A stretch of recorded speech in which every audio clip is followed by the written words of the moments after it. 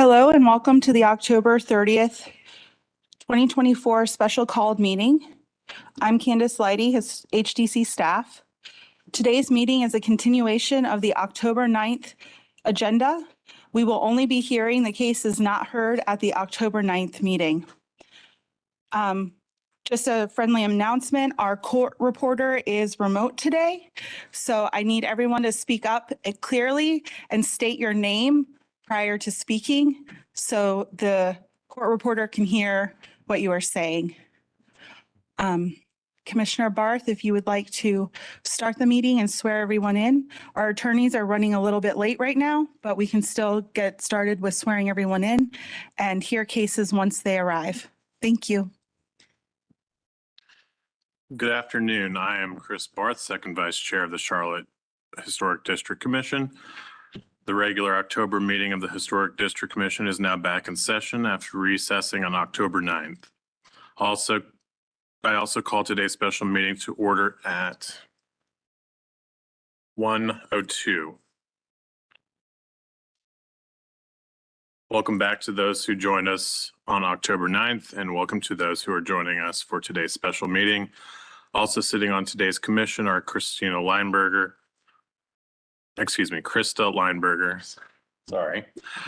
Sean Sullivan, Scott Whitlock, Heather Wojcik, Sarah Kerm, Cameron Holtz, Brett Taylor, who are present in the meeting room. Also present are HDC staff, Candace Leidy, Marilyn Drath, Jen Bear, Elizabeth Lammy, JT Fawcett, Jill Sanchez Myers, Senior Assistant City Attorney, Nicole Hewitt, Assistant City Attorney, and our court reporter, who is remote. Josh, I'm going to butcher that. I apologize, Josh. I would like to start by acknowledging that the commission has resumed in-person meetings. However, as a continuing health and safety precaution, the commission is permitting applications and members of the public to participate in using a remote online platform if they choose. Due to the hybrid format, I ask that for your patience today as we proceed. There may be slight delays as we transition between speakers, participants, and presentations. Participants in today's evidentiary hearings were required to provide a copy of any presentation, document, exhibit, or other material that they wished to submit during the evidentiary hearing prior to today's meeting. All such materials, as well as a copy of city staff's presentations and documents, were posted online prior to this meeting and may be viewed by visiting the HDC webpage. For everyone participating remotely in today's meeting, we ask that the following guidelines be observed. Please make sure you're on camera using a video source during any testimony. Number 2, please mute your audio when you are not speaking. Number 3, use only one source of audio, computer or phone. Do not put your phone on hold. Number 4, make sure you're in a quiet area. Number 5, please turn off or silent electronic devices and do not speak over the person talking, or you will be asked to leave the meeting. Number 6, please use the raise your hand tool. Number 7, do not speak unless recognized by the chair or by staff. Because the commission is a quasi-judicial body, any speaker for or against an application must be sworn in.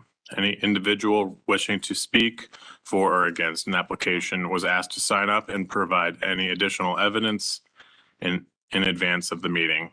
During the hearing, I will further open the floor to anyone who has joined the meeting today by telephone.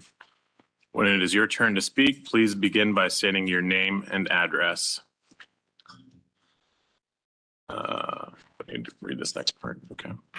The review of each application consists of the presentation of the application and deliberation. Number 1, the application is presented by HDC staff. Number 2, the commission will first determine if there is sufficient information to proceed with the hearing. Number 3, the the applicant presents their testimony for application. Number 4, other parties wishing to speak for or against will be given reasonable time to present factual sworn testimony based on the HDC design standards. Number 5, the HDC may question the applicant and HDC staff members. Number 6, HDC staff and the applicant may be given an opportunity for rebuttal and final comments. Number 7, the HDC shall close the hearing for discussion and deliberation. During discussion and deliberation, only the commission and staff may speak. An HDC member may request the hearing to be open for further questioning. Number 8, the HDC will craft a motion for approval, continuation, or denial. The majority vote of the commission present is required for a decision to be reached. Number 9, a final vote by the HDC will end the hearing. If you will be addressing the commission today, please raise your right hand and respond "I do" to the following question. Do you affirm that the testimony and information you're about to give is the truth and nothing but the truth? I do. Thank you. Please be mindful that we have a court reporter present who is responsible for making an accurate and complete record of these proceedings. The reporter must be able to hear and understand. Everyone present must state their names and addresses before they speak clearly, loudly, and one at a time. The reporter will interrupt only when absolutely necessary to get clarification on what was just said or to alert speakers that they are having difficulty hearing or understanding. Are there any questions? No. Thank you, Commissioner Barth. Again, we are still waiting on our attorneys. Again, this is a continuation of the October 9th agenda. We are only hearing cases not heard. Case number 14 deferred to November. So we will be hearing cases 15, 16, 17, and 18 from the October 9th agenda. We will take a short break and continue once our attorneys have made it to the room. Thank you.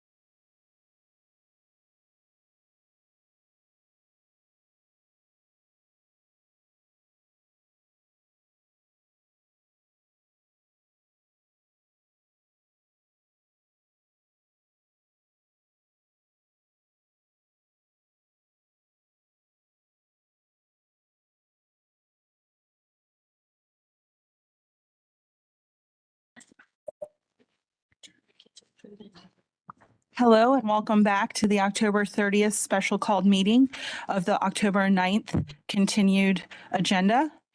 Again, we will only be hearing the cases not heard. Case number 14 deferred to the November meeting.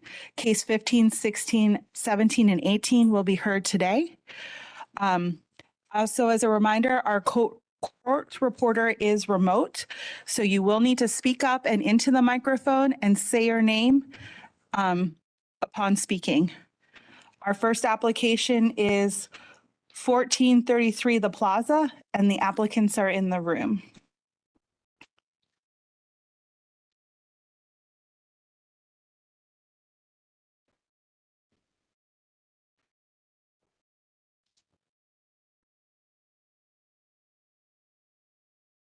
Okay.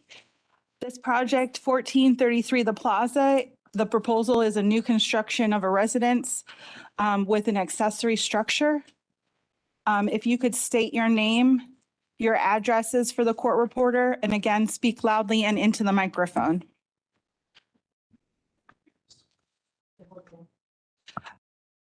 You hit the button, it'll turn green, and you can just leave it on. Okay.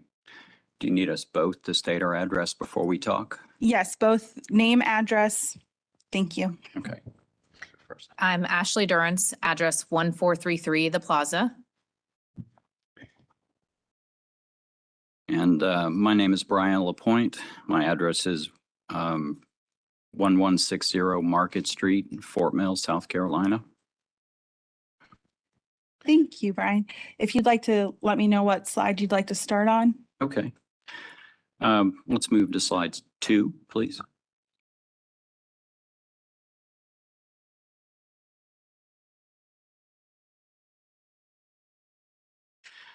I'm representing Ashley as her architect.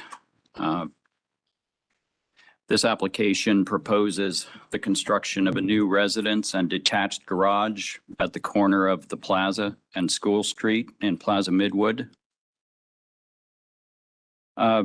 As the HDC guidelines note, the formation of Plaza Midwood District brought together a mix of different neighborhoods that developed separately about a century ago, creating the most eclectic of Charlotte's historic districts.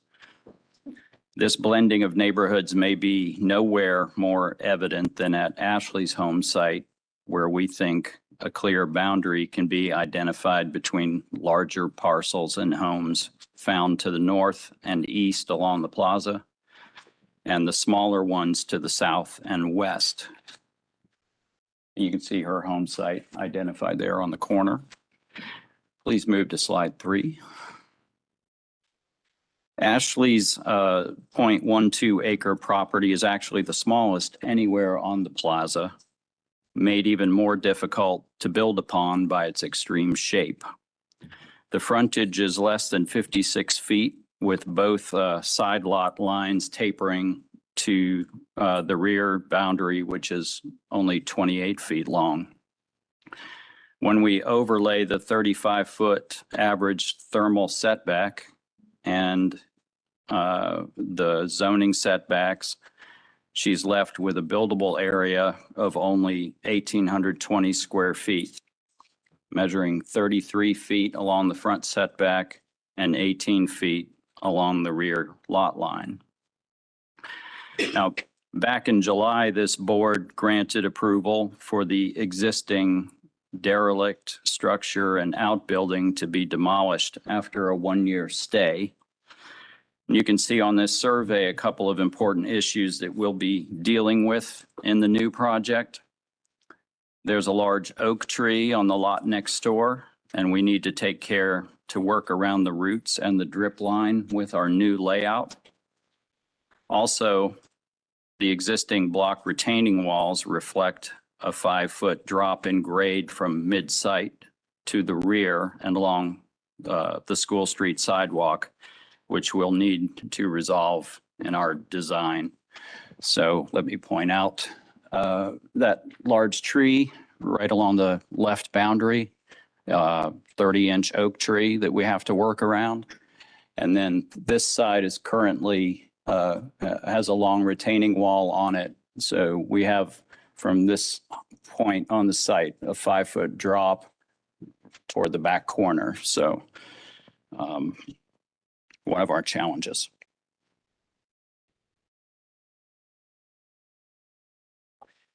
Could you move to slide 4? Slide 10, thank you. Yeah. So on this extremely restrictive site, Ashley's looking to build a modest 3-bedroom home with an open family room and kitchen space, a formal dining room, and a home office. There's nothing in her program that wouldn't be expected in any modern home on a similarly expensive lot along a prominent street in Charlotte.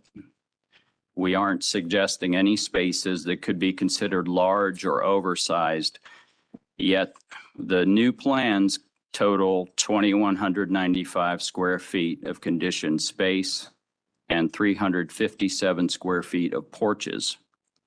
A 1-car garage is placed at the rear of the lot to take advantage of the abandoned alley, and it's embedded into the existing 5-foot hillside. We're also trying to keep a small backyard lawn adjacent to the neighbor's big tree with 12 foot of clearance between the garage and the screen porch on the back of the house. Our proposal is to engage a brick retaining wall with the garage to plateau the backyard and capture as much territory as possible along the side of the house for a useful yard. A traditional picket fence would stand on top of the brick site wall. Yeah, that's the position of the site wall. So for the residents, the distribution of space becomes our biggest design challenge, and a lot of diagramming and massing studies had to take place. You can see from the site plan that our footprint will need to get narrower as the house stretches toward the rear. Our front face is 28 foot 4 inches wide, which is actually 16-inch less than the existing building. And the width of the house reduces to 21 feet at the back. We're arranging 1,177 square feet of conditioned space on the main level. So that will require about 46% of our habitable space to go upstairs, nearly a full second floor. This turns our attention to understanding how our neighbors have historically been able to respond to the need for a large percentage of living space going upstairs. So looking at this little neighborhood map to the left, you've kind of cut it. Yeah, there we go. With Ashley's site located at the top. You can see that throughout the 1401 block to the south, all the home sites are larger than Ashley's. And these homes have been able to place space on the back or to expand into their large backyards as they have kept up with modern functional demands. That approach isn't an option for Ashley on her extremely confined lot. Now across the street and north along the plaza, we'll see 1.5 to 2-story homes that took advantage of greater height. Those with a wide stance could accomplish or could accommodate space upstairs under a low slung roof line. But for narrower houses like ours, they either minimized the space upstairs or it was necessary to go more vertical. Can we move to the next slide? Slide 11. Yeah. Our approach is to keep the massing of the house as low as possible while tucking second floor spaces under the roof lines, clipping ceilings in every room, and springing the roof from 5-foot tall knee walls. Dormers will be selectively inserted where needed for ceiling heights and window placement and to provide architectural interest. Could we go to the next slide? Thank you. Additionally, our corner site requires an awareness of creating curb appeal and attractiveness on two primary faces of the house. So we've tried to find an envelope that minimally expresses the second floor, trimmed any fat and waste from the massing, and we arrived at a side-facing stepped gable form that tops out at 27.3 feet tall from the grade, with a secondary gable turned to run over the rear section of the house. So our high point occurs right here, parallel to the plaza, and that's the gable that extends over the rear of the house. Approximately the same height. Now, can we jump forward about 4 slides? No, the other way. Back to our second. That one, yes, number 8. Slide 8. Thank you. This slide shows the context and immediate surroundings for our project. As the guidelines stipulate, this is the 360-degree view from our front sidewalk. These 10 houses are all historical, built in the 20s and 30s, and all but one of them are greater than 1 story. So among the 10 houses, there are 5 that are taller than our proposed house. Now, if we could move to the streetscapes on slide. Yeah, 15, thank you. Slide 15. These streetscape drawings demonstrate the positive transformation that we believe will come by replacing the existing unremarkable house with a new home that complements those around it. You can see the before and after images with the house on the right being demolished in a year, and our proposal for the new home. If you could go to the next slide, please. It also occurs to us that the massing of Ashley's proposed house addresses the School Street boundary that I mentioned earlier, acting as a transitional gesture between slightly smaller houses to the south and the large ones to the north and across the street. So here you can see that directly across the street, we have a couple of very large houses that are each taller than hers. They're 3 to 4 feet above the height of her house. Could you move to the next slide? Thanks. And directly across the street, she's lined up between these two here. At least 3 of these houses are taller than Ashley's proposal. But it's also worth pointing out that all the houses on that side of the street are up on top of a hill, which ranges probably between 5 and 9 feet above the sidewalk. So they all appear much taller anyway. All right, can we move to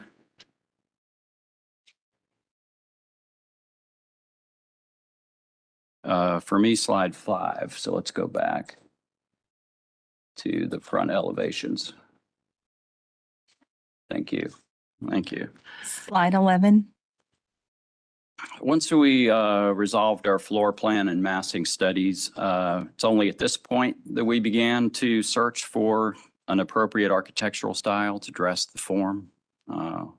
It's important for Ashley to work effectively with her resources. So the materials and details of her house must demonstrate an overall restraint and simplicity, accented by 1 or 2 thoughtful highlights.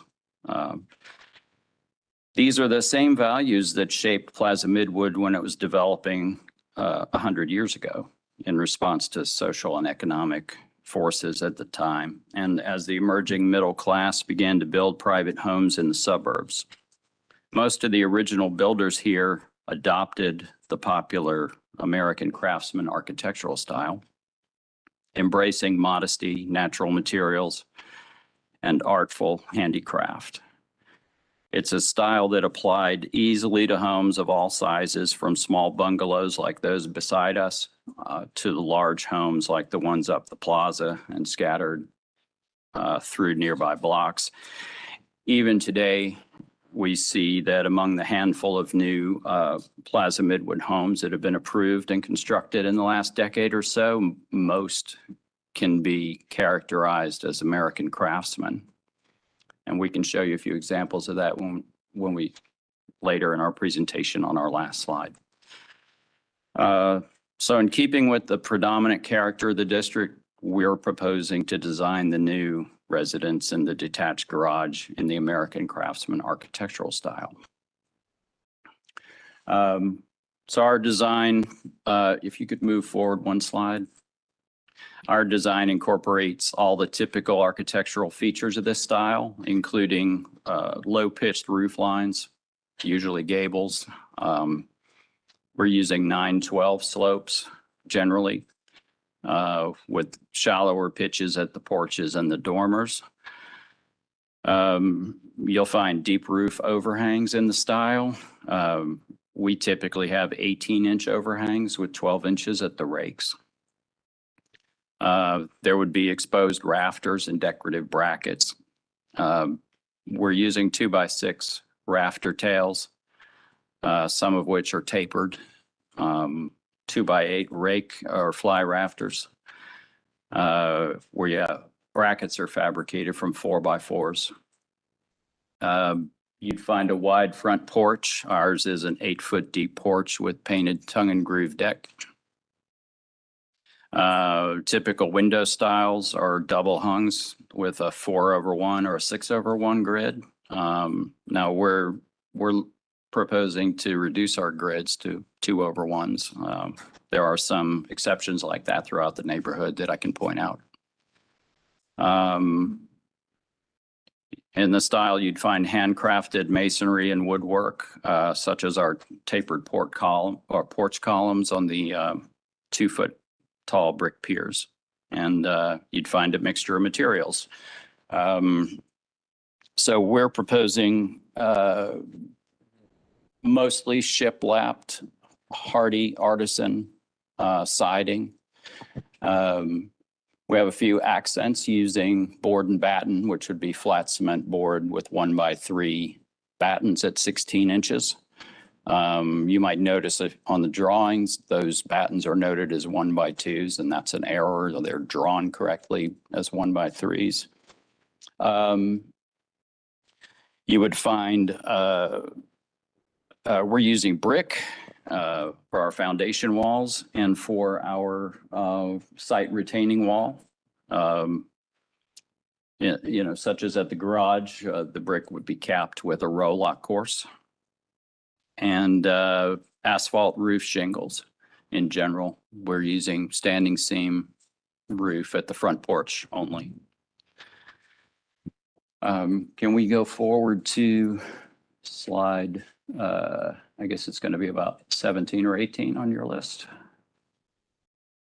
Make it 20, please. Thank you.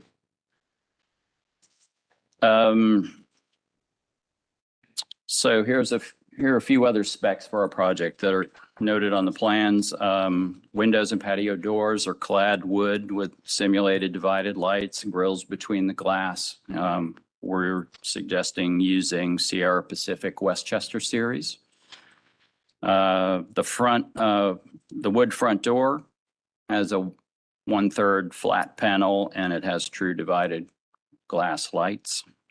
Window and door casings consist of 5/4 by 4 at the jambs, with 5/4 by 6 at the head, with a 1-inch thick drip ledge and 1 1/4 inch thick sills. We want to have half round middle gutters and round downspouts.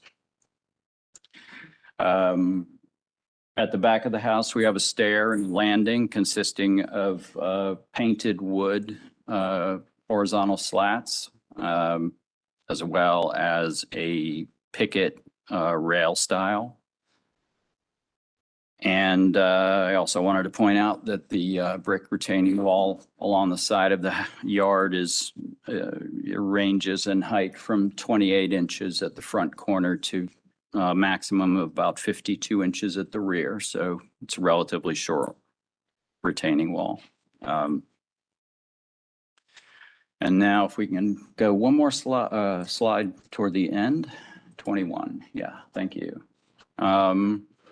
This slide shows a handful of the many American Craftsman style homes that are scattered throughout Plaza Midwood. We are borrowing many of the details that are shown here on our house. Almost all these homes date back to the beginning of the neighborhood, though a few of these have undergone recent additions that were acceptable to this board. So among them, I would highlight this house, which is the newest house in the neighborhood, built within the last couple of years. It's kind of an eclectic version of Craftsman, it seems to me. It's got some unique details on it, as well as a window pattern similar to ours. It has vertical muntins in a 3/1 typically. This house at the top at 2219 Plaza had an expansion, an addition put on top of that house in 2018, which I think consists of the whole second floor. And then over at the top there at 1925 Thomas, that may be in our minds the house that's most similar to what we're proposing here. That one was modified in about 20 years ago, where they added the second floor, changed the roof lines. They also have a window pattern that's kind of vertical 4/1s. Yeah. That generally wraps up my presentation. Ashley might want to have a few words. Thank you, Brian. Very well said. I just wanted to thank you all for your time today. Set out on this journey in December, early December, after I had gone under contract on this, started talking with the staff, and they have been super, super helpful in making sure that we have all the tools that we need, i.e. design standards, which I have highlighted and printed and worked through and memorized that. Brian and I have been working together since January on a new set of plans. We also took it to another step, and because the staff is so gracious with their time, we're able to Zoom with them in April and get their take, knowing that they are not the board, but certainly well equipped with, what generally catches you guys' eye and, what gets passed. And so that was a very helpful, I think, 45-minute Zoom. And we took notes from that and made some changes after that meeting so that we were as prepared as possible. Brian and I, all these pictures on that last slide on 21, I think it was, were him and I walking through the neighborhood with our cameras for 2 hours. And so we spent quite a bit of time making sure that we are certainly very respectful of the design standards and what I'm trying to build, and that it not be something that is new and unheard of. We are not introducing new materials. We've sat through many of those meetings this summer with some other applicants. And so we are really trying to align with things that the HDC has approved in other homes and what is aligned for what would have been in this neighborhood as well. So we hope that you guys see our efforts, and we look forward to hearing your feedback. I will say, sorry, one more thing before I can't talk, is just to reiterate the space constraints. That really wasn't evident to me until we really started to try to build this house, and that we had to go vertical because of this pie shape. It spent quite a bit of time, had the surveyor go out multiple times, making sure that we understood all the new UDO standards, this being on School Street, and what that meant from a side setback on that side of the road. And so we do have challenges. I also spent quite a bit of time on Polaris, literally working my way down the entire plaza on either side.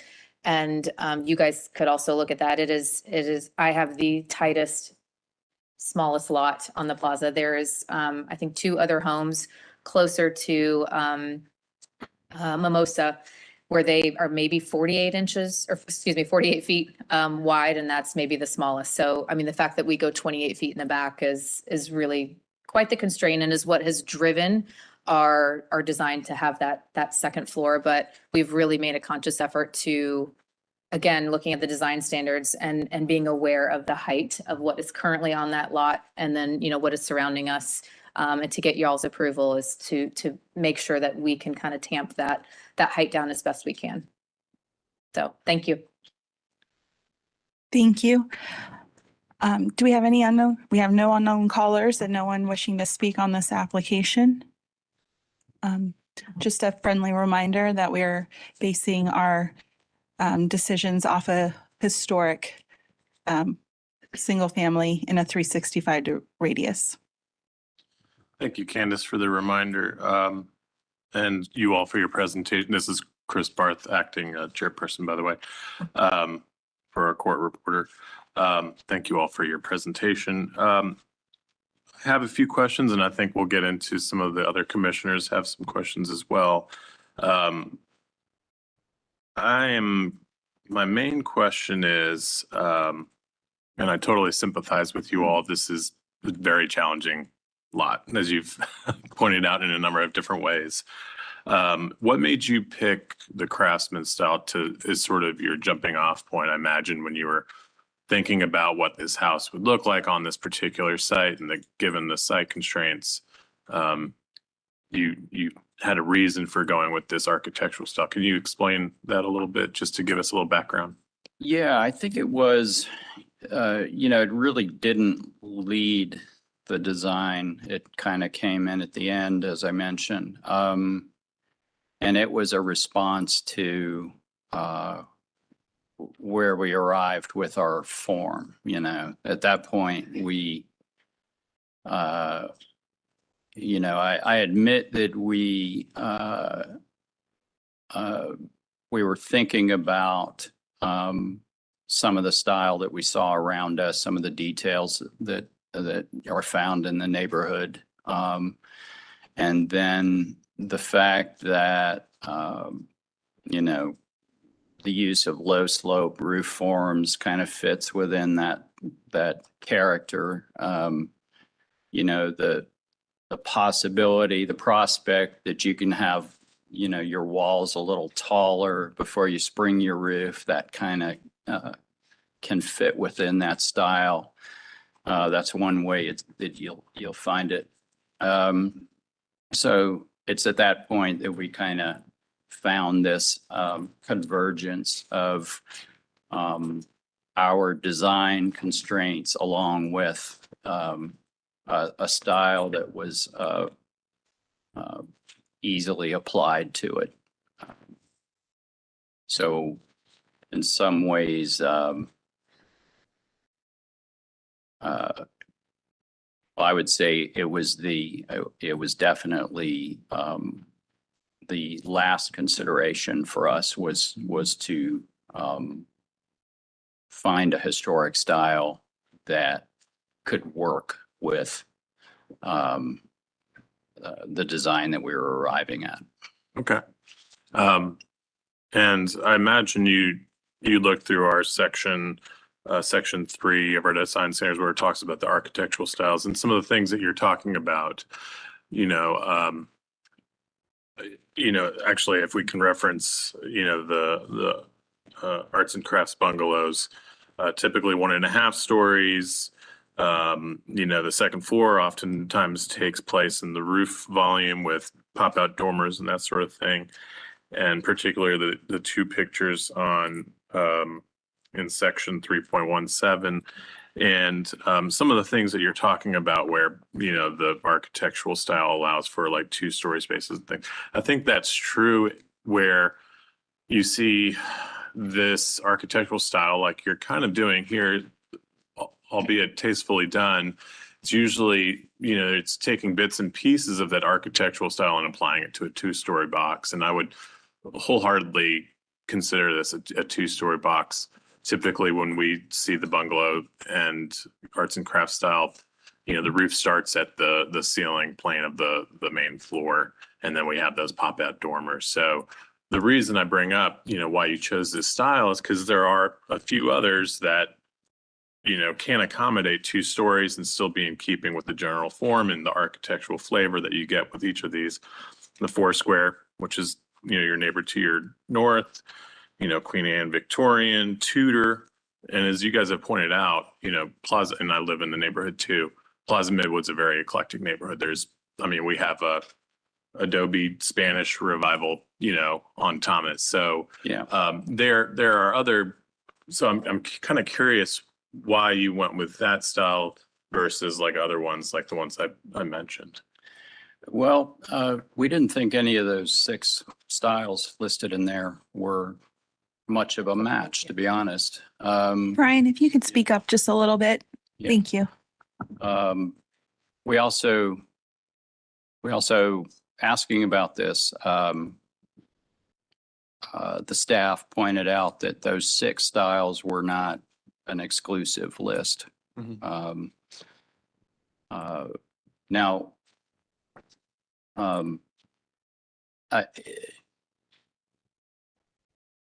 certainly it would have been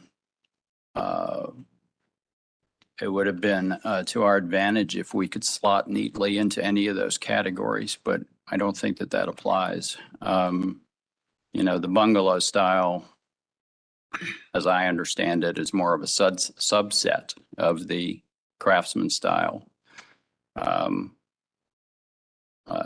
There are lots of ways to do a craftsman style home, and as we showed on slide 21, they take form a lot of different ways. So we knew that we couldn't call this a bungalow. It just isn't. As much as that style appeals to Ashley, it's not feasible. I know that you couldn't spring a roof from the first floor and fit any significant amount of space upstairs as we were going to have to do. So that was quickly ruled out. We just don't have the width to make that work. Okay. So somehow we were going to end up with a style that was, as you say, more like a 2-story box. But we wanted to make every effort to whittle away the mass of that so that it was as low profile as possible.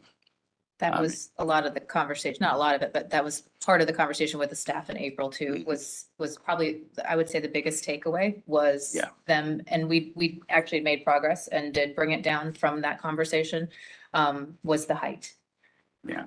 Okay. And we're aware that you're going to be looking at the neighborhood around us, and admittedly, the houses to the south of us include some bungalows, but some of them are closer to our size, they're a bit taller. Fair enough. Yeah. I think maybe it's just, all we can really comment on is what we're presented with. And you've shown us some examples, as Candace pointed out, some examples where there was a bungalow where something was added on. And for example, 1925, Thomas Avenue where it was added on. And, I tend to agree with you, frankly, the craftsman typology can be applied to a number of different architectural styles. But, for us, as it relates to this neighborhood and the context with what this is put in, we really would like to see, I think, a few more historic examples, not additions, where this style is applied to a 2-story format. And, it gets kind of in a gray area, so it becomes a little more difficult. And I'm telling you all this just because this is, I think, going to be the umbrella comment to most of our comments here, what I can anticipate them being is, is, we're a little hesitant about, the overall volume of this house just because it is very narrow. It is very tall. We do catch alongside of it. Again, all of these things are things that you pointed out are challenges just due to the site constraints. But again, we still need to consider them as we deliberate and think about the overall form of this house. So, ways to help, especially because we're on a corner lot, ways to help bring down the pedestrian scale a little bit, which if you look at 1511, the plaza, which you pointed out, again, I guess I would consider that American Forest Square with, again, like you're saying, some craftsman elements like the brackets and that sort of thing. There are certain architectural elements that help bring that scale down to the pedestrian level a little bit. And anyway, those are my, and then another thing that I'd just like to point out before I continue to some of the other commissioners is going down the two sides, the solid and void relationship of the fenestration and the window patterns. There are some things that I believe you guys are moving towards, but could maybe be done a little bit better just to help and alleviate that overall feeling of having a two-story wall there. So I think we might ask that y'all look at, explore that further as we proceed. So. Are you mostly interested in what's visible from the street? Yes, typically, yeah. Okay. And are you pointing to details that you suspect that we lack related to human scale?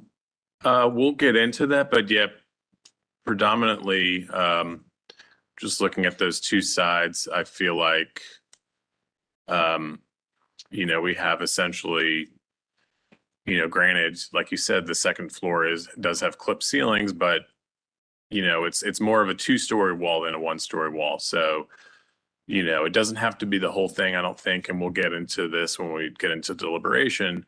But just some ways to sort of minimize the overall impact from the streetscape might be desired. Wraparound porch, that sort of thing. It's hard to say. I mean, this is something that we'll get into when we deliberate, but I think you're almost there, but again, I'm one commissioner, one opinion, and we'll just have to deliberate on that. So, and another thing that I did notice, Candace, remind me, for demolition and new construction projects, we still deal with rear yard calculations based on the historic structure?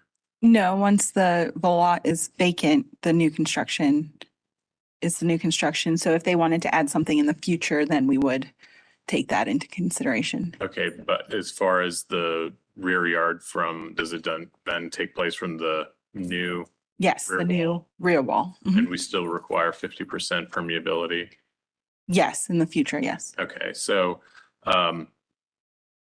again, going back to your constraints, very difficult, and I sympathize with you trying to get, parking and, some covered pieces and some ADUs on there, but we also like to look at, obviously, we don't want to completely, we don't want to pave paradise and put up a park lot to borrow from pop culture, but so there's a lot of built environment there. We have driveways, we have paved surfaces, we have retaining walls, we have accessory structures. Have you looked at sort of what's left in way of permeable area in the rear yard? Not a calculation I've done. I'm anticipating that with our 35-foot front yard and 10-foot side yard, half the property is untouched. Yes, there's a retaining wall, but it's holding up grass. So I think we'll probably come out okay on that unless you have a number that we have to hit. Yeah, it's typically 50% of the rear yard taken from the main structure, the primary structure, from the rear yard wall of that. And then basically you subtract out all the impermeable surfaces.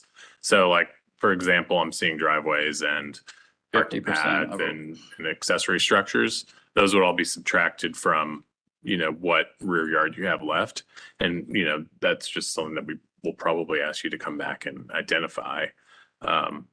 granted, there are things you can do to help mitigate that if you are over on that 50%, but we need an exploration of that essentially. But you're calculating only a rear yard?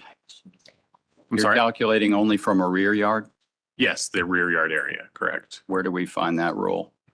It's from the rear thermal wall of the primary structure. That's a HDC guideline or is it a UDO Yes. guideline? It is HTC. It's essentially staff can get into this further. This isn't the forum for us to get into the reasons why for the guidelines, but it's to prevent people from coming in and completely building out their lots. I just want to find it in the guidelines. Yes, we can give you Yeah. and we'll state it in our motion when we get there, but yeah, we'll give you the guideline for that. So you can follow. For what it's worth, I wanted as much grass as humanly possible. Yeah. I'm a dog person, and so I wanted as much as possible in the garage. I couldn't even get a 2-car garage, so it's really an oversized 1-car. To get as much space and the way that the driveway is, it's really going over the alley portion, so it's not even really like parking space. So it's truly the garage itself is really where, probably legally I could be parking any car overnight and things like that. So it was a concerted effort to get as much grass, and which is why also I had, Brian and we added the fence too, so that could all just sort of be that backyard, side yard usable space for future kids of anyone who lives here, dogs, all the above, and actually green space, because I also don't want to just look out to another structure. I get it. So, for what it's worth, the commission is looking at this site plan right here as a whole package. So once when approved, if this is the configuration of which it is approved, your rear yard then would start from the back of the house and basically be this area in here that I'm showing with my cursor. And so 50% of that would have to stay permeable in the future to us. So, but it depends on if the commission wants to approve this whole packet. Okay. Sorry, can I get clarity? So if they approve this, then in the future, if anyone, myself or whoever owned this, wanted to add something non-permeable into that space, it would still have to remain 50%. Is that what you're saying? Yes. Okay, thank you. 8 points. Just put it down. 8.4 members. Can I also point out that this space here will be green space. So we have the stairs coming down right alongside the garage to get to the garage entry, and also that's the retaining wall. Can you bring the mic with you? Oh, yes, sorry, Candace. Apologies. So that area where there's a lot of verbiage, basically where you can see the property line, and then the retaining wall where we come downstairs right by the garage will also be green space. So again, kind of going back to, I want as much green space as possible. This is Commissioner Wojcik. I just wanted to ask, so Candace, right now, they're required to work with the UDO, which is 50% of the entire lot.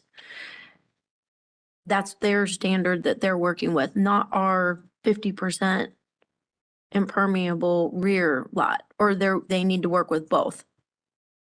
So there's a city code and then there's our code. Right. So they have to permeability. meet city code Okay. permitting. Yep, But for us right now, because this is technically like, we're seeing this as a new construction on vacant lot. yes, This whole package is being presented to you. yes. Then the 50% rear yard, there isn't one because it's like basically vacant. There So is. once they build this, then they have to meet becomes standard back. 50% rear yard, Okay. So. whatever is built. So we're not using that, we don't need to use that standard now for our requirements. It would be if she came back and said she wanted to add a A covered pool court or, or yes. Mhm. something like that, that it would become impactful to That the has been my experience. standards. Yes. Okay. However, if the commission would prefer that they free up some rear yard, you can always possibly request that they use permeable pavers instead of concrete for the driveway. There's other ways to make Right. permeable in the rear yard. State your name. Can you explain the driveway, the curb cut and the alleyway? What, how, is there existing? Just tell me this one. Yeah, sure. The rear boundary is this line right here, and we have a little bit of territory to the center line of the alley that we want to use for part of our driveway. So we're positioning the garage about 7 feet behind the rear lot line so that we can straddle the alley space with our driveway. That's just an 8-foot wide paved driveway. Is the alleyway paved now? Is that no? No, That's it's, a new curb cut and apron coming in? yeah, the existing curb cut's located over here. And there's a parking space in this zone next to the detached outbuilding. Okay. That outbuilding's not a garage. There's actually 2 curb cuts, Brian, because even though. Yeah. Oh, there's a second one over here. I don't know where that goes though. It's all overgrown and there is no existing, alley for anyone to use behind that entire block all the way down to Hammerton. So yes, that would be cleared out, but there is there's 2 curb cuts. One is the existing driveway, which is just a parking pad basically to the existing detached structure.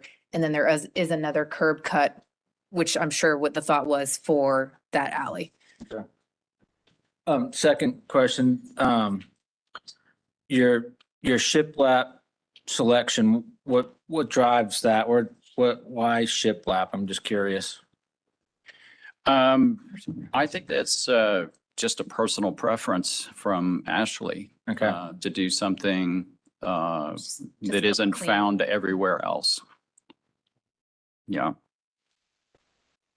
There are a couple of homes that have that kind of Williamsburg style shiplap siding with a crescent shaped groove in it, but this one would be a small square groove between the boards with a 9-inch exposure. Okay, so I have some clarifying information. First of all, with the shiplap, the commission has not approved shiplap. So if that is a material you'd like for the commission to approve, you'll have to bring in a sample and present that to the commission, and they'll have to make a decision on that material. As far as the 50% rear yard in the house, to clarify, the house gets permitted first, and then based off of wherever the house ends, the rear thermal wall of the house, that then from that point back to the property line is your new rear yard. And so then anything in the rear yard, garage, patio, driveway would then have to meet the 50%. Once. So like a tip, like once the house is considered approved by this board and Mhm. by permitting, we're to treat it like a historic, like we would a historic structure if somebody was doing an addition. The rear yard is what it is, and anything in that zone would need to be subtracted from the area remaining, and then they get their 50%. So they didn't want to do anything. Like we do for any case additions, ADUs, hardscape. Okay. But if they're built simultaneously, the proposal is for construction at the same time. If they're built simultaneously, then it seems like they don't have to meet that. I mean, it's a little bit vague. It is vague, so let's, Can't permit an accessory structure without a main structure. They're trying to do it. This is Holtz. They're trying to do it at we the need same time. microphones Yeah. first of all, and also please state your name for the court reporter. Commissioner Holtz, I think the confusion is coming because we're looking at this as a package, the house and the accessory structure. It may be better to consider them separately because of those rules. I'm I'll ask for some guidance from staff. On a related note, I am concerned about the elevation going down School Street. I noticed that you didn't include any comps to School Street or the road behind you. The drop off seems considerable and that massing seems, it seems to be a bit looming. From that perspective, I'd like to understand better how the proposed construction relates to the house directly behind and to the other houses there. You went only to the plaza, not to the other structure on School Street. We have a streetscape of that. Candace, if you could find the last streetscape, number 19 or 18.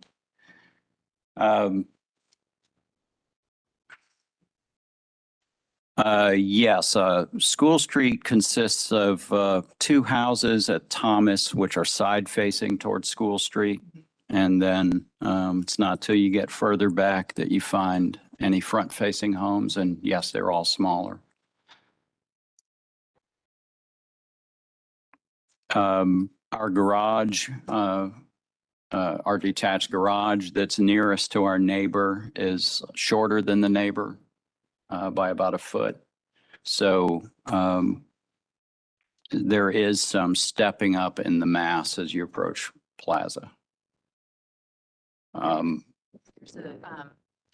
As you leave my lot on School heading toward Thomas, the retaining wall begins on that lot as well, and goes up. And so they sit up.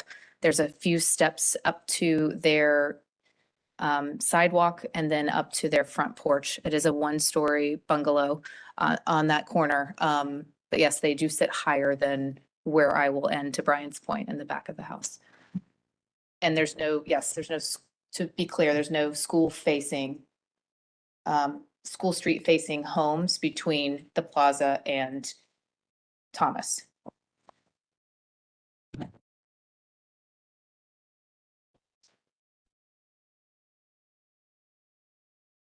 All right. Any other commissioners have questions for our applicants?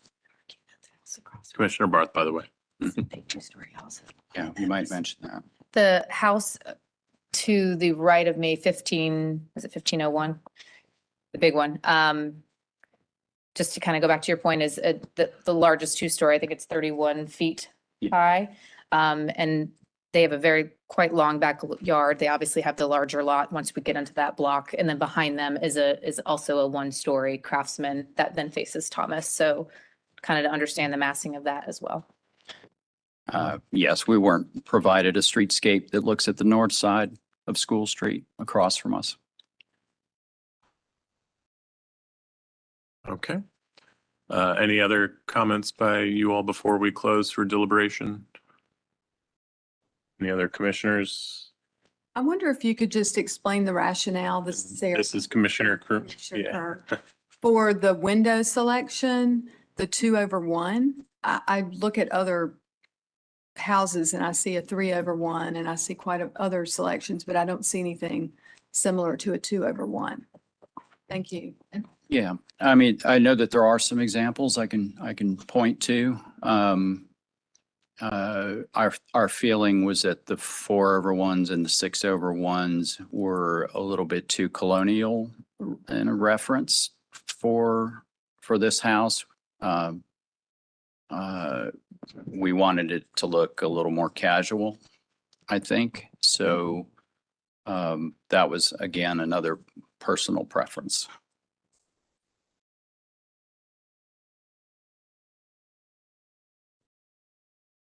Okay, anyone else? This is Commissioner Sullivan. Mr. LaPointe, can you talk a little bit about your precedent and the precedent in the immediate vicinity that you examined in talking specifically about the exterior materials on the proposed structure? I can't point to an example of shiplap. I can, although there are 1 or 2 examples over on Thomas Street So in our immediate surroundings, there are examples of lap siding in this style. You know, houses with exposed rafters and brackets and similar features. So I'd say that that's the one instance on the siding where we dared to propose something different.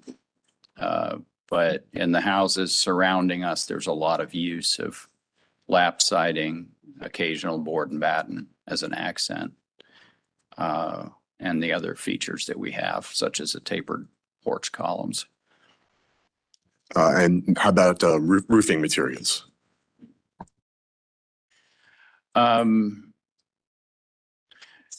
Just architectural. I don't know if I could cite some examples of standing seam roofing at the porch. I could probably find some. We definitely wanted to accentuate the front porch as a unique street-facing characteristic. Otherwise, we're just wanting to use an architectural asphalt tile or asphalt shingle for the roof and, you know, blend in with the rest of the houses around us. Thank you. Thank you. Okay, any last minute takers before we close? All right, with that, we will close for deliberation. Commissioners, I guess obviously the best place to start was, let's start high level and look at the massing, directional expression. Obviously, we have a very thorough list from our staff, which we should use as our guide. We've also placed the residential motion form at all of your seats. Thank you. Thank you. So, given context, does anybody have any thoughts as far as, you know, does this fit in the neighborhood? Do, you know, size wise, are we kind of matching things around it? Are we not, you know, going too tall or too large or too skinny, or how's everyone feel? Aye. Commissioner Wojcik. Thank you. So when one of the guidelines that I read when they were talking about new construction in residential, it specifically says that the goal for creating a new building within a historic district should be to fit in and not stand out.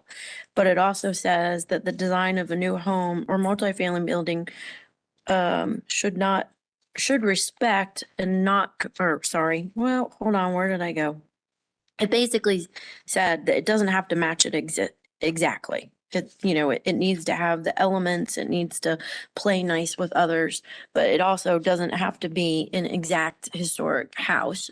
So when I read that, I thought, well, yeah, let's, you know, there's going to be a little bit more flexibility with the size of the lot and what they're trying to do and the way that they used scale reducing elements to bring the mass of the structure down.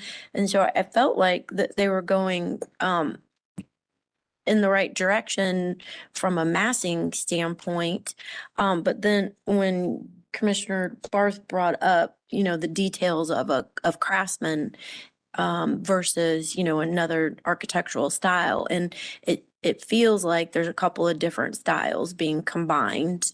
And as an architect, I appreciate the complexity of the way that you've thought through the volume and the height and the width and the site restraints and all of that. But I'm wondering if maybe it wouldn't be easier for them to achieve their goals with more of an American four square, but utilizing some of those bungalow or craftsman details, because we have a specific example of one that has, you know, the exposed rafters and the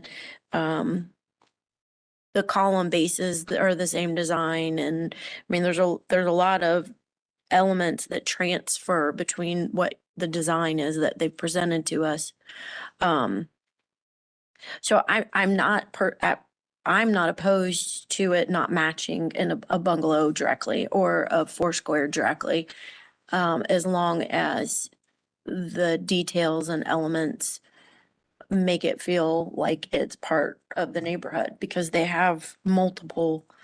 I mean, we just said 6 different types of architecture in that neighborhood, and none of them are probably completely true to their own architectural style. But I do think that if that's something that everybody else is concerned about, there might be an actual different approach. And the other element too is, if they wouldn't have said that they were copying a bungalow design, would we be so hard on them to kind of be so architecturally holistic and consistent? And thank you for your comments, Commissioner Wojcik. This is Commissioner Barth. I don't know that they expressly said that they were a bungalow style. They just said arts and crafts.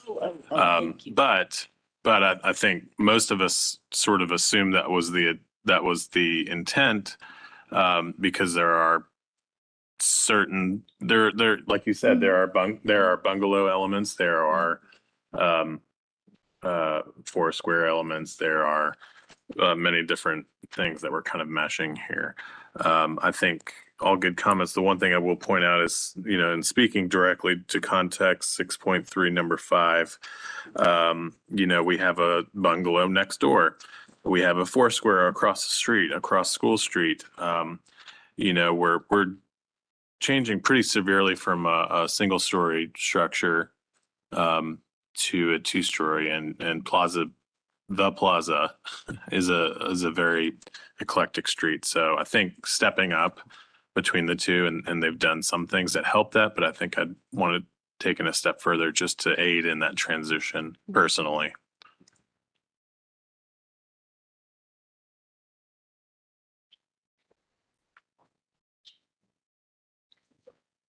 Commissioner Taylor. So this is Commissioner Taylor. I've got to say that, we talk about the uniqueness of each property, and this is a unique property to try and build something on because of the size and the wedge and all that stuff. I think that as one commissioner, the stepping back, the stepping down to the garage, I think they've done a really thoughtful job at trying to make this fit in as maybe there's other things that can be done, but they've done a really thoughtful job at it, and I don't have a problem with it. I think my only real hang up was the shiplap, and I think the accessory structure, the space between the roof line and the brick course or whatever that is seems like it's somewhat out of scale. But overall, for the uniqueness of this property, there's been a lot of thought and care to put in to make it work. And it is, Plaza is, everybody here has said it, that it's eclectic and unique and all that stuff. And so they're really just contributing to that with pulling different elements from the area. So I'm impressed by what they were able to get done, and not just and bring something in front of us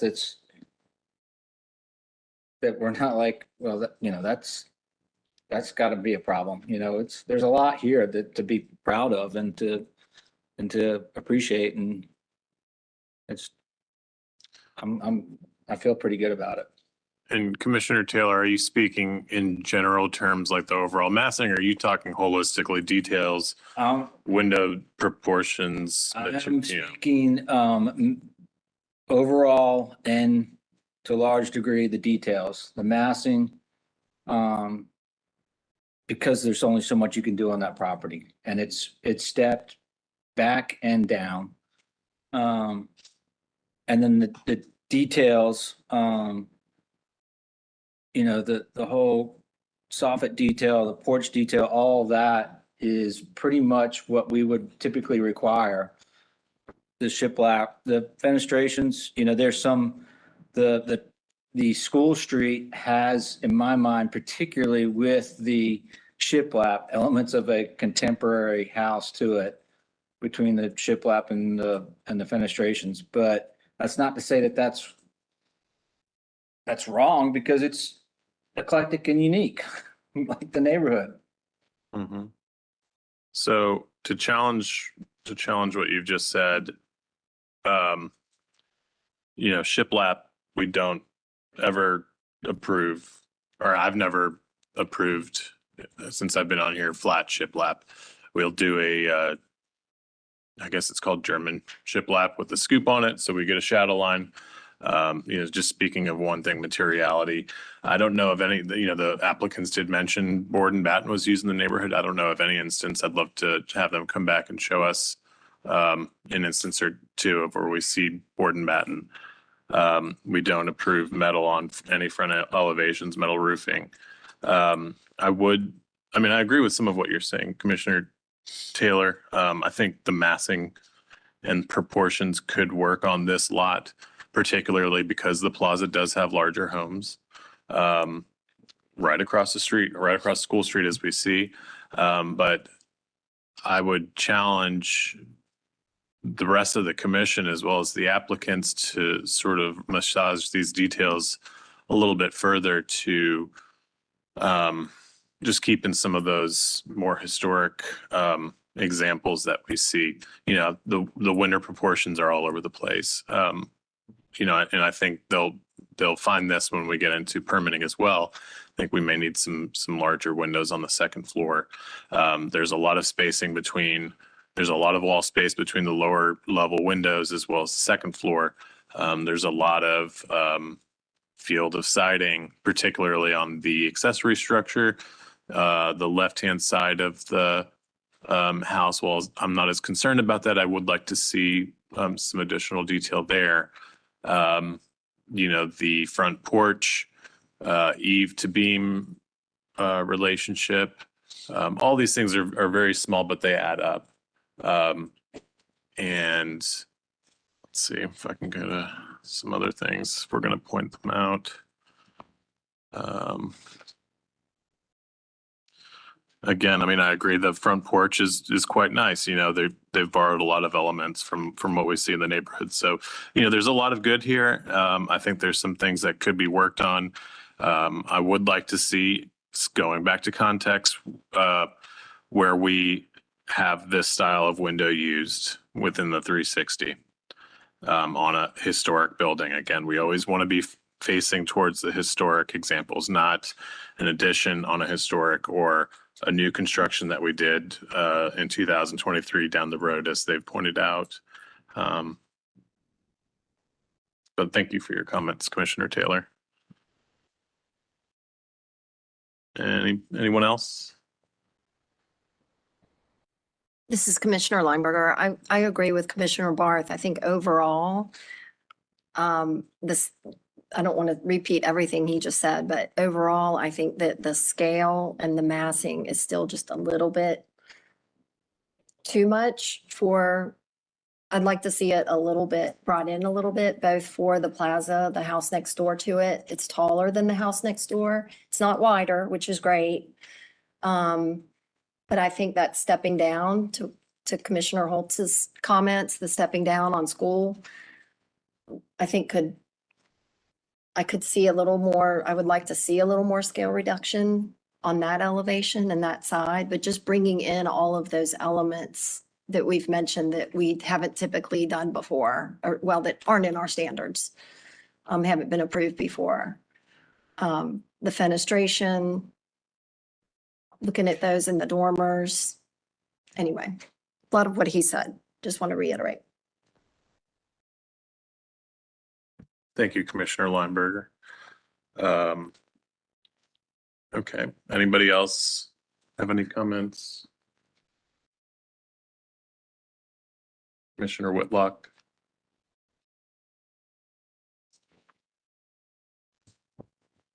I think that I also agree with your comments, Commissioner Barth, and also like what Commissioner Taylor said. I was trying to imagine walking up on this house if it was 70 years old and, had landscaping and some age on it. I think with some changes that we've been discussing, some of the materials, some of the complexity and the massing and scale, I don't think this house would stand out. I think it would fit in. So I feel like there's a lot of good with what they've done, but it needs some work. Okay. I agree. Thank you. All right, so start from the outside, work our way in. We have context. We have things like spacing, height, massing, directional expression. Again, the guidelines speak in context, as I pointed out, 6.3, number 5, about how we transition from, across the block, do the windows line up, to the porches and eaves line up, do the roof lines line up. Again, we know we're going from, all the way on their left to all the way across the school street on their right, from a 1-story to a 2. So there's some leeway there, I believe. So obviously we need to be working towards a motion here. Does anybody feel pretty strongly? We've talked about materials, we've talked about eave details, proportions, pedestrian scale, fenestration, rhythm of fenestration.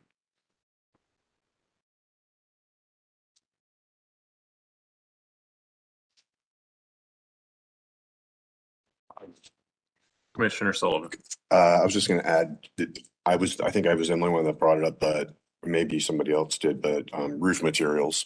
I'm talking about the standing seam and a neighborhood precedent for that, not necessarily being. Yeah, I think we need if the shiplap is what they really want here, I think we need some material in here and or examples in the neighborhood to show that same thing with the metal roof. I think holistically on materials, they either need to point back to a historic example where we have that material, or bring material in for us to approve. And before you do, Commissioner Wojcik, Candace, have we ever approved the Sierra Pacific Westchester window, that to your knowledge? Not to my knowledge. Okay, I'm not sure if that's one of them. We have approved a Sierra Pacific window, sure. which staff can work with them on. But I don't know if it's that particular one. Okay. Mhm. Would we need to see, I know we've approved Sierra Pacific, but because it's a different product line than we have in the past, would we still need to see a sample of that in this? If the applicant truly wants that window and doesn't want to move to a window that is already approvable, then we would need to see that material in person. Yeah, I think, what was it, the ultimate or?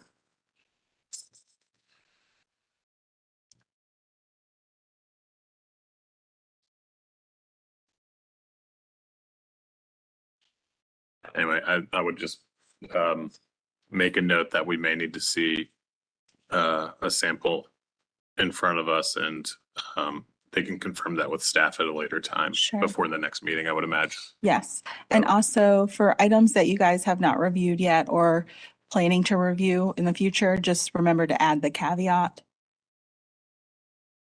Sure.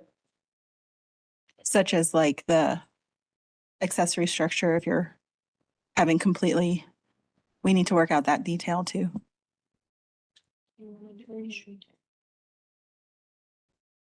Commissioner Wojcik, it appears you have a motion. Can I ask one question of the commission real quick? Height and width, that's seems to be okay with everybody. I think it's more the scale and the massing and complexity that I'm hearing is the issue? Or should I just throw it in there for good measure? This is Commissioner Barth. I don't think complexity. I mean, it's a pretty straight up house. Me Identity personally, maybe I think stylistically and detail wise, I think it just needs a little work. Okay, I'm good on height and width. okay. Um, That's what I, maybe some scale reducing techniques as we step from the left to the, however Okay, you want to okay. form it. that's what I thought. I just wanted to make sure. Commissioner Lineberger, did you have a question? I would still like to see how it really relates to the house next door. A little bit more clear than just the Zoutwell, because it's a pretty significant difference The one on the left? on the left. Mhm. Mm-hmm. Okay. You go back. So what are we requesting? Usually the Zoutwell is what we're using for that information. So I think we need to be specific on what we ask for. And we see that on slide 16. 15 here. I mean, it's a substantial, I mean, that is a bungalow. Mhm. So, Significant. Commissioner Lineberger, are you asking a further exploration as it Yeah. relates?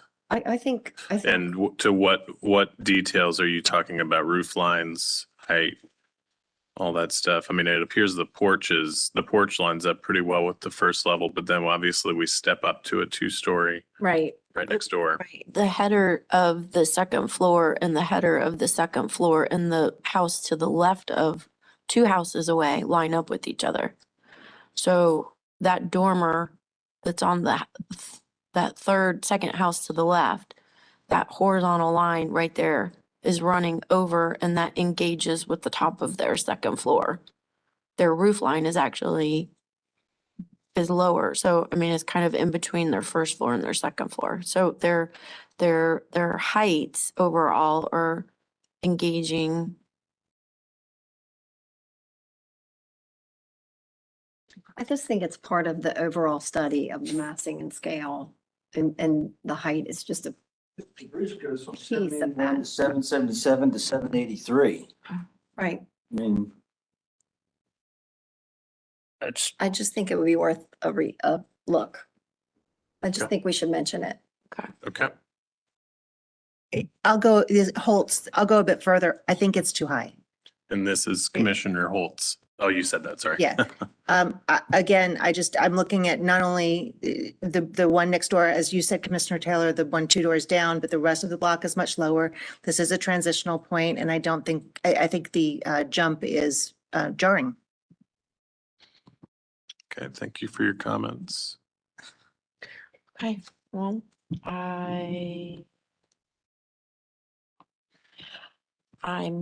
this is Commissioner Wojcik. I'm going to make a motion to continue this application. The proposed project is incongruous with the following standards. I guess we are requesting a restudy of the following items. We would like additional exploration for context, specifically reference historic properties. We aren't allowed to consider anything that has been modified or renovated. It has to be a historic, non-touched project or residence. For context, if you would kind of explore the general architectural style a little bit more, just to maybe solidify the details with the volume of massing that you're kind of presenting to us. Setbacks seem to be good, spacing seems to be good, orientation seems to be good. We would request that you review massing and complexity of form, standard 6.8, as we're concerned with the relationship of this new structure to your historic neighbors. It appears that we would like exploration of the reducing the height as possible. I do still think that there's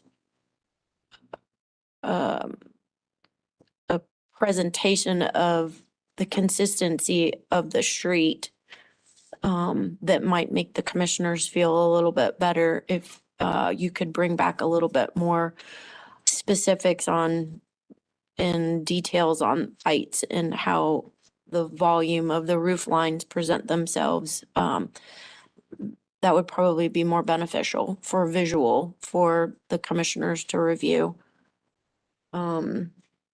Scale, requesting more scale reducing elements to kind of break up that 1.5 story element and help with the pedestrian view.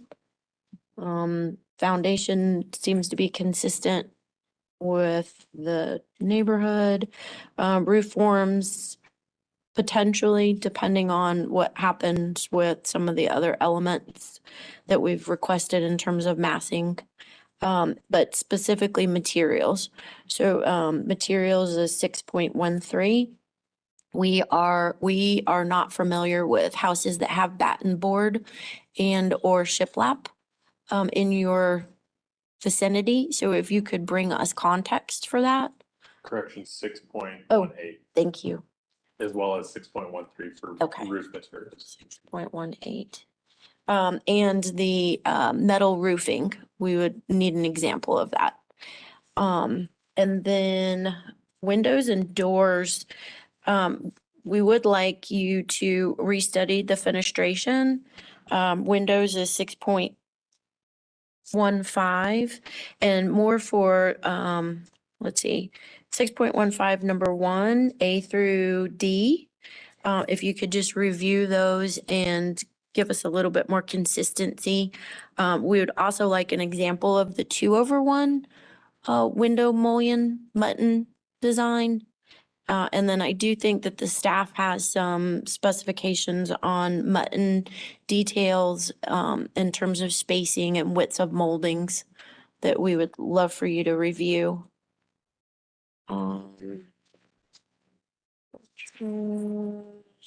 Materials. And we are not reviewing the accessory structure at this time. We didn't talk about it.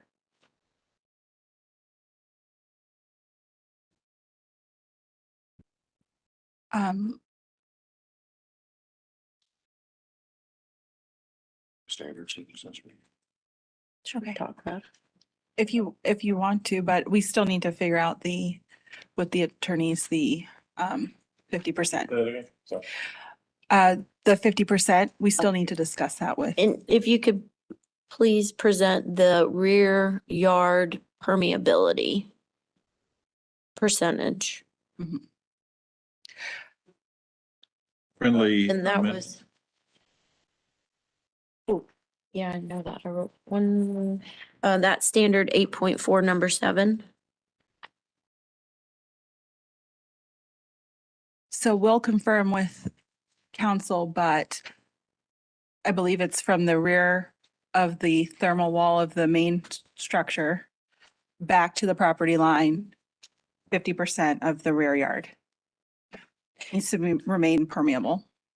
If the impermeable area isn't meeting 50%, which suggests bring a suggestion for alternative impervious materials as well. Is that it? I think so. Oh, Commissioner. Yes, I think this is something that would be just worth noting, and it was on the staff notes about the dormers and the breaking the eve line with the dormers, and I think that could help with some of the scale reduction, but I think that needs to be looked at. Do you think that I covered that in the roof and complexity? And Possibly. I think it's still worth noting. okay. So where is their accessories? I know it's in here. That might be, Oh, dormer design. Within the roof form and materials, a review in the dormer design. Number one, location of the windows. The ratio of siding to window is incongruous with the craftsman style in the district. And then the dormers that break the eave line are incongruous with the craftsman style in district as well. And that is staff notes. Number 3B, 1, 2, and 3 are, yeah. Okay, now I'm done. Motion made by Commissioner Wojcik. Second. Second. Seconded by Commissioner Whitlock. Any amendments to the motion or? I would, Candace, because the tree mentioned and the application is on the neighbor's lot, do they still need to provide a tree protection plan? It is not on their lot, and I believe it's over the 30 inches, which if the neighbor did want to take it down, it would not go before this board. But it sounded like the applicant did want to provide tree protection, so including that.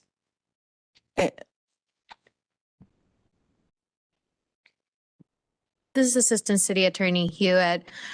My recommendation, hearing the fact that the tree is not on their lot, would be that it wouldn't be their responsibility to maintain or protect. So it would be, I'm not sure that you would be able to require them to provide a tree protection plan for a tree that is not on their property. And I'd like to add a friendly amendment just to aid the applicant's steps in the middle, in referencing staff's notes on pages 2 and 3.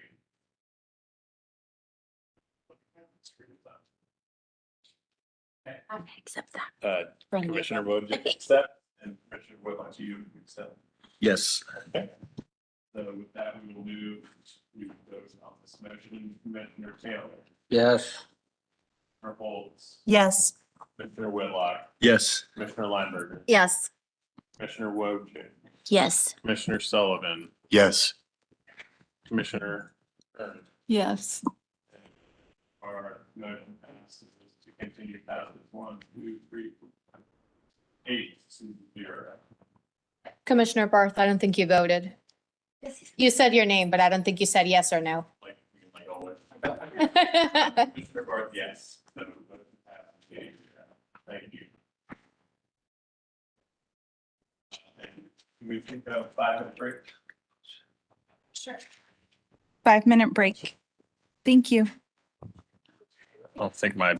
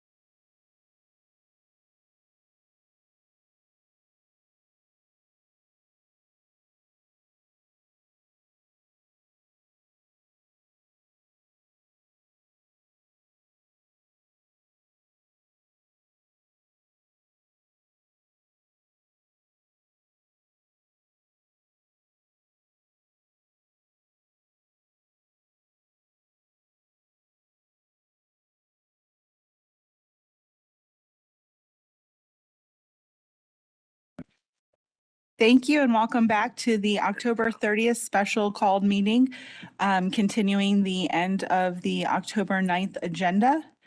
Commissioner Barth, did you have a couple of words? No, I just Okay. wanted to say welcome back, but Welcome back. that's your job. Okay, our next application is number 16 from the October 9th agenda. 1712 Winthrop Avenue, and I believe the applicant is in the room. And let the record show that Commissioner Bell has joined us. And just a friendly reminder, our court reporter is remote, so please state your name and speak clearly into your microphone and loudly. Thank you. Additionally, they cannot see you, so it is really important that you say your name as you are speaking so they're able to identify and correctly attribute your words to you. Okay, again, our next project is 1712 Winthrop Avenue. This is the addition of a new accessory structure in the rear yard. The existing structure will be demolished. Tim, if you could say your name, address for the court reporter and let me know where you'd like to begin. Okay. My name is Tim Finan. Address is 1950 Abbott Street, Charlotte 28203. And you have been sworn in. Yes, I have. Okay. Yep.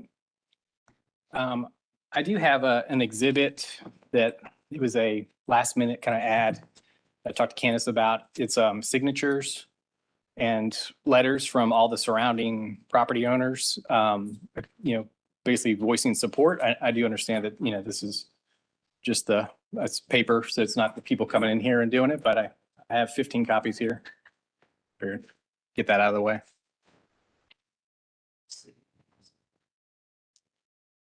Just a reminder for the commission that if the person is not in the room speaking to what has been written, it's considered hearsay.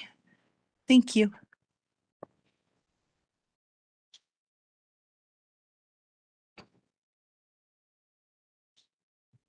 But Tim, if you wanted to get started, that sounds good. Let's go to page 5, I believe. Should be the site plan, overall site showing the one the GIS one right there. So I just kind of wanted to show where our site is, just to start off before we go to our site plan. You can kind of see it there on Winthrop.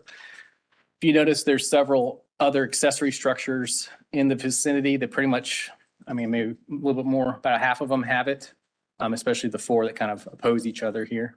The one next to our property is, the direct neighbor is a 2-story structure there as well.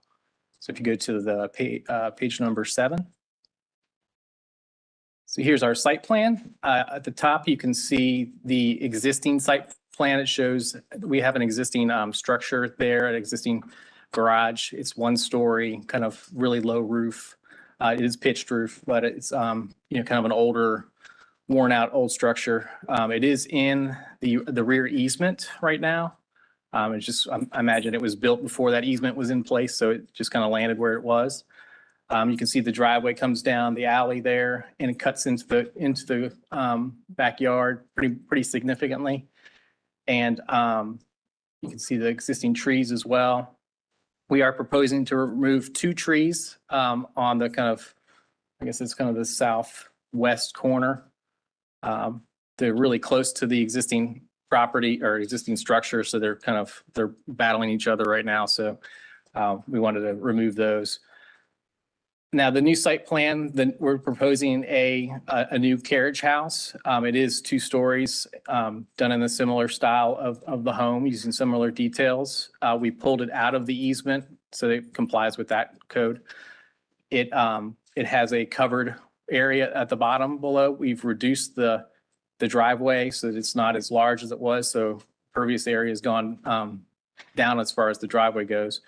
Overall, our impervious area is below the 50% required.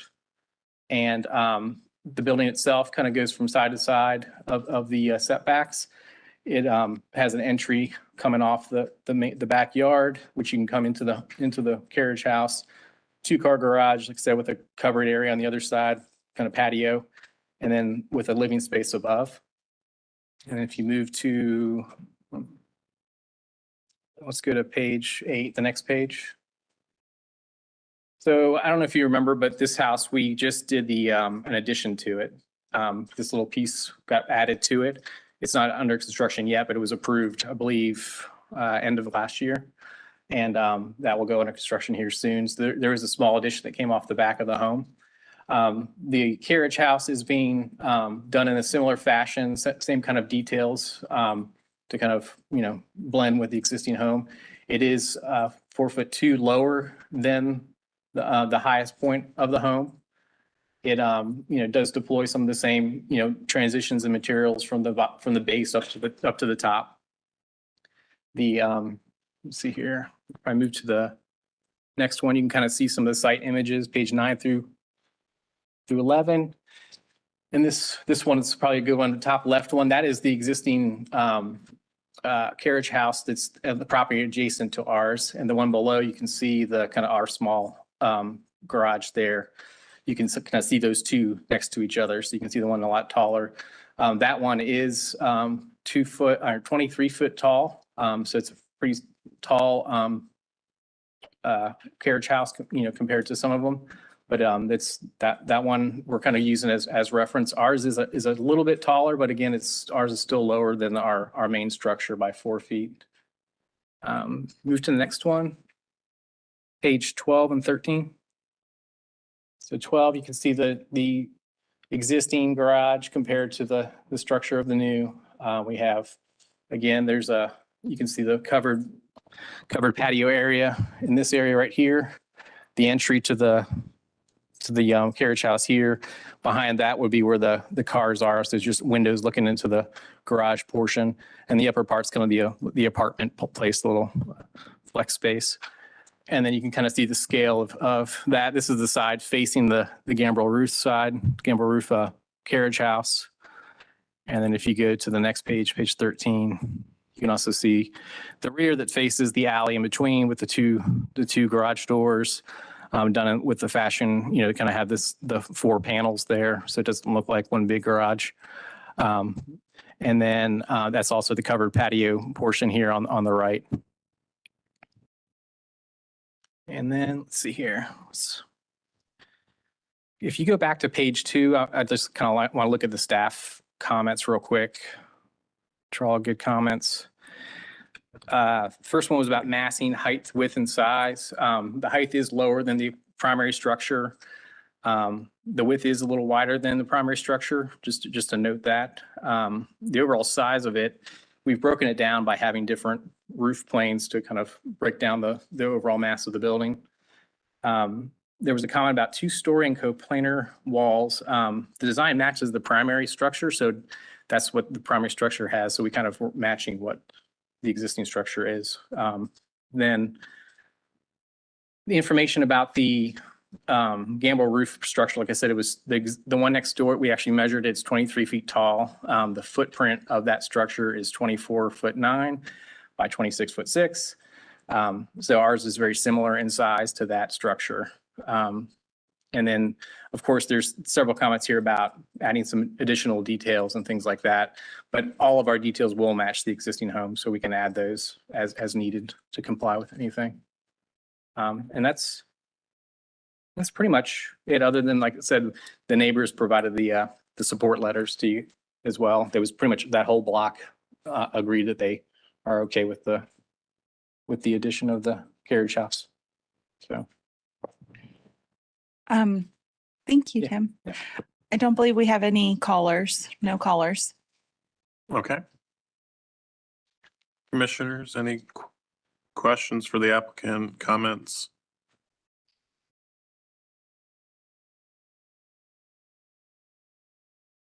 Commissioner Wojcik, you look primed and ready. Well, I'm just wondering, I know that they're all off of alleys, right? That's how it's gonna be accessed. So Yes. there's no way, is there a way for us to see the relationship to the other houses or the other accessory structures that are behind you, other than the one that's to your left? Yeah, if you go to the, there's some pictures there's a lot of pictures at the very end. If you go like after yeah, you can see there as well. You can see some of them. But there is a series of pictures at the end. There it is, like 20. There you go. There's some good. So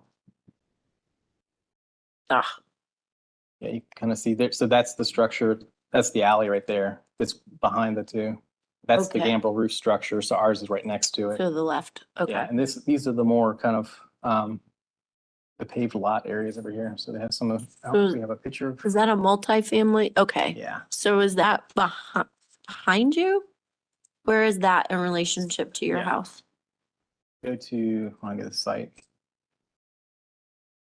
No, that is to the Oh, side. there. Sorry, Okay, sorry, that's to okay. the side. Those are the two single family back there, the back. I'm not sure if we have a good picture of that one. So that's to your left, that's your house. If we took a shot back at the other structures. Check right there at that 32. There you go. You can see. So that little blue one's the one right behind us. Okay. So they're also kind of smaller little garages. And what- The biggest one is the gambrel roof next to us. Okay. Get you 90, and you can see a much larger home there on the other side.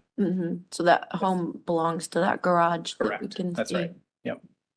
I was just trying to get a reference to the scale of some of the other structures that were gonna be around it. So that's helpful.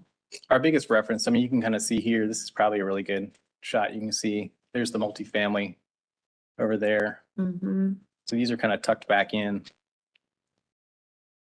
Okay, yeah, I see where we're looking. They're all kind now. of tucked into that like courtyard almost at the back. Mhm.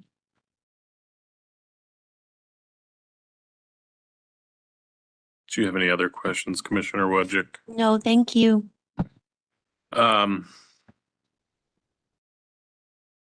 a beautiful structure. We appear to be a good bit wider than the primary residence. Can you articulate how wide is the widest point of the primary structure, Tim? It is 39'4". Okay. Wait, that's the accessory structure or the house? The accessory structure. Oh, do you have the dimension to the width of the main house? Andy, just out of curiosity. Do you not, I would believe if I had to, I not on these drawings, I could probably pull them up. I believe it's somewhere in the neighborhood of about 30. I could probably pull that up.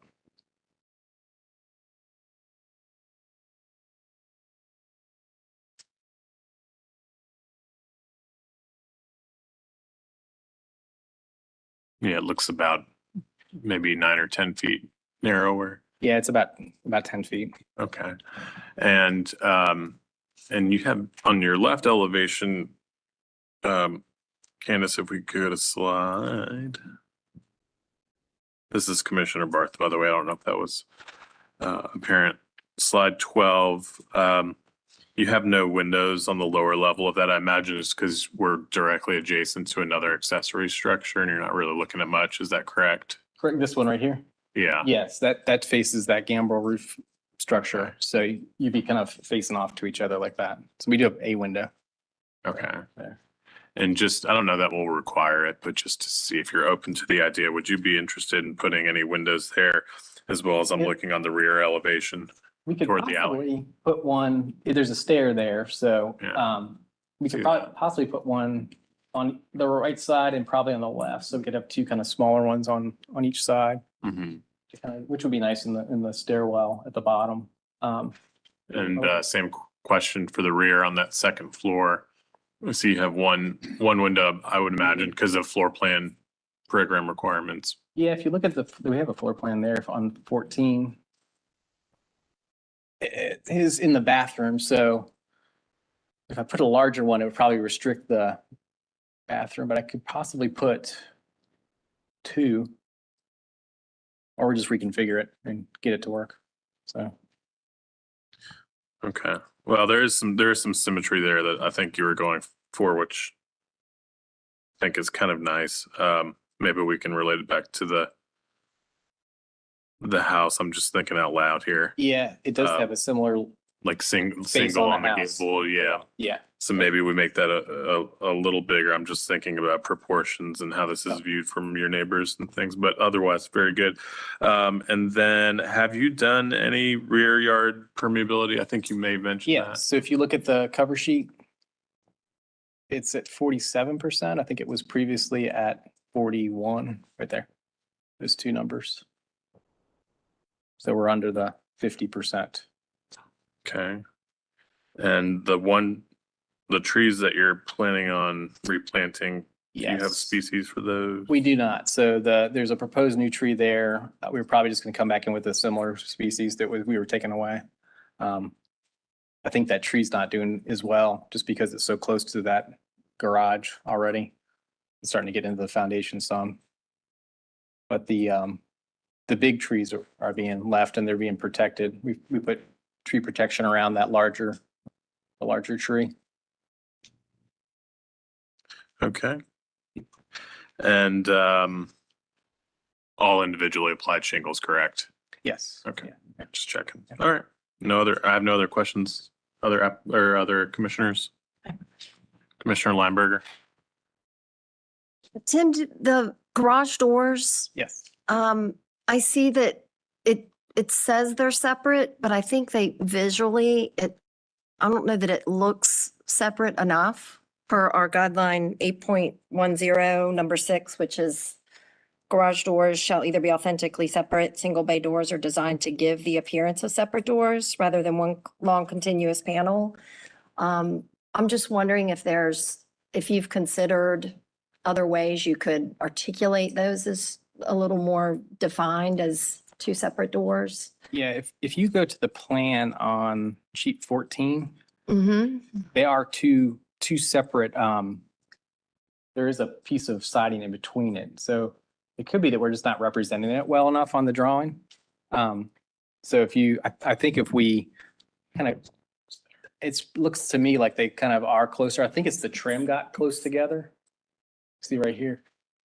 I think these two pieces, so you got the trim that comes around, Right. but that piece is that little piece of basically wall in It's between. a solid piece. Correct. So they are two separate. Yeah. But if we wanted to, we could add, some windows to the top of those doors to kind of create like two more door type pieces. Yeah, I think it's going to be important how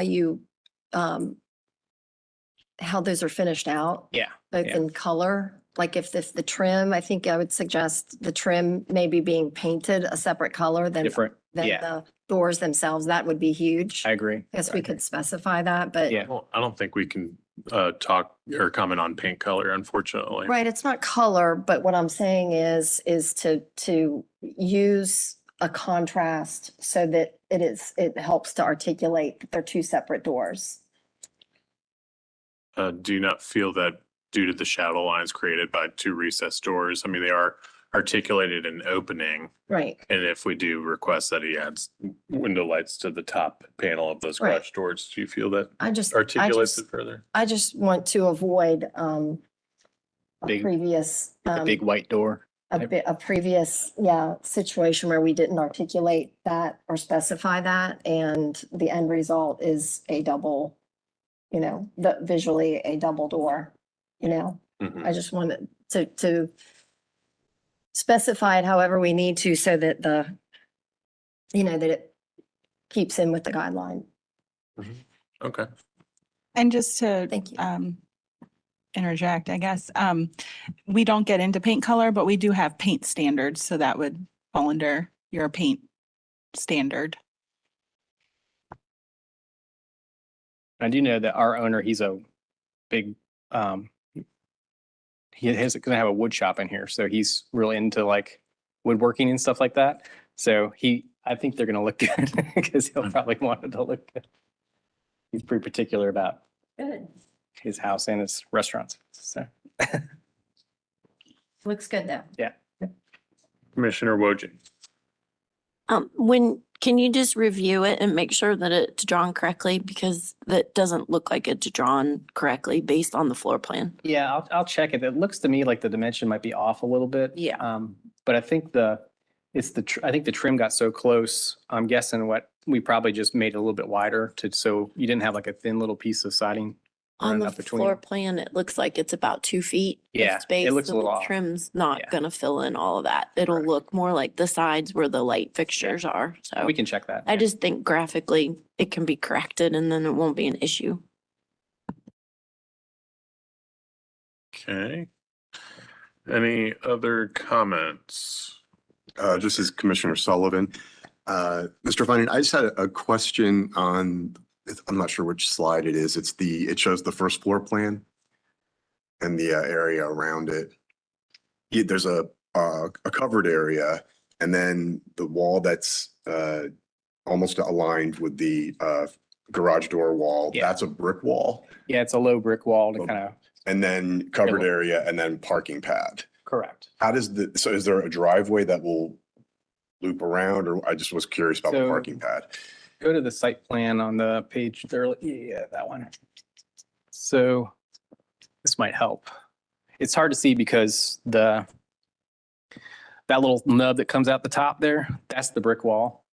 Yeah. And it comes down into the covered patio, because that's the covered patio piece right there. You can see the little columns. So if you pull it down, I can point. I'm not that tall. There you go. So that's the brick wall right here. And that comes out as well here. Gotcha. And then the parking. So then, pad. yeah, parking pads here. This is the alleyway. So this is the kind of parking pad off the alley for them to kind of pull in their car here and then pull out and go that way. And then Okay. they would come down here to come access the garage doors at the back. Okay, now thank you for walking me Yeah. through that, because I couldn't understand Yeah, it's a how little, they yeah. related to each other. These little lots are, especially with the double alley, is a little bit, yeah, different. Thank you. It's a really neat little spot. All right, any other commissioners? Any other final comments? I think so. Okay. I appreciate it. All right. So to me, my biggest issue is the width. I do appreciate that the whole right side of that is an open porch. So it kind of alleviates that width as it relates back to the existing house, which is almost a full 10 feet narrower than this structure. How do some of the other commissioners feel about the massing, the width as it relates back to the existing house? Mr. Sullivan, it looks more like another house because of the width, I think. That's Commissioner Sullivan. Yeah. Okay, but do we feel like it's overpowering the primary structure, or do we feel like it's secondary to that?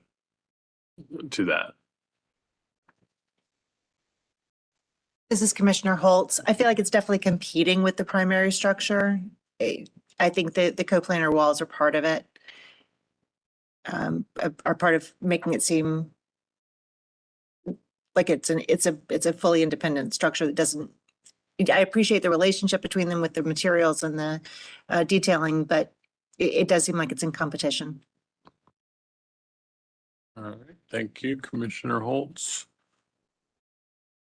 And I believe the applicant had a response to that stating that he was trying to match the architectural style of the primary structure being the reason, but I guess holistically, do we feel that would aid, because we are wider, we are almost as tall as the primary structure. Do we feel like maybe having some sort of delineation there would aid in making this feel more subordinate than the primary? I would agree with that. Yeah, that what you said, Commissioner Barth. This is Commissioner Sullivan. Okay, so maybe that might take a little exploration.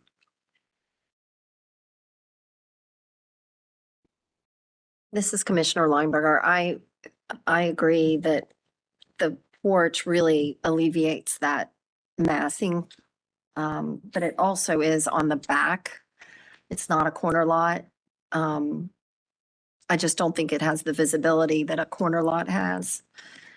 And that you'd be able to see that it is the size that it is, other than when you're in the alley. How do you feel, Commissioner Lemberg, about us having basically a two-story flat plain wall on an accessory structure? Well, I think that he talked about he was open to adding some fenestration in there, right? Did I not hear that? On this, I think on he this is, wall? yeah, but I'm speaking more of the massing and how the accessory structure is broken up between the lower level and the second level. Mm-hmm. Um,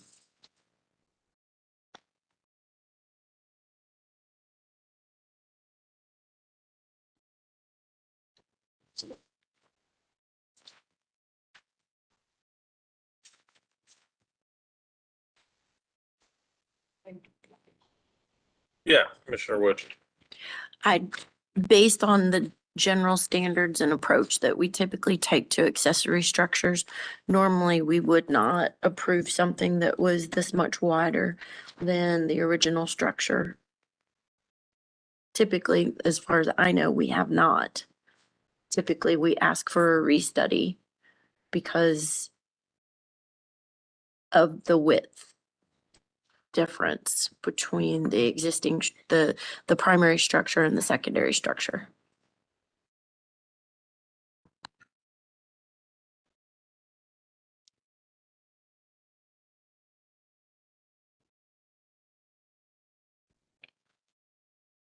So I'm going to read the specific guideline 8.10, number 7, larger outbuildings such as garages and ADUs not located on corner lots that are a maximum of 24 feet in height and or a minimum of 2 feet shorter than the primary structure as measured from grade to the ridge, and that meet all other design requirements may be eligible administrative, but that's why we're here. Yeah, this structure's 27 feet. Sorry, Commissioner Wojcik.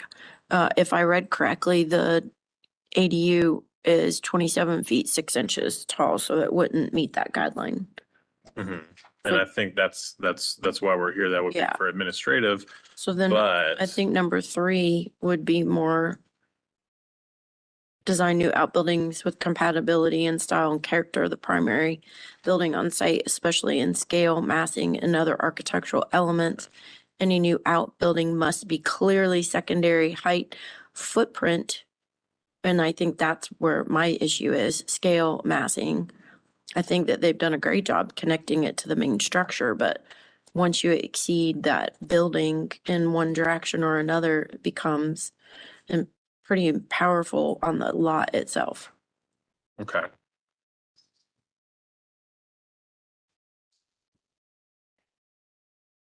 So the width is an issue for you Yes. directly. Okay. Yeah, and the guideline that we have told people before is 8.10.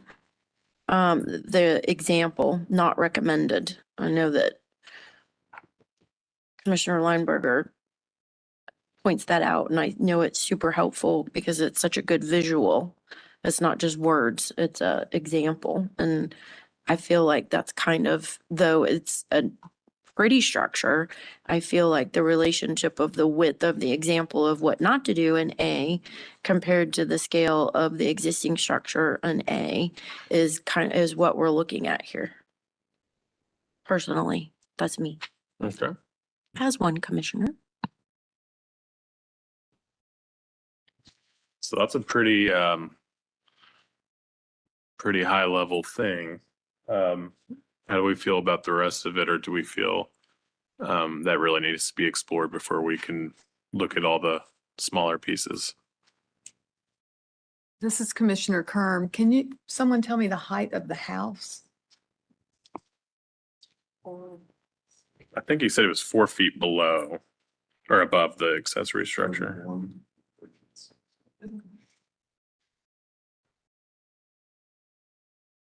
Yeah, 4 feet plus or minus. below. It's slide 8. You can see it. Oh, there you go. This is Attorney Hewitt. Just a reminder again to the commission to speak into the microphone so the court reporter can capture your conversations. And then as well, if you're looking at the presentation or different slides on your computer, please do state those out loud so that Candace can put those up so that the applicant has an opportunity to see the same thing you are seeing and respond with comments if necessary. Thank you, Attorney Hewitt. This is Commissioner Sullivan. I was talking to Commissioner Kerm and directing her to slide number 8, pointing out the height of the primary structure at 31 foot 6 3/4, and that is 4.5 feet lower than the proposed accessory structure.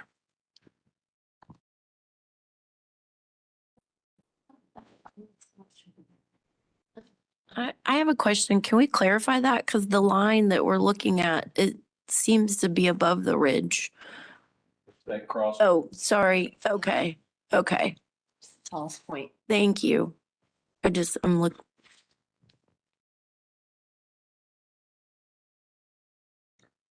Okay, so we have a problem with the width. It sounds like we may need some further restudy there. Any other points, staff memo? Commissioner Taylor? So I think to your point, the scale and mass and width, that's one thing, which is a high level item. Some of the other details, where does the private realm kick in, or at what point where we can't see it, does it become less of an item for us to comment on or not? How do we handle that? Candace, how do we typically, this is Commissioner Barth, how do we typically view alleys? Because they are kind of public, the community can use them. I mean, is this kind of like a corner lot due to the alleys?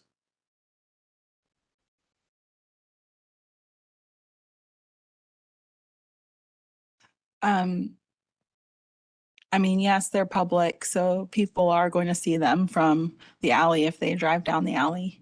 So you could potentially view this as a corner lot situation.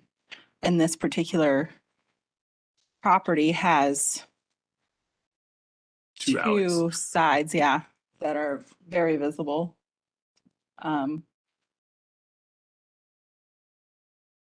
Certainly the one to the side and of course the back.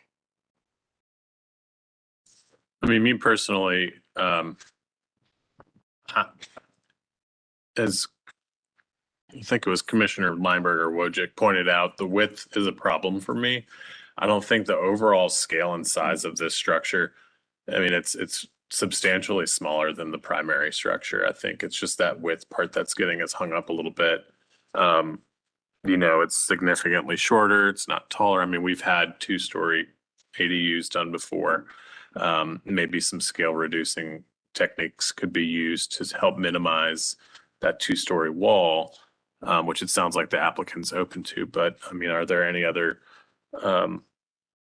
pieces of this application that I guess you as commissioners feel hesitant about? Sorry again, staff, Candace. Not to throw a wrench in everything, but the alleys are considered private civil issues. So while you can still drive down it and see it, it's still considered private realm because they're alleys. And this is a pretty deep lot. Yeah. Okay. Yeah.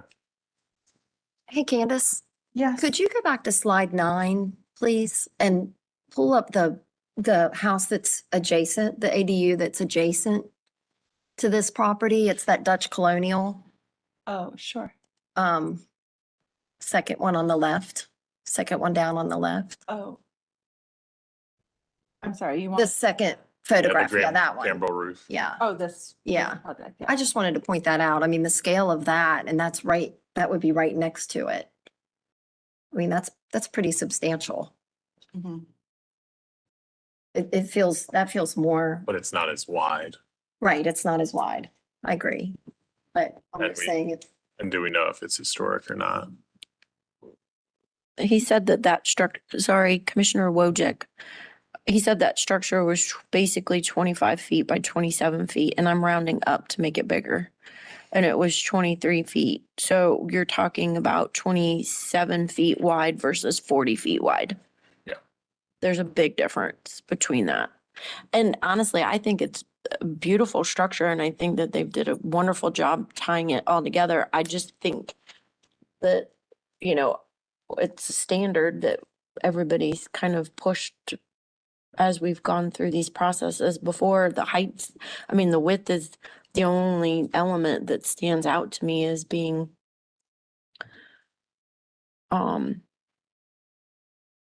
not within our standards as I look at it.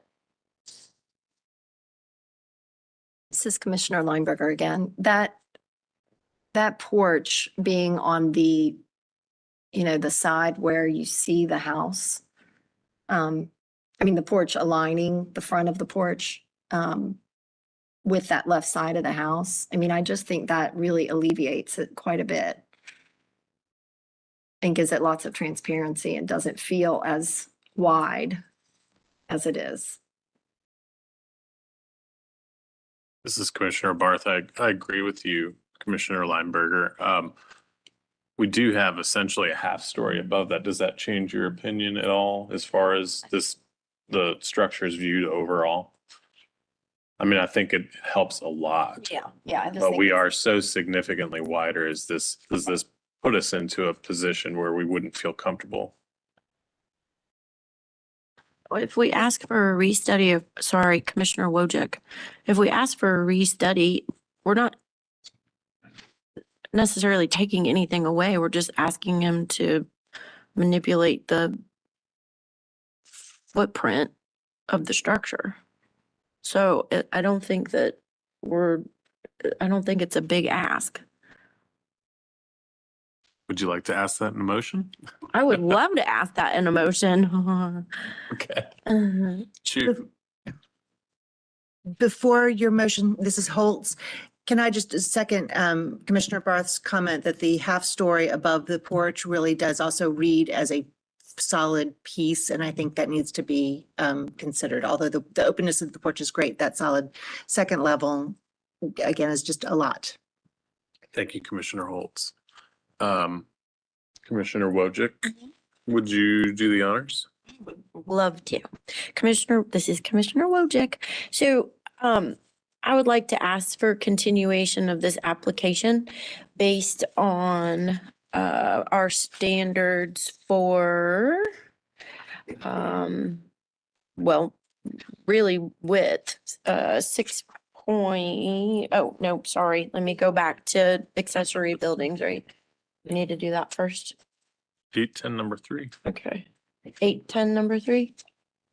Oh, yeah, accessory structures, 8.10 number 3. Clearly secondary height. And actually, we're focusing on footprint in this particular application.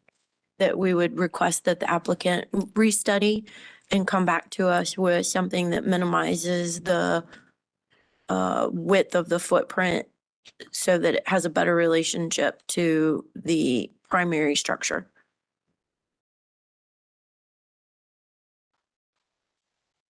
And do you have any comments on staff's notes that were so hopefully put towards us?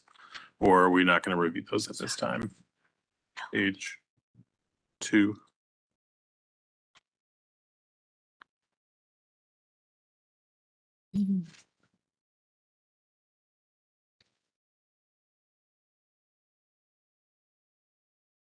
What jumps out to me is number 1, D, E, and all of number 2.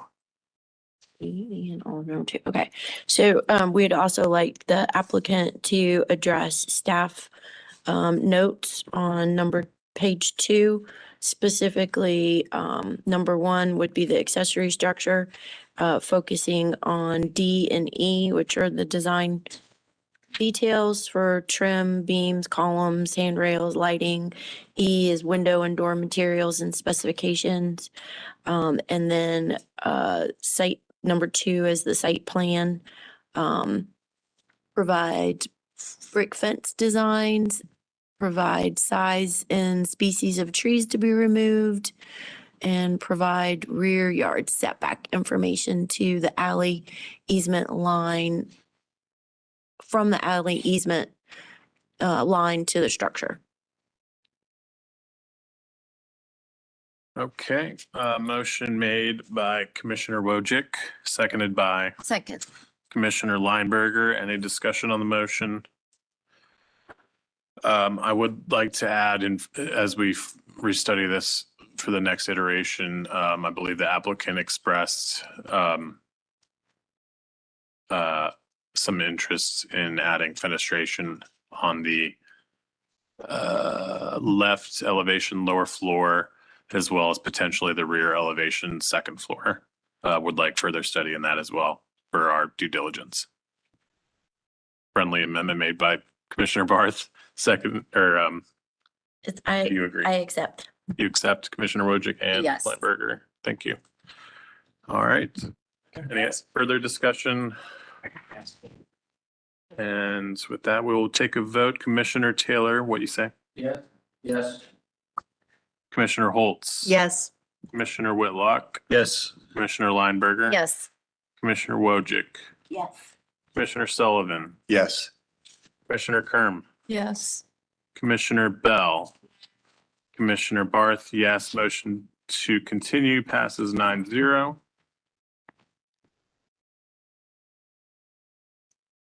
Thank you. Thank you.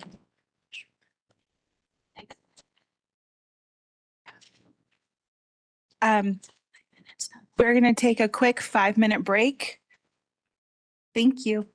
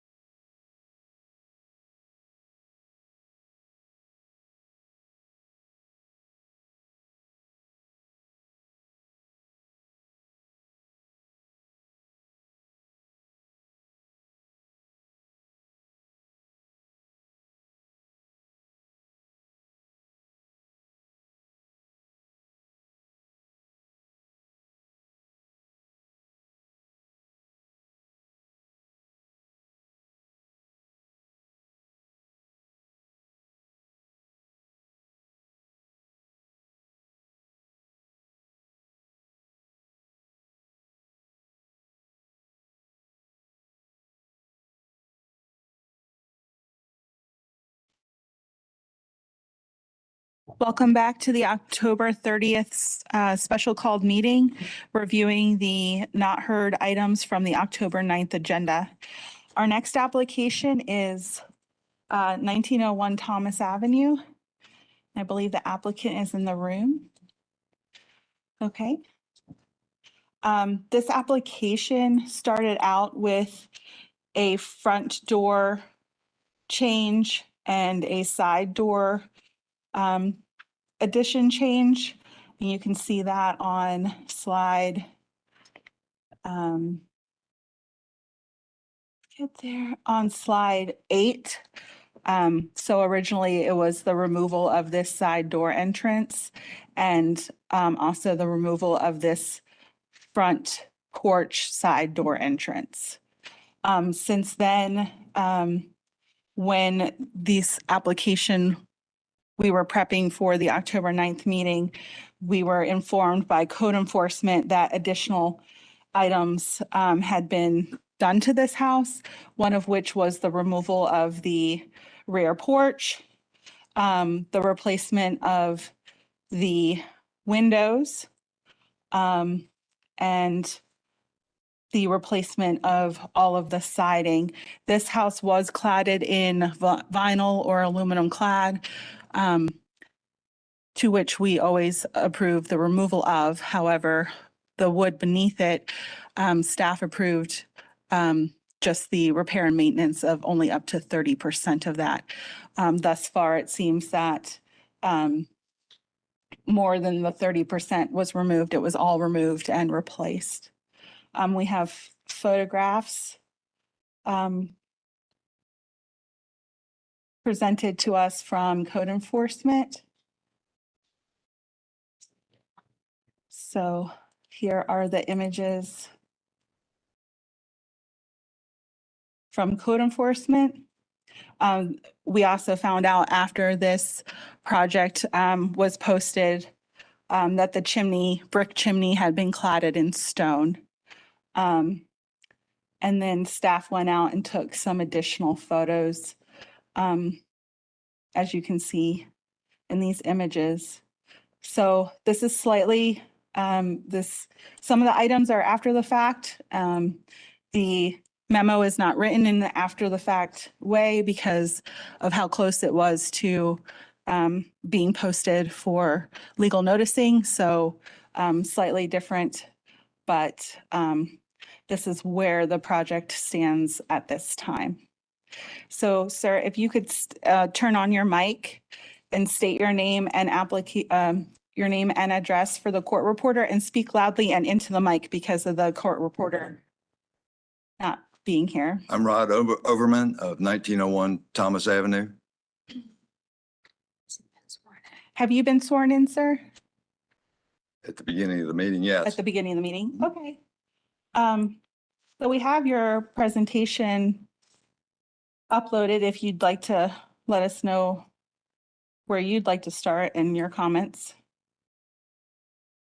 Well, so this started out as a 1920s house. And somewhere in the, as a single family house, and somewhere in the 30s, they added a back porch and used, or, you know, whatever kind of materials. And the summer of 1940, they subdivided the house, the first floor, into 2 apartments and added the extra door on the front porch side that you were looking at a little while ago.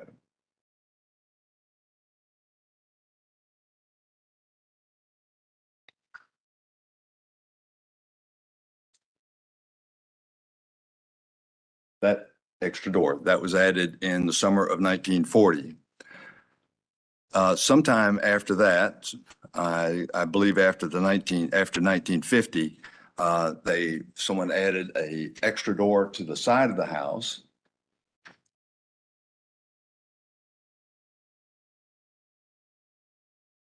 And also sometime after, I'm assuming after 1950, they added the vinyl siding and vinyl windows were also added.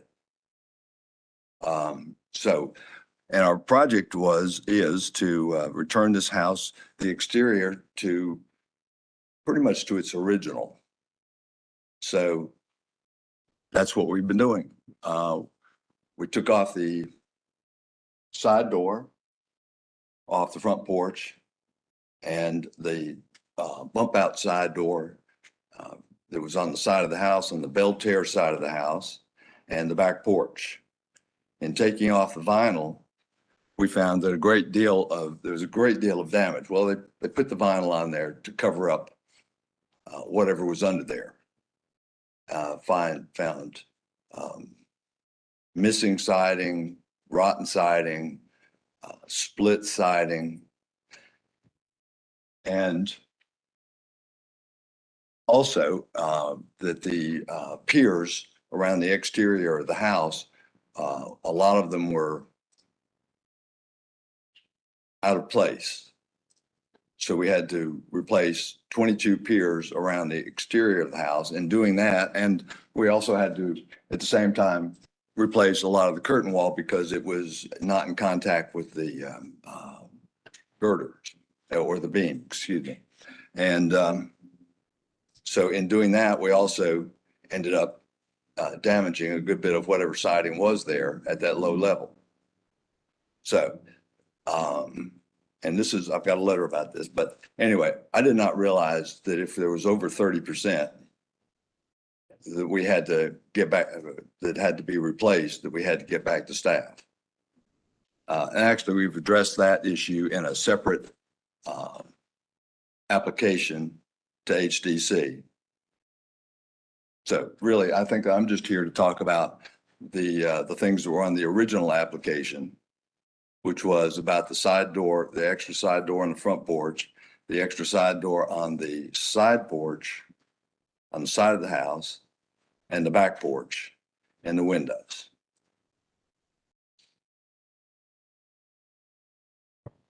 Okay, do we have any callers? No callers, no speakers.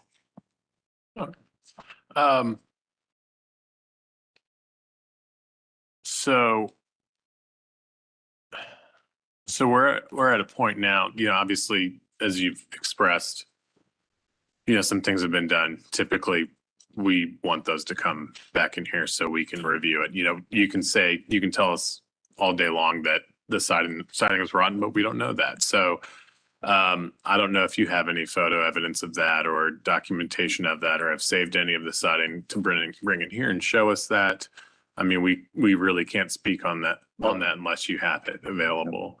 I agree.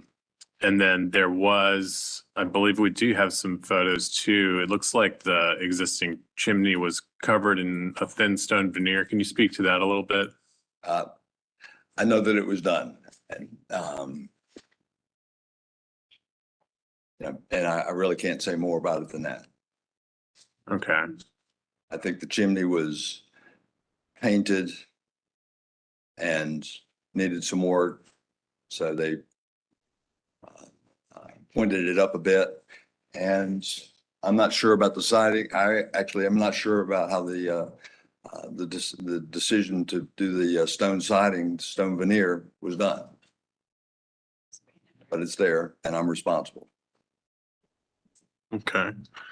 And just in driving by this house, taking a look at some of the work done, I mean, I will say it has a fresh new look, and it, that's one thing. But did you all also replace the front door, or was that front door the original front door? Was that I have replaced the front door with a Okay. door that is, if you have a picture of the front door.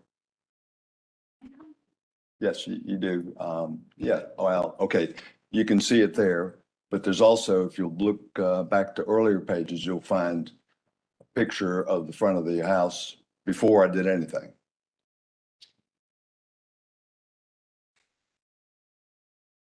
Oh, if you stop right there, please. That's an interesting shot. If you'll notice whenever they did those vinyl windows,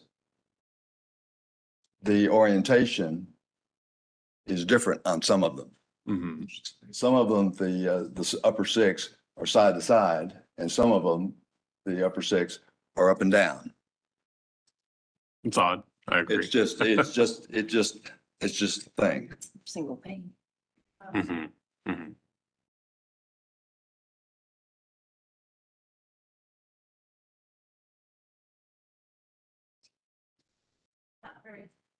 It's not very clear, but I can pull up Google if needed.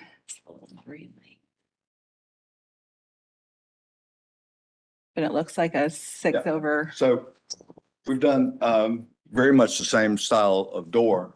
That actually, the front door in there was reshaping or something. They added a wedge to the top and shaved off the bottom to fit it into the existing space.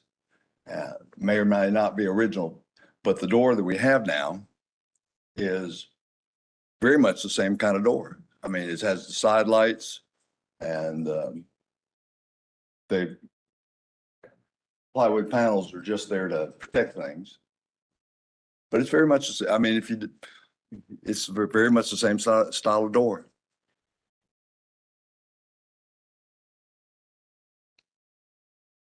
It's just new.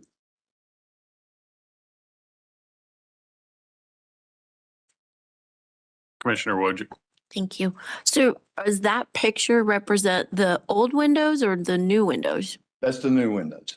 Okay. So the front window here, whenever they put the vinyl windows in, had actually the original single, very large, very wide window had been replaced with 2 smaller windows side by side. So we went back to the original. So you're saying that the original windows were replaced with vinyl windows and you took the vinyl windows out and Correct. put in, are those wood windows? Yes, Okay. I Candace, can read you the specifications on them if you wish. Candace, did staff approve full replacement windows? So is that part of this application as we're meant to review it? It's part of your application because it's an after the fact, like the windows did not come. They didn't go. They didn't come through Okay, us. okay. But just to be clear, if the application was just a window replacement and the windows to be replaced were vinyl, Yes, staff could have done you that. could have approved it. Yes. Okay, okay. So was the wood, the siding underneath, was it just a lap, Yes, wood lap yep, yes, siding? ma'am. And that's what you've put back Yes, is wood yes, lap siding? yes. Or Kerm, can you go back to the front door and show me it's got side lights? Is that where it's got wood, where the side lights would be? Oh, there are side lights there. I just put plywood paneling on there so the side lights wouldn't get busted while people are coming and going. There's still work going on inside the house. And did the original door have side lights? Yes. If you go back to the before pictures when it's a yellow, yes. Yeah, they're very similar. They're not exactly like that, but they're very similar.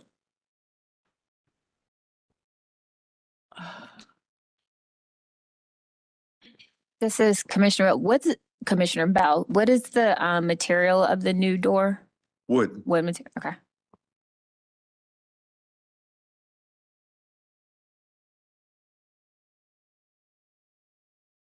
This is Commissioner Whitlock. The new front door, is it 6 slide over 2 panel, just like the one that's showing there? Yes. You have a picture of that? No. It looks like, just looks different. Yeah. There, looks like I that. think that's a temporary door. Yeah. That is a temporary door. Okay. Again, didn't want the new door getting torn up by workmen coming and going. Okay. I gotta just make a general comment that I'm very confused what we're supposed to be doing right here. Well, you have 5 parts to your application outlined in the memo. And then you have a 6th part, which is the stone cladded by our chimney that we just found out about. So it's the commission's purview to go through each one of these and decide whether or not you would approve or deny. But wouldn't they, typically with that, wouldn't they have an application that would have been like they had presented an application when they did it? Yeah, so you're reviewing this as if it hadn't happened, just like any other after the fact, but it has happened. So, Well, the applicant said we're only looking at the new doors. So, well, you're not, you're looking at the But we things. in the- but we don't have like a specification. I mean, we're seeing pictures and we're asking. Right, questions. so there is, and you're right, Commissioner Whitlock, but, so there is information that is not present that, is also, some of that is also outlined in the staff The memo. So, applicant instructed to present that information that's missing. we, the applicant was issued a notice of violation, and a stop work order. So yes, there was communication about the infractions that occurred.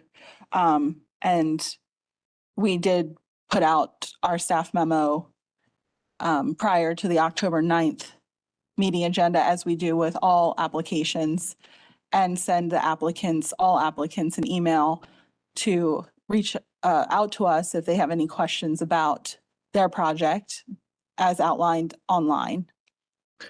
So this house sold in March of 24. Has all this taken place since then? This has all taken place in the last, essentially right before the October 9th meeting. What So the week was? applicant mentioned that he didn't know, like somebody else was making decisions about the chimney. Is there more than one applicant? Is it just? I mean, it sounded like there was another party. I mean, I think you would have to It's ask still the open. applicant. It's still open. Yeah, you can. My wife decided that she liked the veneer on the chimney. I was not part of that discussion. I like the way it looks. I just didn't want to throw her under the bus. Smart On man. tape, You're Okay, a smart man. all but right, I just now did. okay. Okay, That's Thank how you. that happened. that's all my questions.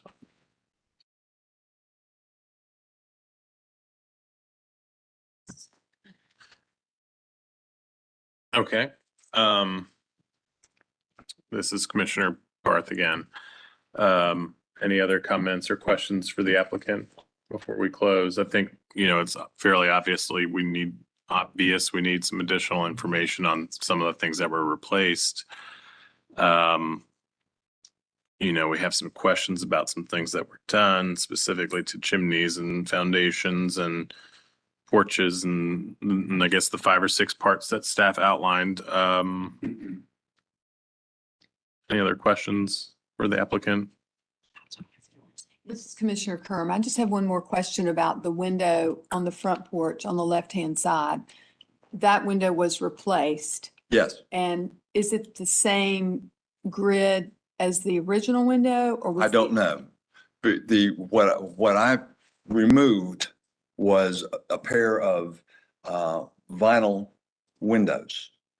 They had made a pair of vinyl windows to fill that space. But the space, if you look at it from the inside, you can see that it didn't have the mullion in the center for 2 windows. It had just the framing. The original framing was just for a single window, which is fairly common around there. Yeah, so we don't know what the historic windows looked like. No. Commissioner Kerm, and just in looking at the replacement, I mean, a lot of these windows, I think, are in keeping with the architectural style, which I think we would typically approve, but we haven't seen this information. So I think that's kind of what we're commenting on here. Yeah, but they're not. All right. If there are no other questions by our commissioners, I think we will close for deliberation. and look at each of our parts here. So, front door change. We don't know if it was original. I think our guidelines would say not to. However, I do think it was replaced with the front door that we would allow had we been able to remove said front door, but Commissioner Barth, may I interrupt you? It seems like there's two different front door situations, maybe three at this point. So there's the front porch side door, then there's the front door that was changed. So this particular part number one goes to the front to this particular project, which is the side door, front door, which. no, the one under the front porch. Yeah, so it's a front door side entrance. And I've walked by that. I've gone through that door actually. I can tell you for a fact that was not original. It was a full light door that was probably bought from Lowe's. So that's, I think, part of the Sanborn map showed in 1950 that this was turned into a duplex. So that side front door, part number one, is referring to this side front door that was added in the 50s. And in 1929 was not there originally. So for this part one, we're talking about that specific door. Yes. Okay. The change to the front physical door itself with the side lights is a new revelation at this meeting today. Okay. All right. All right. So the door was added in the 50s. So the opening has been there for 70 years. Correct. But not original. But not original. Wasn't. Yeah. And The door, the door itself was not. the door itself likely was not original. But the opening, the way we look at the evolution of these buildings is that it is in fact an evolution. So, once they've been there for so long, it becomes a story of the building. So I believe the way we look at it in our guidelines is preserve historic openings. From my perspective, that was a historic opening, even though it's not original to the house. It's original to the story of the house and of significant time period. So now whether the door that was in its place was original is another story. From my own experience, I don't think it was, but that opening does have purpose there, in my opinion. So, whether. So I guess as a commission, do we feel that that should have been maintained in some form or another? It could be a window, it could be a door, it could be infilled like with siding like it's shown. It's our mission to determine what's the most appropriate solution there. In my opinion, we would have kept the evolution and allowed it to maybe potentially. Commissioner Wojcik, can you speak louder? I'm sorry. Oh, sorry. I'm trying to talk into this thing. I think that we would have requested that they left the opening, whether or not the door was replaced based on, I think we would have made that judgment based on the condition of the door and what the door was made out of and when the door itself was installed. But I think we would have requested that the opening remain. Okay. I think I would not have as one commissioner. I agree. I think, I go back to, I know the architect for this and who personally restored a porch on a 1920s house and brought a porch back that was previously enclosed. So I just feel like I would be an advocate for restoring it to the original condition, because it was built as a single family house and those other conditions were added when it was changed to a duplex. So I just think it's I would advocate for it to be, I would have advised, if I was designing this, I would have advised them that it was fine, that they were doing what they wanted to do. So we have 2 for filling back in the opening, the tenant opening. Well, and I would prefer to go back to it's this historic element. Originally, I was just basing that on my experience of being on the commission and what I felt like most people would say. So I think that there has been a conflict of 2 doors on the front porch.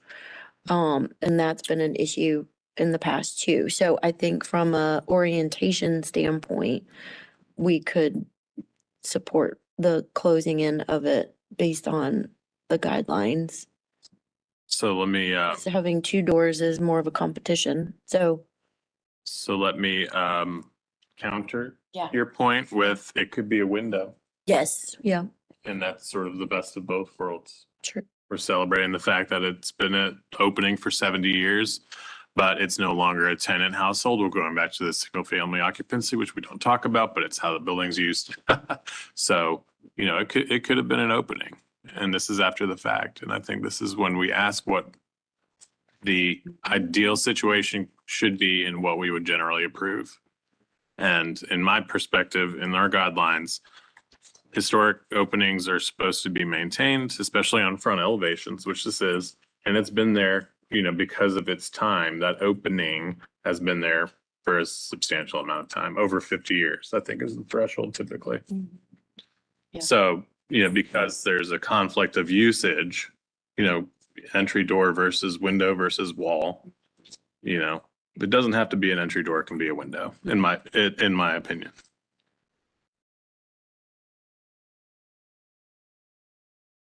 This is Commissioner Sullivan. Commissioner Barth, I'm just curious, so if in replacing the door in question with a window, would it be your preference to have that be like a door length window, like sort of like a single French door? Or would it be all right to have it be a double hung, you know, sort of? So I'm thinking of, we've done this a number of times on projects, usually on the side where you come into a kitchen from a driveway and there was a door and they reconfigured the kitchen and now there's a countertop in front of it. We brick up part of that, or, you know, side up part of that opening and put a window in there, because we say that was a door before. We don't want the door to go away because it's existed for a substantial, even a historic door. So yeah, that would be my opinion, is, you know, that opening has been there for a long time. It doesn't have to be a door. It can be a window, just from my perspective, I guess. Thank you.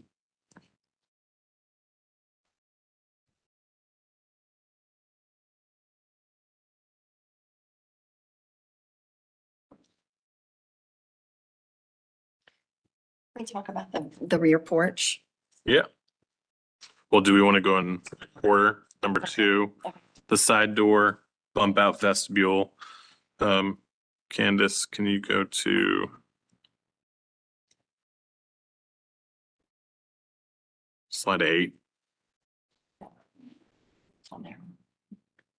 So this is also gone, but I can tell you it was very funky.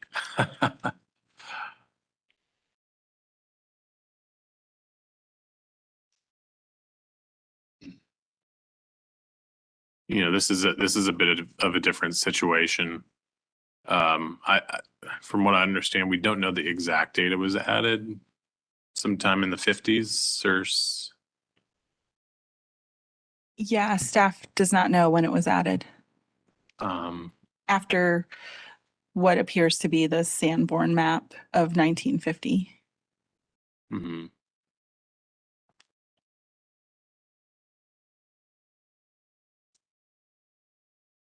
I think this is no different than a similar project we had in Wesley Heights that had a door that was added and a separate door that was added and they removed, and that was a fairly recent application. I think it's a similar, I have no problem with this being removed and restored to the original. Well, the one part of this that's kind of nice is we're looking at the secondary front elevation, if you will. It's got a lot going on already. And the rhythm of windows is fairly iconic of, it tells the program on inside. We have the living room and I don't know, bedrooms or something to the left. So, I don't know that we'd approve that entrance if it was to, if they were dividing this into a, tenant space today. So I agree with you, Commissioner Lineberger. And I just want to point out, if there are two small, low to the ground windows that are shown in pictures but not elevations, can we open that back up to the applicant? I'm curious if he intends to keep those windows.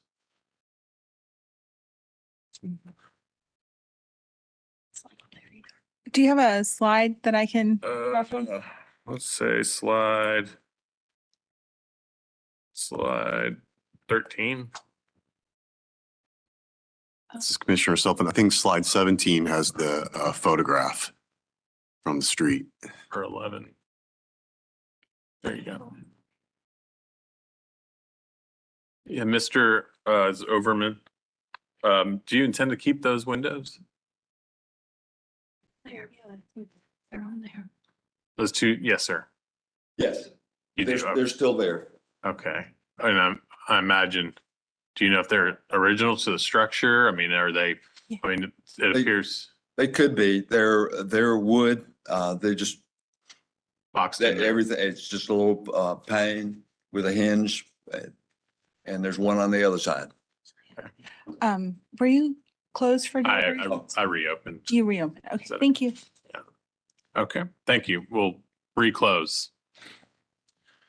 So we're talking about the side entrance off Belterre. Is the general consensus that we're okay with that? Does anybody object? Okay, number 3. Rear porch, sounds like it was added in the 50s as shown on the Sanborn or prior to.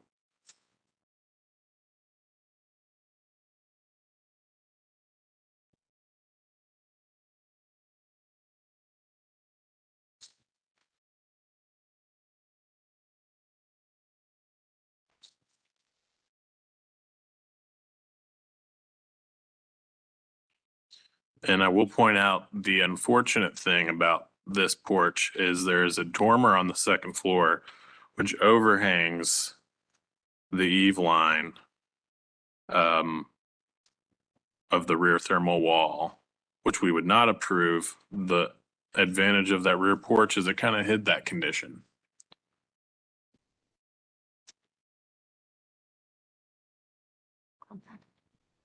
So we're not considering that the porch should be removed, just whether we should open it back up. I understood. This is Commissioner. This is, yes, this is being viewed as an after the fact condition. The porch was removed, which is what the applicant is applying for. It's proposed as removing the rear porch.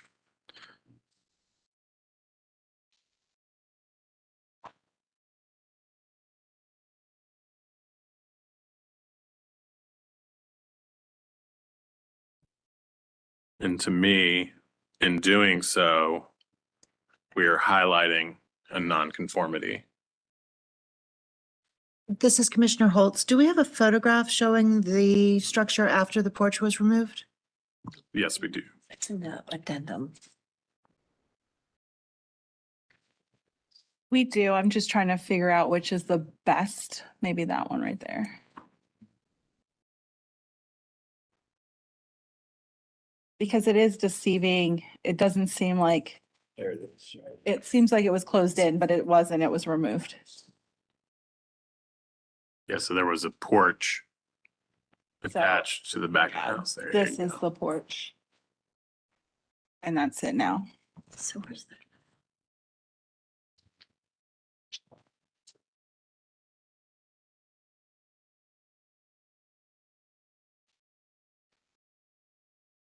So what we don't have is a finish, like we have a photograph that shows it removed with the siding replaced and a door there, but it's clearly not finished. Yeah, we don't have So a we drawn don't- elevation. Yeah, we don't have an elevation of what that finish is. I don't know if that's an old, new step, old step. Yeah, I assume it's an old step, or I mean, it's a new step, but clearly there needs to be there's something else that needs to happen there. So is that something we have to request more information? Yeah, continuation. Sounds like a continuation piece for more information. But whether, just in looking at the project, are we sure that we wouldn't, that we would not be okay with it from the start? Right.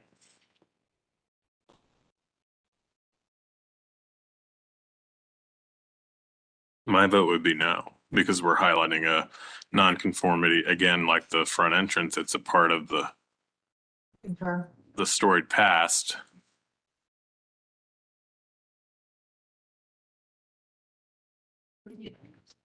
This Commissioner Belt, would you see the nonconformity if the porch was still there? Not as much. I mean, you can look at the pictures. I just don't know what your Yeah, I nonconformity mean, is, it's, so. it's fairly well hidden. But like if we saw that, Yeah, on the thermal wall. I'm saying, but if we saw that, would that be we saw that picture and looking at the porch coming down, would you know that once it's down, there's a nonconformity? That I really am asking because I really don't know. And then I think to me, it's like we're meant to ask that this porch hasn't been removed. Is it okay that we remove it? And as we sit here today, it's already gone. So we can see that, it's been removed. And then the problem of all this is that it's highlighted something that we didn't really see as an issue before, but now we do because it's been exposed. and so then in the standards, is there something on back porch? This is back, right? Back porches, because everything I'm looking at is front and side, or is it just around like, where do we talk about back porches, or do we? I think that would be rehabilitation of, I think that's section 4. Rehabilitation of building elements. Mm-hmm.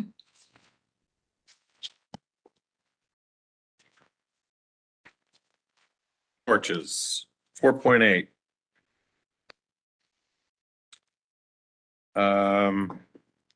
Number 1, retain porches that are critical to defining the design and integrity of the historical district. Keep porches open and blah, blah, blah, which removing it would not do that. Repair and replace only damaged elements of porches by matching the materials methods, blah, blah, blah. We're cutting that one off too.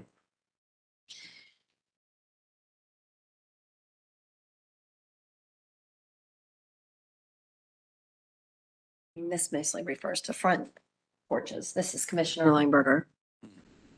Chapter, Side. Section 8 is also about the private realm, so that might be where you look to a back porch. Thank you, Candace.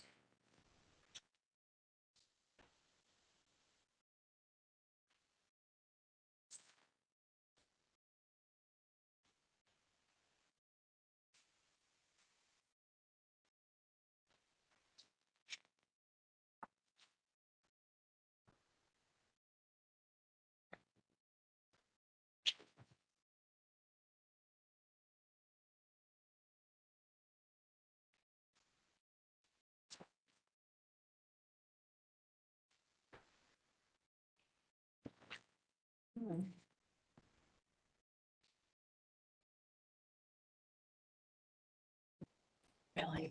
I don't see anything about porches. And this being a corner lot,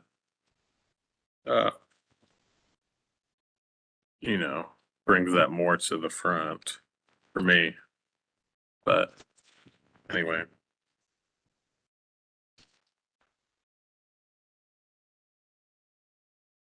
All right, jury's still out. Let's keep moving so we Don't get hung up here. I say something? Commissioner Wojcik, you have a comment? So we know that it's not original, but it is historic because was added, it was, something was represented in the 50s Sanborn map. So it's kind of goes back to that same front door situation as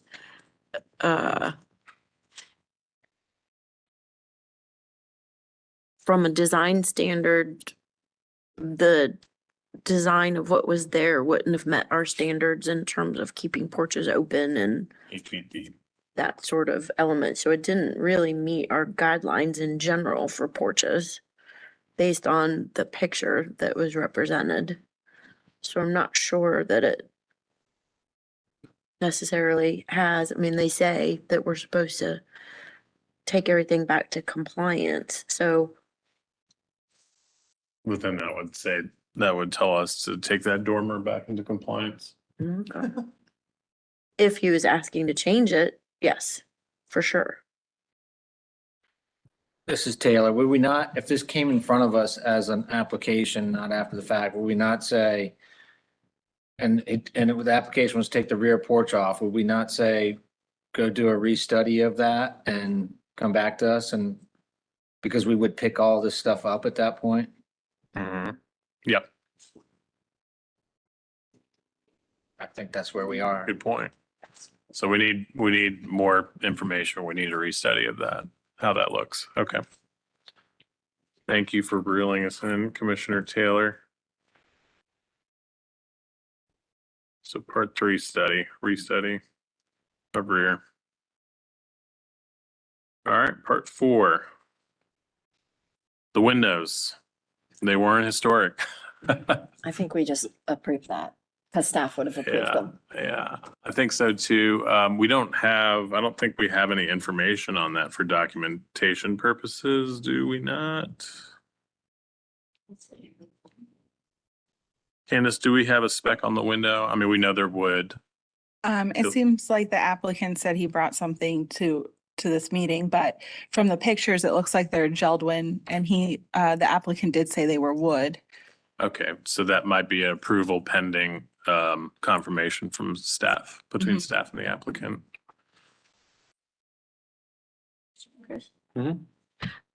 Commissioner Wojcik, do we have any pictures that show that all the windows were vinyl other than that rear dormer? They were fairly obviously GBG. Okay, Yeah. okay. So then we have the support in documentation. Okay.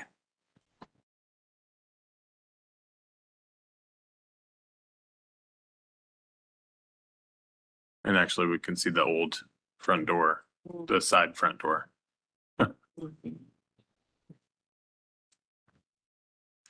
Okay. Part 5, siding. We don't have any evidence brought before us to tell us whether the siding was rotten, it was in good condition, bad condition. So I think our stance would be to deny because we haven't been presented with adequate evidence, but You can also continue and see if the applicant can bring you evidence. We also need to know what the dimensions and material. Specification. the specifications of the old siding. Okay.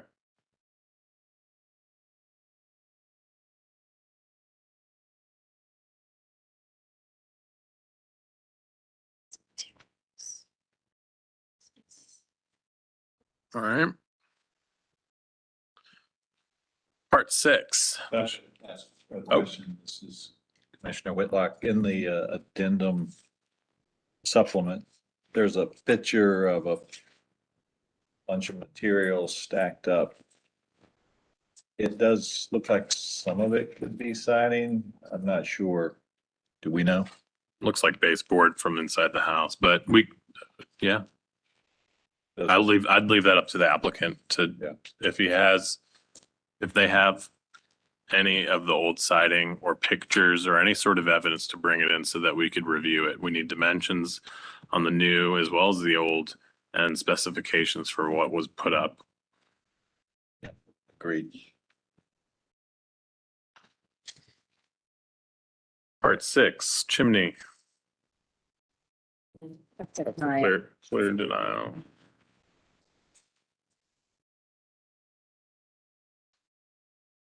I mean, and I don't even think the stone used, we would approve. It's way too thin.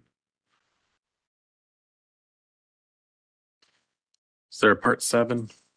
Yes, the side lights and the Oh, front- original front door. Part 7, front door. And that's just to continue. We need the specifications.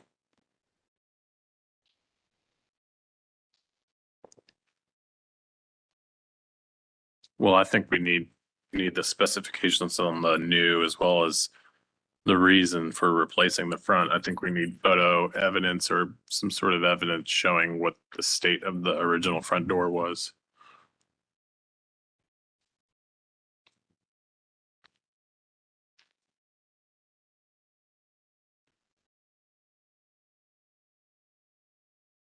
Is there a part 8? I mean, I don't know what's going on with this foundation.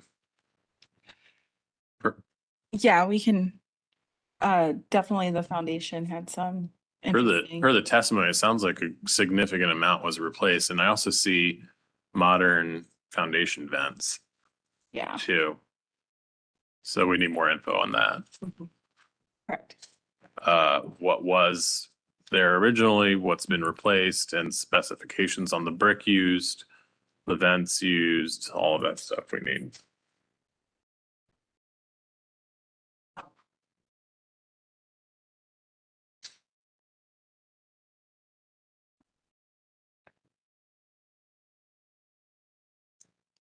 Okay. Anything else?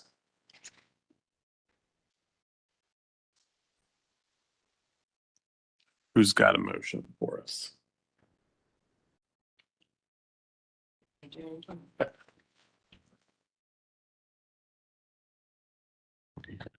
I would work on a motion, but I'm not gonna make a motion for the front. I don't agree with the part 2 part. I would make a motion to approve that. That second front door. So, Make a motion however you feel. Include it if you like. We're gonna have to do 3 different. yeah, we have to do separate motions anyway. So. Do you, I mean, I don't, Do you have something? I mean, I've got some notes. I'm not sure that we can share it. I Okay. can do some and you can do some. Okay. Does this have to, Candace or maybe Attorney Hewitt, does this have to be a 3-part single motion by one person or can multiple people? Oh, thank you. This is Attorney Hewitt. You can make multiple motions and it sounds like there may be different vote counts on the different things. So it might be best to separate it into different motions. As I've mentioned previously, all you need for a motion to pass is a majority. You don't need complete unanimous consent, but it does make sense given that there are things that it sounded during your discussion. There are things that most of you agree on, but then there are some things that there may be some varied opinions. Ultimately, up to you, but my recommendation would be separate motions for the different items. Commissioner Lineberger, my suggestion would be go ahead and make your motion, and if it doesn't pass, then we can have a substitute motion. Okay. Okay, I might just need some standards. I make a motion to approve this application for the part 1, the door change on the front elevation. No, sorry. Yes, for the door change on the front elevation, the removal to restore to the original condition. And also to approve the part 2, the side door addition, to remove the non-original side entrance addition on the left elevation and the restoration of that elevation to the original 1929 condition. Let's see, and also to approve the part 4, the window replacement per standard 4.14 for replacing windows with the final window replacement to be approved by staff.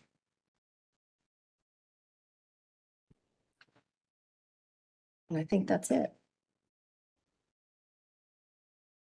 Isn't that all we're approving? Yes. I guess, Second. motion made by Commissioner Lineberger, seconded by Commissioner Taylor. So we have some standards, Yes. 6.15 through 16. As well, I think that covers doors and windows.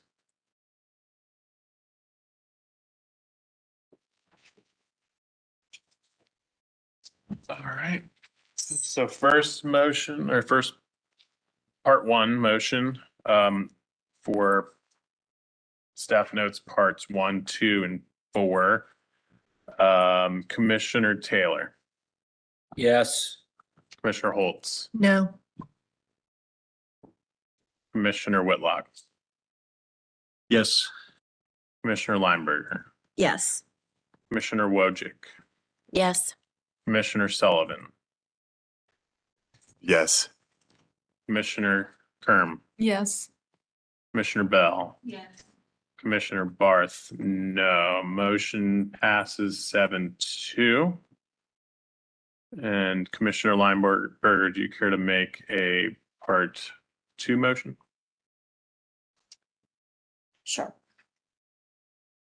Sure, I make a motion to continue this application for part 3, the rear porch addition, or I mean, I'm sorry, the rear porch removal for a restudy of that detail. And how, I don't know, I need help with wording this one, a restudy of that elevation and that, and the relationship with the dormer. And I think also just more information on the existing condition. Right, and for the existing conditions. And we need that elevation drawn too. Right. And then also to continue for part 5 for siding, the siding. Per material 6.18, we just request that the applicant provide evidence that the siding that was removed was indeed not salvageable and needed to be replaced. And then, and also the dimensions, the details and the specifications for the existing versus the replacement request. Okay.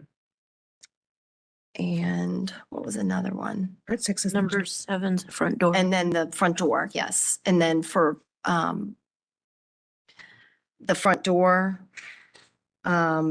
continue for a restudy or for the specifications of the front door, the existing front door that was removed, what that looked like and what the specification of that is, as well as the replacement per 4.10 for entries. I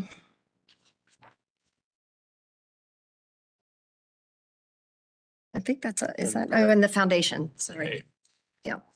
And I need a 6.12. So per 6.12 for foundations, the detail and specification for the replacement of the foundation with the vents. And I'll also throw in 4.4 for rehabilitation of historic foundations. Thank you. I think that's all on the continued, right? Mhm. Okay. Okay, motion made by Commissioner Lineberger for parts 3. Motion to continue for parts 3, 5, 7, and 8. Is there a second? Seconded. Seconded by Commissioner Sullivan.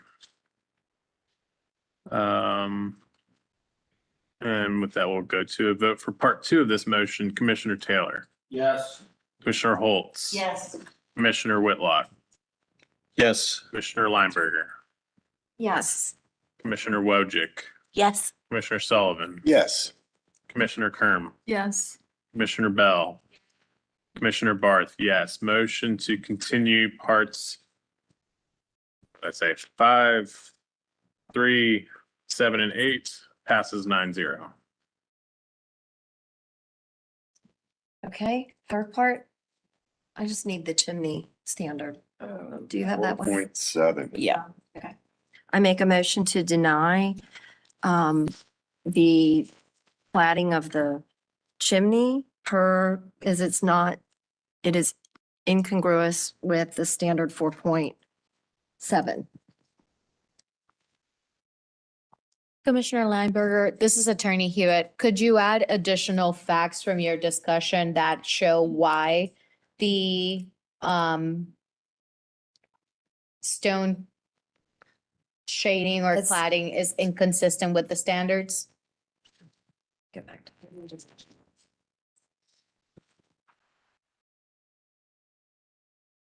Per 4.7, number 1, the standard is retain original chimneys and any of their decorative features. And number 2, repair existing chimneys as needed with matching materials and mortar joints. And in this case, did the evidence show that the original chimney was stone? Right, the original chimney was brick, sorry. Thank you. All right, motion made by Commissioner Lineberger and seconded by Second. Commissioner Holtz. Thank you. Any further discussion of the motion? Okay, we'll go to the vote. Commissioner Taylor, Yes. Commissioner Holtz. Yes. Commissioner Whitlock, Yes. Commissioner Lineberger. Yes. Commissioner Wojcik, Yes. Commissioner Sullivan, Yes. Commissioner Kerm, Yes. Commissioner Bell, Commissioner Barth, yes. Motion to approve it's close. Motion to deny part 6 passes 9-0. Thank you, sir. Thank you. Our next application is, These ones are doozies.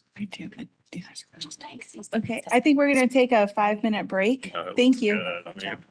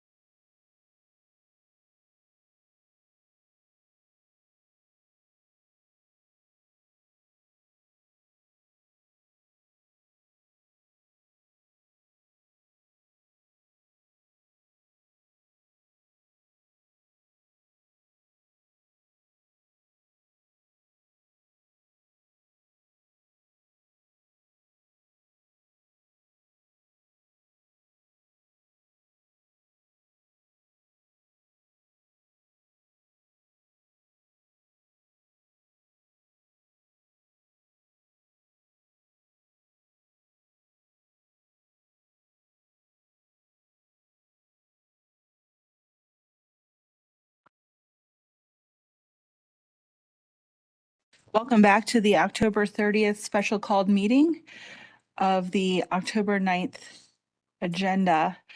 Our final application review tonight is 424, 428 West Boulevard. The applicants are in the room. The commission approved the vote of the site plan for the townhouses and gateways in February 14th of 2024, which included context, setbacks, spacing, orientation, massing, complexity of form, height and width, scale, and directional expression. So there's already been an approval for all of those elements. Today, we are discussing materials and design details for that previously approved that project, which is the townhomes surrounding the Wilmore School, as well as changes to the windows and doors of the existing Wilmore School. So the applicants are in the room. If you could each state your name and address, and you've all been sworn in? No. Okay, so we need to swear you in first.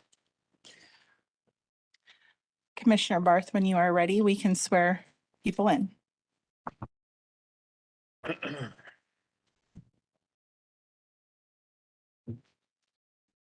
If you will be addressing the commission today, please raise your right hand and respond I do to the following question. Do you affirm that the testimony and information that you're about to give is the truth and nothing but the truth? I do. Thank you. Okay, if you could state your name and addresses in order for the court reporter who's virtual, and also speak into the mic. Thank you. Carlton Long, 111 Metropolitan Avenue, Charlotte, North Carolina, 28204. I'm Julie Ferrari with BB&M Architecture, 1900 West Moorhead, Charlotte, North Carolina, 28208. Paul Coons, Bolton and Mank, 1801 North Graham Street, Suite 320, Charlotte, North Carolina. Angie Lauer, ALB Design, 901 Berry Hill Road, Suite B1, Charlotte, North Carolina, 28208. Thank you. If you'd like to, let me know where you'd like to start. Sure. So why don't we start with, I guess, slide 10, just to orient. I know that there's been a change of staff since the call it part one approval, but this is about a 3.5 acre site in the corner of West Boulevard and Mint Street around the Wilmore School. Slide 11. And as Candace mentioned in part one, we approved all things height, massing, setback, context, orientation. And subsequent to that approval, we then proceeded with our zoning approval. So we got a zoning approval that matches that HDC site plan approval. So today we're here to talk about materials and details. We've made tremendous progress on this project since then. A lot has been developed. This is a very dense package, but I think it would be most efficient if we actually skip ahead to the sheets that show the partial elevations and sections with the details. I think it's, yeah, keep going. Keep going down. Yeah, right here. So let's start with 41. Really, there's kind of three typical conditions. As an overview, the project is broken into three parts. The historic school, which has already been approved. We'll do an adaptive reuse and save the landmark school. Part two is what we call the gateway building, which is the multi-floor, multi-unit building that has a retail component, a small retail component. And then part three is the townhouses. So these detail sheets show kind of the two typical conditions at the gateway building and then the typical townhouse conditions. So there is a small piece of retail and commercial use of the ground floor of the gateway building at the corner of Mint and West Boulevard. This shows the kind of three-part configuration there where we have a precast material with storefront glazing at the base where we have retail. The two floors above are brick with soldier coursing above and the oversized divided light windows that are designed to match and mimic the historic school windows next door. Then there's a setback on the from the third to the fourth floor where we have an additional precast element at the parapet And then the setback is to transition to lap siding, painted lap siding with smaller scale divided light windows to help break down the scale vertically. We have actual samples of the brick we're selecting to match the existing school brick. It's a raked face with kind of a range of orange to reds to browns. On the windows, we're proposing an aluminum clad exterior simulated divided light window with a wood interior. We happen to have a Pella sample here, but this is obviously a large project. For all the new construction windows, we would anticipate to bid this to kind of a Geldwin or equivalent window.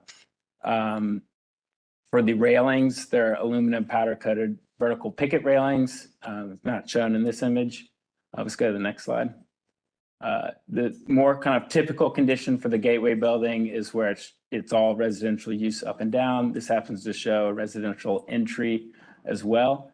On the ground floor to help break down the scale vertically. If you scroll down or out a little bit on the PDF. To break down that scale, we borrowed some of the techniques being used at the Cavalry Church across the street, which was referenced frequently during the Part 1 approval, where we have an in and out brick pattern, and then that is broken with a band of, again, that precast piece, breaking up the ground floor from the 2 floors above. Then we have the typical brick and the oversized divided light windows above that. And then if you pan up, this shows where we have multiple conditions at the 3rd floor transition. We have a high and a low parapet to help break scale kind of horizontally. This shows where we have the vertical railing and then the transition to the lap siding above. Next slide. This is a typical townhouse. So the townhouses face Kingston Avenue and then just turn a portion of the corner at Mint Street. A typical townhouse has a single 6-panel glazing door over a solid panel with a side light and a transom above with the individual unit numbering. They also all have 8-foot deep front porches with columns with a solid brick base and a tapered painted wood column. Those are very shallow roofs to work with the windows above. So we have a standing seam metal roof because the pitch is lower than what is possible with asphalt shingling. And then it transitions to a 3rd floor dormer, as is typical across kind of all the townhouses. So the kit of materials here is pretty simple. It's a similar brick as the gateway building. It's painted wood material at the columns and then transitioning to painted lap siding at the dormer conditions where also the windows reduce in scale. I think we could flip back through some of the elevations to kind of show this in context. But before we do that, would like to highlight some of the landscape elements as well, because we've developed the hardscape and landscape planning as well. We provided a supplement with that information. So why don't we start with, I think it's the 3rd or 4th page. Let's see. Try 42. Yeah, here we go. So the key, call it public facing landscape elements. I'll start at the school in the corner of Mint and West. There you'll see where we have the retail program at the corner fronting a plaza condition, where we have some hardscape elements as well as some planning elements. In front of the school, there's an existing parking lot that we'll kind of redo and restore, as well as provide additional planning. Along Mint Street, there's a steep grade, a hill all along Mint Street. That hill will be planted between the sidewalk and the building. We've got all the planting plans for that as well. And then on the townhouses along Kingston on the north part of the page, it has a very residential feel with the individual 8-foot deep porches for every townhouse, as well as the spacing between the grouping of townhouses. And each townhouse has a path to the sidewalk, as well as individual landscaping. why don't we go down to 44 maybe? This is just a detail of that plaza area in front of the retail program. So the concept here is some hardscape elements to provide outdoor seating for a restaurant or cafe. Again, there's a big grade change kind of going down towards Mint. So there's a retaining wall that we're proposing to use brick similar to the school building for. And then next slide. In front of the school, it's really just all landscaping elements. I will note that we have this striped area for future trash takeout and this kind of side alley area that we're proposing. Next slide. And I don't think we necessarily need to get entirely into this because this can perhaps be reviewed by staff, but we have an initial planting plan for all of these separate areas that kind of layer different scaled plants, both as ground cover as well as new trees proposed, within the site boundary. All of the existing street trees will remain. Next slide. Yeah, so these are all the planting plans for each public facing section of the building. So I think I would leave it there and kind of open it up to questions. Again, I know there's a lot here to unpack, but we've got all the information here. We can help walk you through it. Before we send it over to the commission for questions, did you want to talk about the changes to the actual Wilmore School? Yes, so I believe the Wilmore School adaptive reuse was previously improved in its entirety. We have, in that approval, we committed to restore not all of the windows are still there. A lot of them have been completely destroyed, but the ones that are still there, we're going to restore. And we've engaged, there's a couple of vendors that HD has referred that have, walked the site and whatnot. Our plan with the actual window spec for there is to take that to staff for approval once we get to that level of detail. We do have all those elevations in this package. But again, my understanding was that since the school portion was already approved, it's not really part of the conversation today. Yeah, you can, there they are. Yep.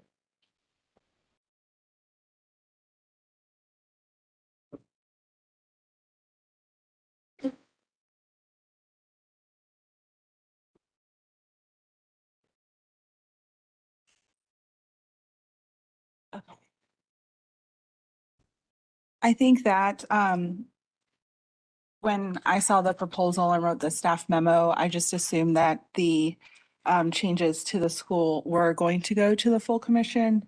I believe that some of them are on the front elevation. Yes, so that's the proposed restored elevation. As if you know the history with this project, there's an addition from the 70s, 80s that we got approved to remove, and then we're going to restore the design to the original drawings, and for the information that we do have to do that. Okay. But then there was also like the adding of windows or taking away of like enclosing. So we're not changing any of the opening other than everything from the additions that need to be restored. Okay. All original openings are staying the same. The only difference is some windows are completely missing. They don't even exist. They've been destroyed. Like there's just nothing in the opening. Okay. So for those, we obviously have to rebuild new windows. For the ones that are still there, we will, restore them for reuse. It looks like we have someone online no. Okay, did he want to speak? Okay, we have another member of the applicant's team online, so. Is it Rufkin? Rufkin, if you're online and would like to speak, this is your chance. You need to bring it. I don't need to speak. Thank you, though. Okay, thank you. All right, it doesn't look like we have any callers, so. Okay. You were right. There is a lot there. I personally have a few questions. I'm sure our other commissioners do. I'll just kick it off though. Candace, can you go to slide 50?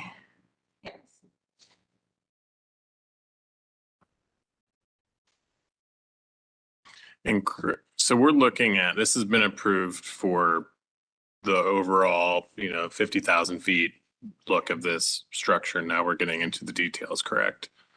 So this is one of the things that jumped out at me first. We don't really see square cut eaves in our district like this. Usually they're plumb cut. Care to speak to that a little bit? Julie, do you want to speak to it? Just so everyone knows the team here, as a reminder, I'm the developer with Avery Hall. We also do design in-house. We're working in collaboration with Angie in the design. Julie is the executive architect, so can help answer technical details. And then Paul is the landscape architect. Okay, thank you.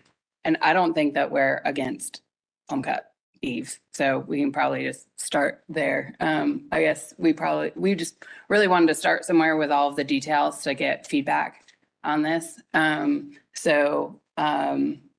If that is your preference, we can go back and look at that.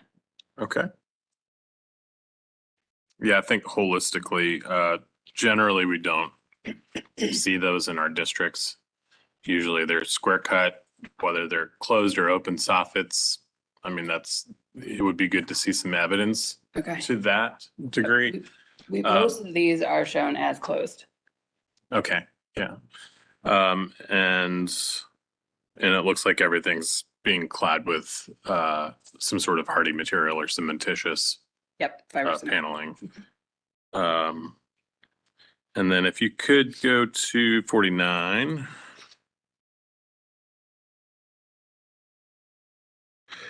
You call out hardy artisan, I think on a few previous slides, but here at least the siding looks fairly minimal.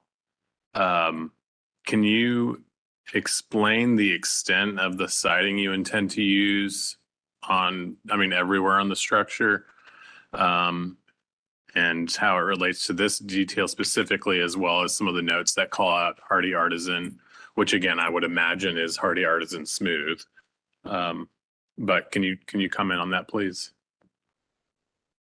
Do we go to an elevation? Yeah, maybe. I think that's probably the best to look at.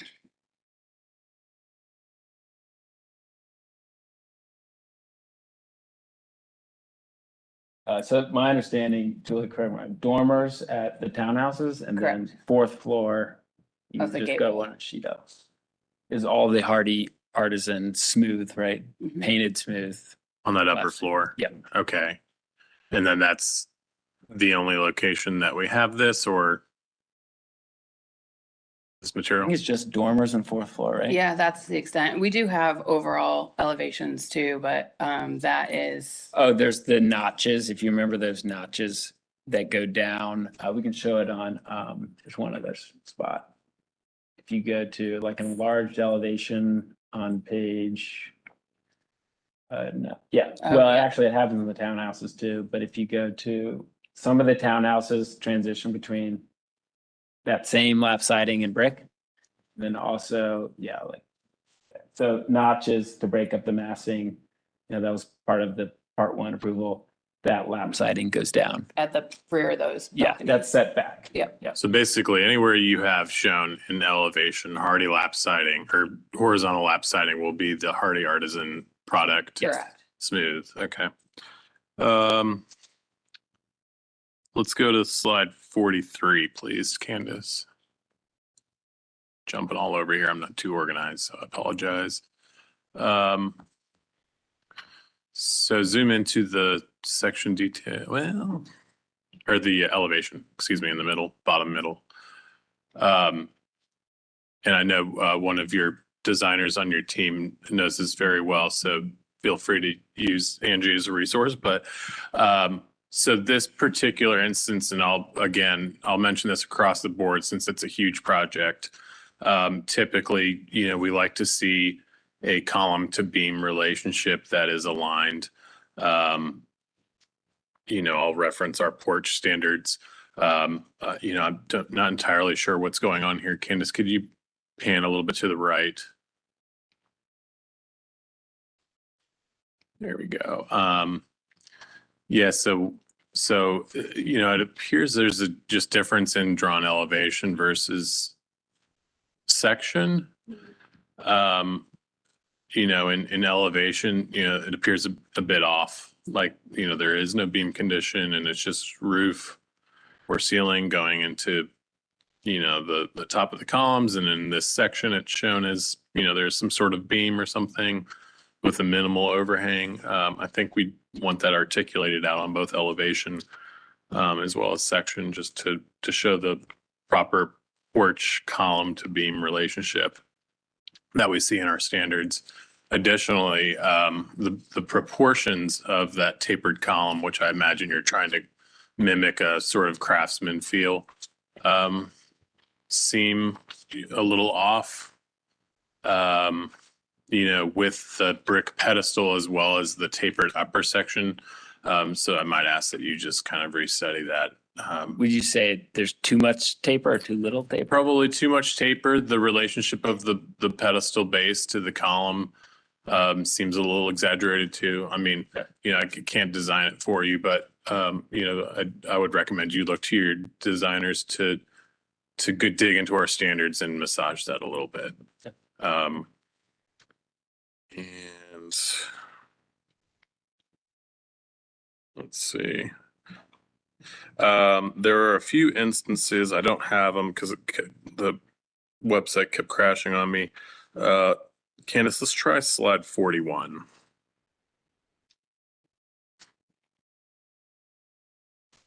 Zoom into the storefront there with the awning. Can you speak a little bit about these awnings and just how they're constructed and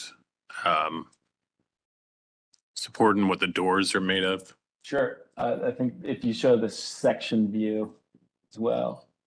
So these are basically prefabricated painted aluminum canopies that have a profile edge to them.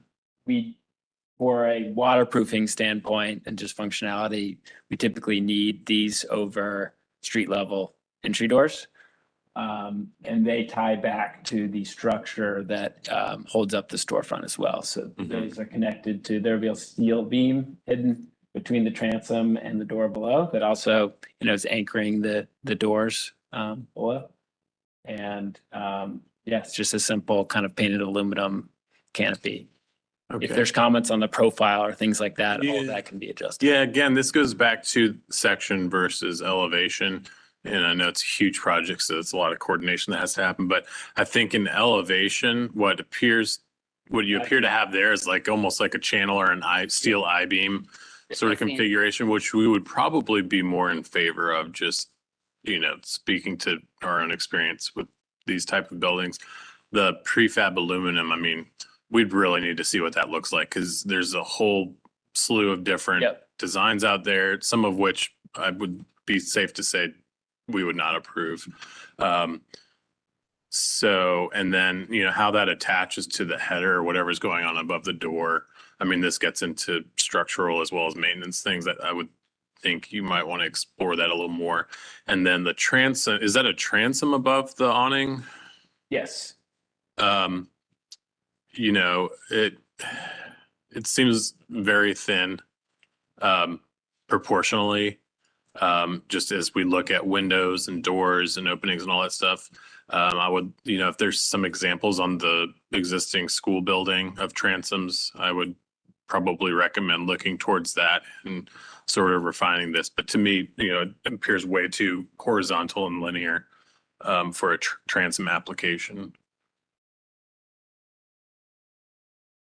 That's all I have. I'll look to some other commissioners while I scour the drawings, but thank you so much. I have a question.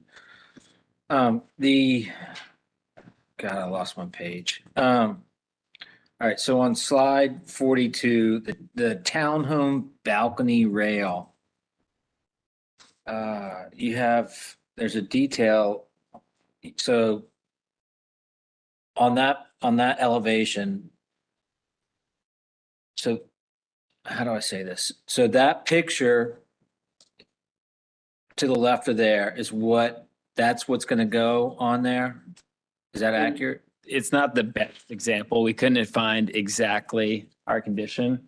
So think in that picture, I mean, this is the townhouses down the street that you guys Right, reviewed okay. a couple years ago. That one, I think, is full height, like it almost, if it's not full height, it goes very close to, what the surface you're walking on. At ours, if you look in section, the railing only makes up the last couple feet. Right. And it's mounted to the back side of the parapet wall, which from a waterproofing and construction standpoint is just way better than Yeah. having something on top. So the detail that you have down whatever page that was that I lost, can you scroll? I don't think, keep going down, I think. It's just a detail by itself. It's one. Keep going, the 52. So where is that? Is that? That is at the townhouses. So there's another condition of the townhouses that's more like those other townhouses. If you go to the townhouse elevations. Not that one. So there was a comment in part one review to vary the porch types, not have all that. So some of them have a balcony over the porch and some are. So yeah, here we go. So that's that example. So there we would have the full height vertical picket similar to those other townhouses down the street. Okay. Yeah. 36. So Brett, I think the distinction is one of the parapet rails. Angie, Oh. would you be able to use the microphone and just say your name? Because we have a court reporter, but they're remote and they can't see into the room, so Yes, they ma'am. don't know who's talking. Thank you. Angie Lauer, and to Brett, to answer your question, I think one was the parapet rail and one is the balcony rail. Okay, Two different buildings. that makes sense. Okay.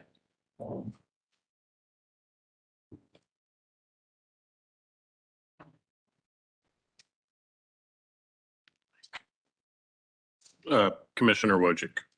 So the samples that you provided with the brick and the hardy siding, are those the only two materials? I think that there was a cast concrete or a cast detail that was mentioned, but Yes, we Yeah. don't have that one yet. Okay. We're still working through who actually would manufacture it because there's a lot of it. okay. So it's something we can certainly work to provide. So it'll be like a cast panel system? It would kind of be equivalent, Julie, correct me if I'm wrong, as like a cast stone like material. Okay. It is manufactured, but it's commonly seen in use as like water tables on larger buildings. Okay. So we would carry that detail. I mean, the example of the Cavalry Church, I think, is just raw concrete. It's not quite as rough as that. It's a little bit more of a finished product. Okay. So that is something that you could bring to us at some Yes. point. And is it so if it's a water table, usually it's integrated with like masonry or some Why don't sort we of look at a section. variation? Can we find that section? So it's used in three places. Okay. The water table below the brick. Uh-huh. It's used on that break between the first floor and the second floor of the gateway building. Mm-hmm. And then it's used as a parapet cap on that third floor setback. So there's a little bit of continuity there. So that's the example of the the band from on the first to second floor. Mm-hmm. It sits, right in the masonry, and actually the brick can rest on top of that. Okay. And then we've got another example, the other condition. If you go up a couple pages, I think we have a water table detail. Keep going. Sorry, there's so many sheets here.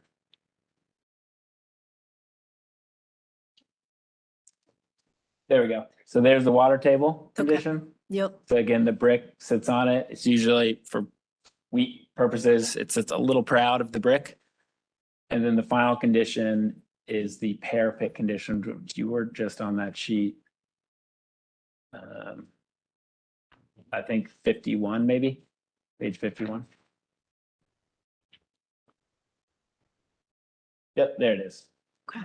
So there's two type of parapets, the low one and then the high one. This is the example of the low one where we have the railing, and then the high one is just higher up and there's no railing. It's at, 42 inches above. So that is the balcony and then the same type of configuration up at the roof to cap for water control. Yes, and then the coping on top is the same piece as well. And there's a nice little shadow line from the coping to the piece below.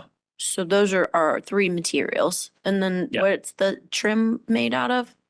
So that would be a painted, I believe also a hardy product, Okay. smooth to match the siding. Okay. And the windows are clad.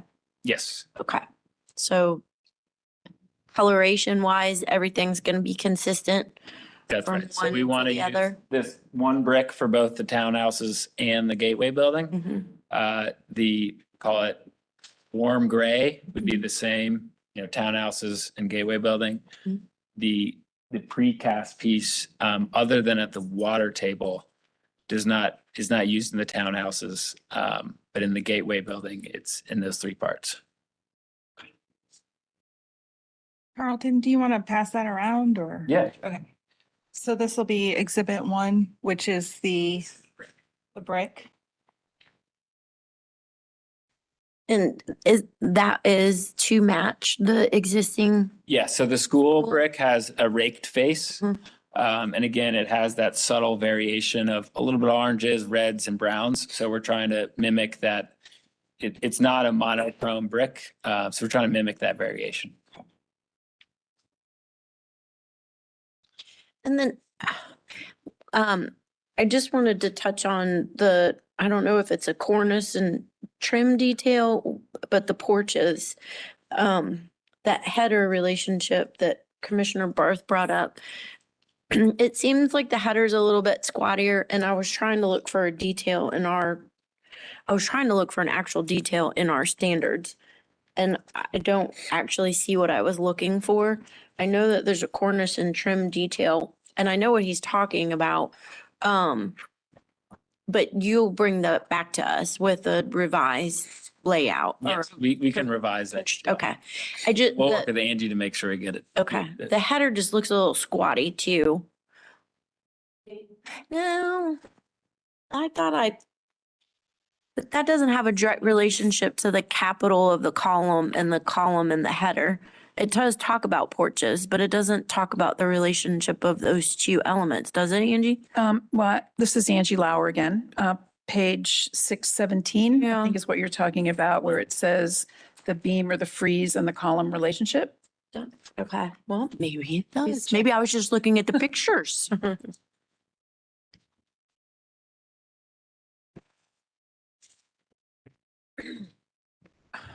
I'm sorry. Every time I look, I see something else and there's a lot here. Yeah. The windows, so you have the school windows, then you have the storefront windows, then you have the residential windows.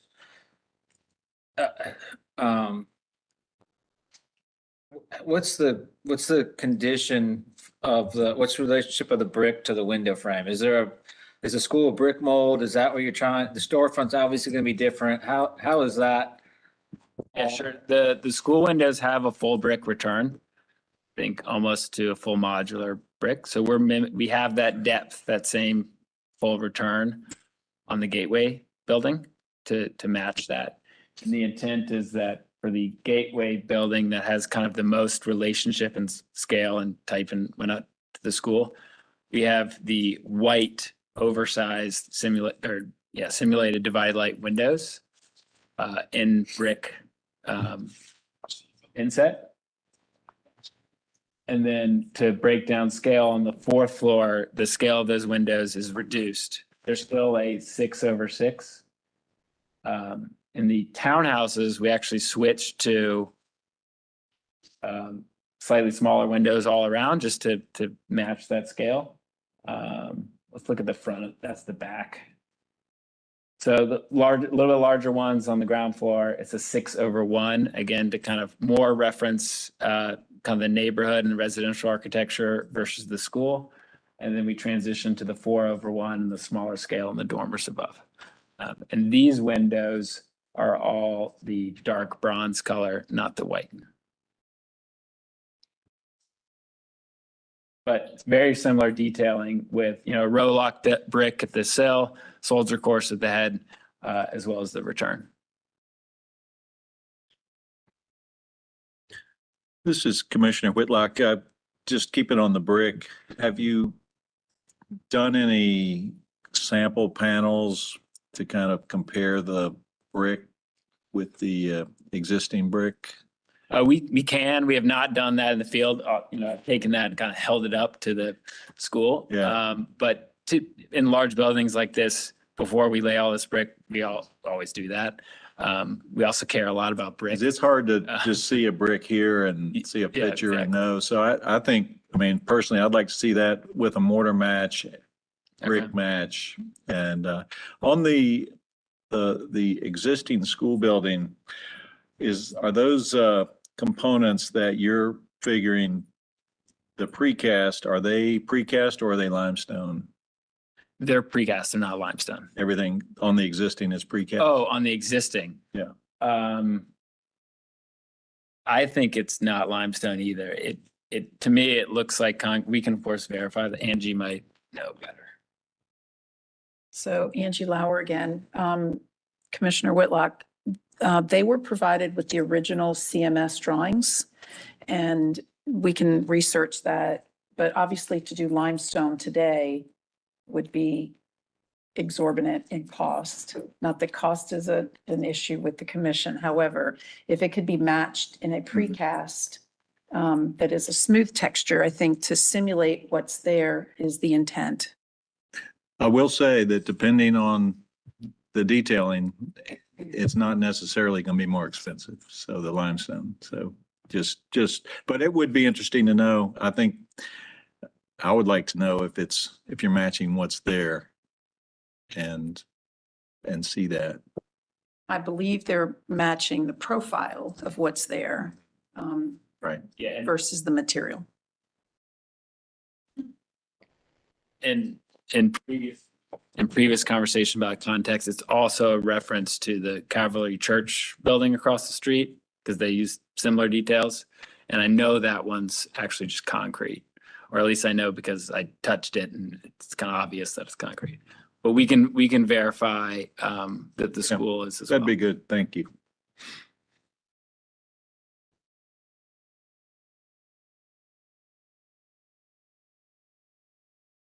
Commissioner Wojcik again. Can you clarify what the on the townhomes, what the patio floors are going to be made out of? Or the porch floors as you approach the structures? And then if there's a balcony, what those materials will be? Concrete. Concrete. Yes. Will they have any roll-lock or edging around them or anything like that? I don't think we've included that detail. Okay. We can certainly look into it.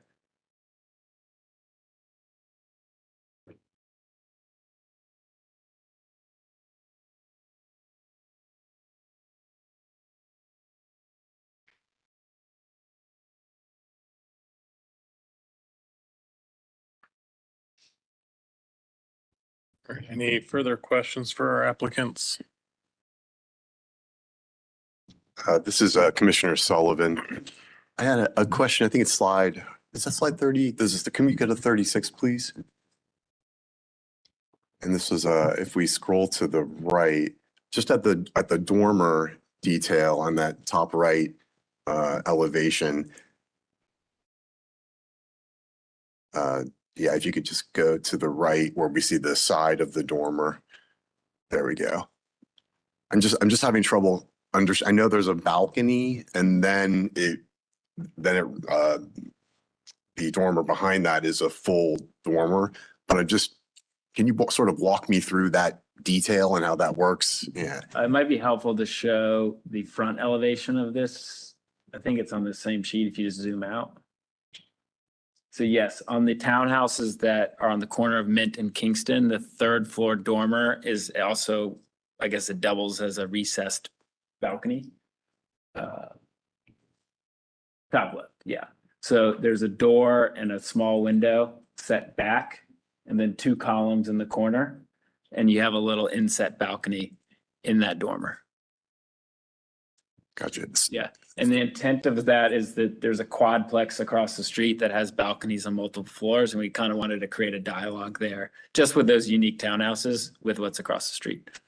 Gotcha. So the middle dormer is that's all, That's full enclosed. that's all thermal wall. And And then then those are on two either separate- side, they're open. Exactly.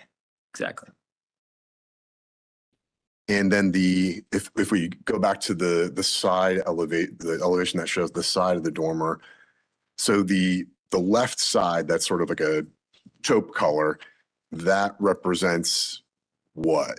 That's the return wall of the dormer in the middle, I believe. Yeah, you're just seeing it beyond. It's open and. Okay. The dormer. To show like what's That beyond. dark part is Yeah. the back. Got it. And then the lap right there, that's the side on the Yeah, balcony. that's what's actually enclosed. That's right. Okay. Thank you for walking. Not recommending a different color. It's just graphically, we try and show things that are back lighter. Yeah, Just so you understand. that's a tricky one. All right, thank you. So, and Commissioner Lineberger mentioned this too. This is Commissioner Barth. So that's like a vaulted ceiling inside that little balcony space, essentially following the roof line. Inside the balcony, that's right. You have an Yeah. exposed ceiling. Yeah. That's a soffit. And that's to the balcony. open from the side view. That's open, open to the elements, basically. Yes. Okay. I mean, I think in a shed condition like that, and I can sense Angie right here getting ready to comment. In a shed condition like that, I think we'd want a flat ceiling in there, so we're not seeing this sort of odd geometry of the inside volume of that dormer. Angie? Yeah, Angie Lauer again. It's almost like a sleeping porch, an inset sleeping porch of its time. And so you do have, if you had a vertical line where the number 3 is, that's kind of where the wall would be. So you would be able to walk out onto this porch. Absolutely, yeah. I think, this porch geometry, like the inside space, as you're viewing this from the side elevation as we are here, I think just that geometry of the negative space of the side part of that shed roof right here, this sort of odd shape here, yeah. I don't think we'd normally see that.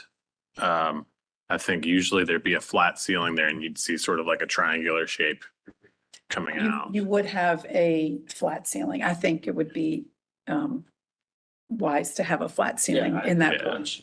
Yeah, and I wouldn't imagine you. It still would land above the door header and the window header. Yeah, yeah. So I think, unless we can see some precedence of that, that would be my vote. And it sounds like you're open No, to we're it. So totally probably open to just change.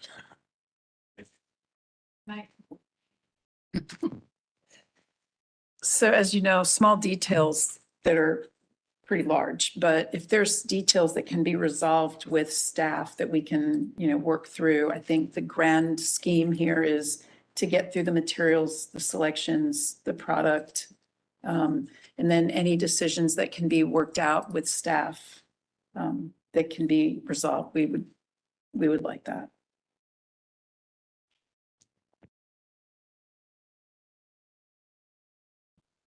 So Candace, are we literally just talking only about materials or details of this project as well? Or up for comment? Like, some of the things we've mentioned, the transom windows, awnings, I guess awnings goes into material. Porch details like this, column to beam details. Do we not come in on all that? Or are we solely looking at like brick, hardy artisan board, things? Yeah, like that? no, you're commenting, if you go to page 3 of the staff memo and your chart there, which I think is going to be the easiest way I can explain it.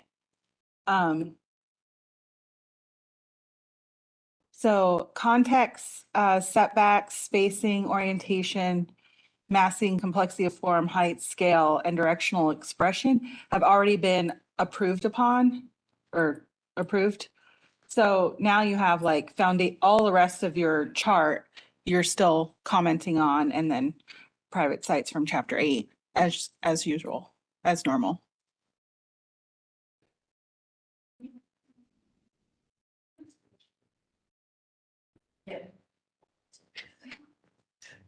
If you look at your page 4, kind of we using that as like a checklist as well. Is that correct? Those are the items that staff called out for the commission to comment on, add to, however they see fit.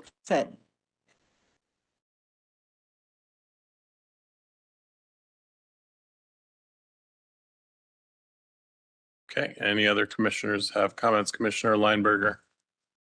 Yeah, can you speak to just overall window and door specifications? And maybe some details, like just the reasoning on the, the choices, like for example, 42, slide 42. Sorry, Candace. Just the juxtaposition of on that one specifically, the large window and then the real skinny window. But also the material it looks like everything's called out as aluminum clad doors and windows. Yes, so general strategy for anything new is aluminum clad exterior, wood interior, simulated divided light. So just like this is a Pella example. Geldwin makes some, Plygym now makes a version of that. I know Plygym is like a dirty word, but they actually do. They don't only make vinyl windows, they make that too. So, this is obviously a large project. We're a ways out from bidding out the windows. We would like to, have the X spec or equivalent to go through that bidding process. In terms of design, I think this little sliver is maybe a bad example. We were just trying to show kind of all the conditions, but if you go to, the overall and large, like this elevation, typically it's the larger windows on the base and then the smaller windows on the upper floors, whether it's a dormer or a setback, to help kind of reduce scale vertically. The gateway building in general has, again, we wanted that to speak more towards the school and that scale and that building type. So they have the just larger windows because the school windows are very large. But at the top, we still reduce that scale to smaller windows. And then on the townhouses, similar strategy, just everything's a little smaller. And let the record reflect that a sample window was passed around as Exhibit 2. Commissioner Lineberger, So that's I think you were talking about the horizontal configuration. We have a larger window with a skinnier window next to it. Is that what you're talking about? right. Yeah. Oh, yeah. So the school, if you go to the school elevation, that is mimicking the school. So there's kind of a lot of different conditions, but the most typical is they have a big one with either one skinny one next to it or one on either side. So we're riffing off of the school condition there as well. So that's the intent there. Yep, you can see examples of that. But there's not just one, there's symmetrical, right? Yeah, I think I mean, it's a large one with there could be, I could be wrong, but there might be other conditions on the back where, some of them are single, large, oversized windows. Some are 3, and I think some are 2.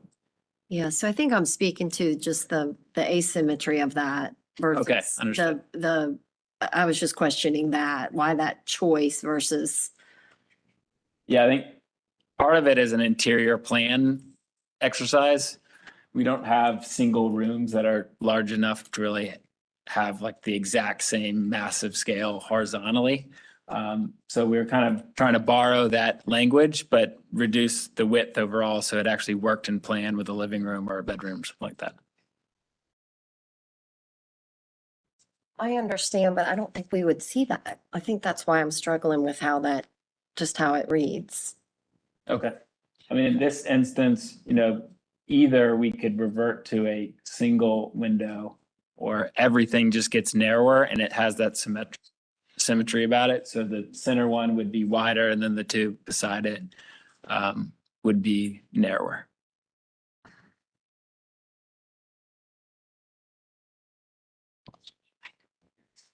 Angie Lauer again, Commissioner Lineberger. I think if you look at the Gateway building in its entirety, there is a rhythm with the fenestration.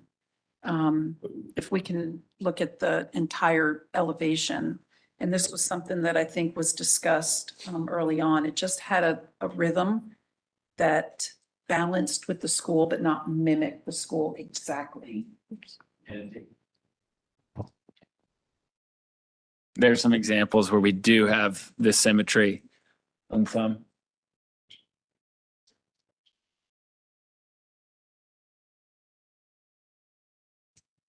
Yeah, I don't think we got into the details in that previous approval, though. We didn't get anywhere near the details of the fenestration and we didn't discuss that at all, my recollection. So, yeah, well, I was curious what other commissioners think of that. This is Commissioner Sullivan. So just jumping off on your comment on the window condition we're discussing where there's an asymmetry and you have a wider window and a skinnier window to the right of it, that you said is due to an interior condition, a room arrangement? Yes, but there's not, if, for example, the commission thought that would look better as a single window, there's nothing driving that. It's just that particular corner doesn't have enough space to do the symmetrical version where it's, wider. Okay, so it's not that there's a wall that's on the interior of that No. window that's separating, one space from another. That's right. It's fitting it sort of into Into a room. the other fenestration. That's right. Thank you.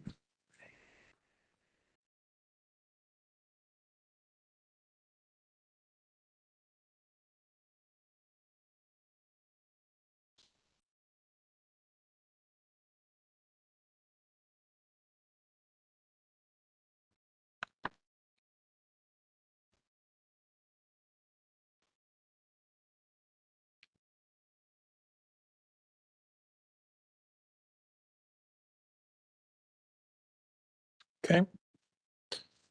Any other commissioners have questions or comments before we close? All right, and with that, we will go ahead and close.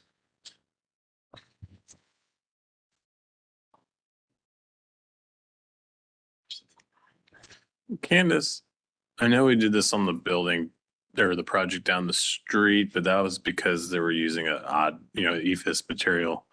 For a project of this complexity, can we request, as they said they would do anyway, but before finished material goes on the exterior of these buildings, can we request a full-scale mock-up to look at on site? Yes, you've requested that before. Okay, all right. I think that would be good due diligence for just in general, because we have so many conditions and it's a very complex project, and then I think maybe Commissioner Sullivan mentioned seeing the brick up next to the existing school, if that is what the applicant is trying to replicate, as well as the precast. I think it'd be worth seeing that in person. And then, obviously, I had some comments about some detailed stuff, porch columns and, beam to column relationships and eave lines. Some drawing consistency between some elevation notes, as well as section details that don't appear to be hardy artisan. I think that's a consistency thing. Square cut eaves, awning details and transoms at entryways, pre-finished powder coated aluminum. I don't know if we have approved those in the past on non-residential. I guess it depends. Handrails, metal, Just handrails. is that what you're asking? Well, yeah, the awnings as well as the handrails. Yeah. Mhm. I have to think about that for a second. I think we've done an awning before and we have approved metal handrails in the past, but if you want a specific, Okay. And then the townhome dormers, I think there was a few questions there about fenestration, rhythm, some ceilings and dormer forms on the balcony dormers. And there's a whole bunch of notes here that staff have provided, which is extremely helpful. So I'll point the commissioners in that direction as we start to form some sort of emotion. We haven't even gotten into site. Yeah. Site materials. just a friendly reminder that you have your new motion forms at your seat. And then also the charts on slide page 3 of your staff memo too. So again, context through directional expression have already been approved. So you have a remainder.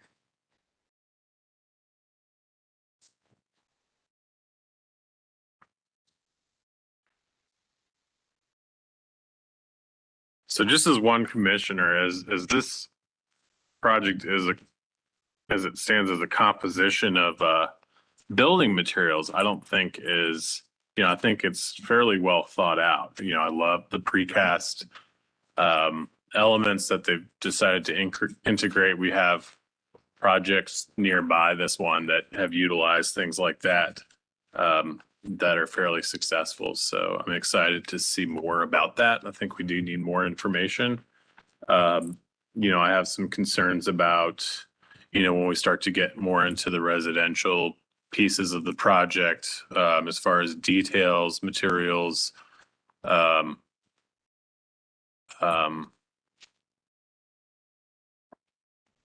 see, go back to my notes. Drawing consistency, eve details, that sort of thing. I think we need more information. And it sounds like some of the other commissioners expressed concern about some window configurations as it relates back to the school. They were all open to that. That's easy enough. It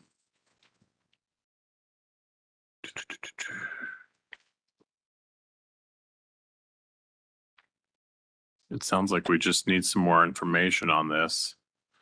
I am curious about some of the lighting specs. It sounds like that's probably forthcoming as it applies to the architectural lighting on the building as well as on site. I would imagine we're not reviewing signage at this point until tenants go in.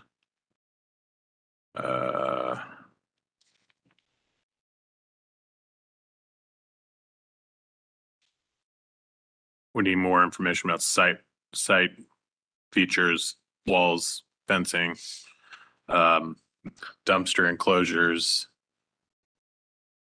things of that nature.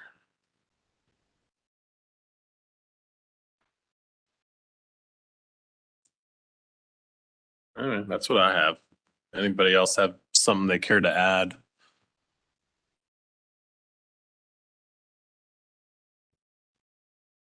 And I cannot make a motion, so. So.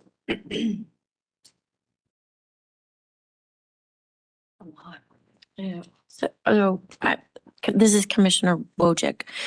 So it sounds like from a structural standpoint in terms of big picture elements, we have our foundation, which we've discussed with them in terms of material and what that's going to be, and we can see on the drawings how that relates to the structure. The forms and windows, so it seems more like the window fenestration in terms of sizes and repetition was the primary element that was brought up, not necessarily even the fenestration, just the combination of sizes of windows put together is what I heard. Does that seem right?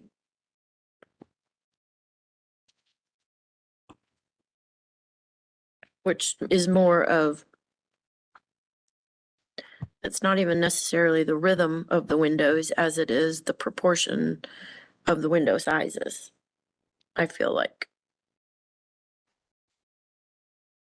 Commissioner Lineberger, you had, yeah, thank you. You had some Yeah, comments. I'm reading through the standards for that and,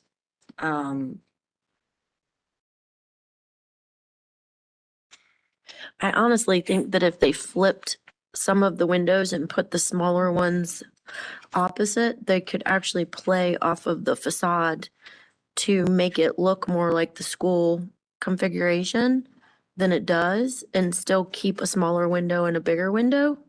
I think it's just a restudy. Okay. But But I'm gonna say window sizes because I don't think it's spacing or fenestration or the way that they've broken up the facade. I think it's the size of the window that they have in the opening. I think if 7.14, number 2, I guess is the one that speaks the most. Respect the traditional design of openings. For instance, the openings are generally recessed on a masonry building while the element of, maybe not that one. Relate the window and door openings for new construction to the historic context in the following ways: the ratio of solids and voids, the rhythm and placement of windows and openings, the proportion of window and door openings, ratio of width to height, the general size of windows and doors.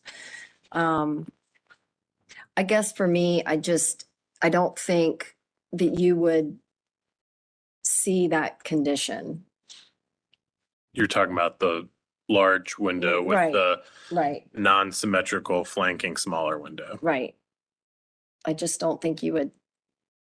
It's not the condition on the school, they have it on both sides. So I think it's just a restudy. Yeah, it's more of a 3-part with a large window in the middle, 2 flanking smaller versus this. Yeah. Well, yeah, I just want to be as specific as I can so that nobody's spinning wheels. And so I think when I state it, I'm just going to state that it's a real restudy of window sizes to be more of a traditional application that we would see more consistently. I think using that standard, that page 7.14. Yeah, number 2. Or just Really just the whole 7.14. thing. Yeah, 7.14. And so then I have another question, most of this is residential. There is a small area of commercial. So when we reference the only commercial is that little section right there. So when we're talking about this, do I need to relate it to the commercial and the residential? Multifamily falls under Residential. commercial, does it not? Typically not, but the way that we have set this project up, it's under the commercial. Oh, it's under the commercial? Okay. Because this is like a mixed use. Most multifamily is just all residential. This is a mixed use project. So when I should refer to the code 7 point whatever, not 6. Yes, on page 3 of your staff memo. And just a friendly reminder that for continuances, when they come back for a continuance, that's the only information that we are reviewing at that time. So please include everything in your motion that you will want to speak about in the future, or add a caveat that you have not spoken about it, just so that we're not rehashing things that we've already talked about at the next meeting.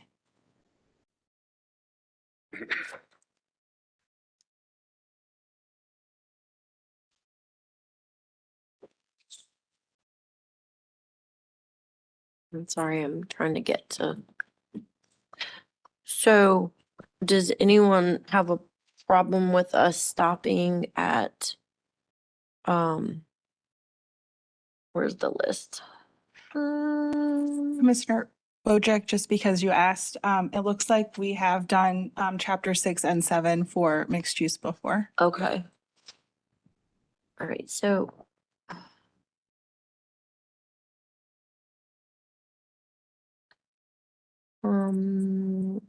Commissioners, is everybody comfortable with us going through 7.16 for materials and leaving the private site standards for later because we didn't really talk about that. Nor did we see much. I mean, they had information about they had a lot of Planting. information. Trees, they had tree information, they had landscaping and lawn information, they had sidewalk and parking information. But we didn't talk about it. So either we have to talk about it or. Commissioner Holtz, you have a question? I just wanted to say I agree with Commissioner Wojcik that we should leave that for a second decision, that the information is here, but we've not had a detailed presentation on it. And I think we can decide on the earlier issues.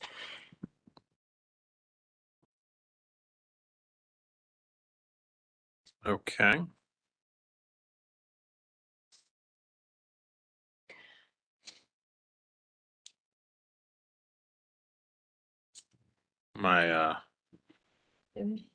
Well, so we're looking at 7.11 through 7.16. Do we feel we can craft? And I would say, we could probably keep this fairly general as it pertains to each building. Some things there's going to be overlap, like materials, and some of these cornices and trim, are fairly, they have overlap between all three buildings.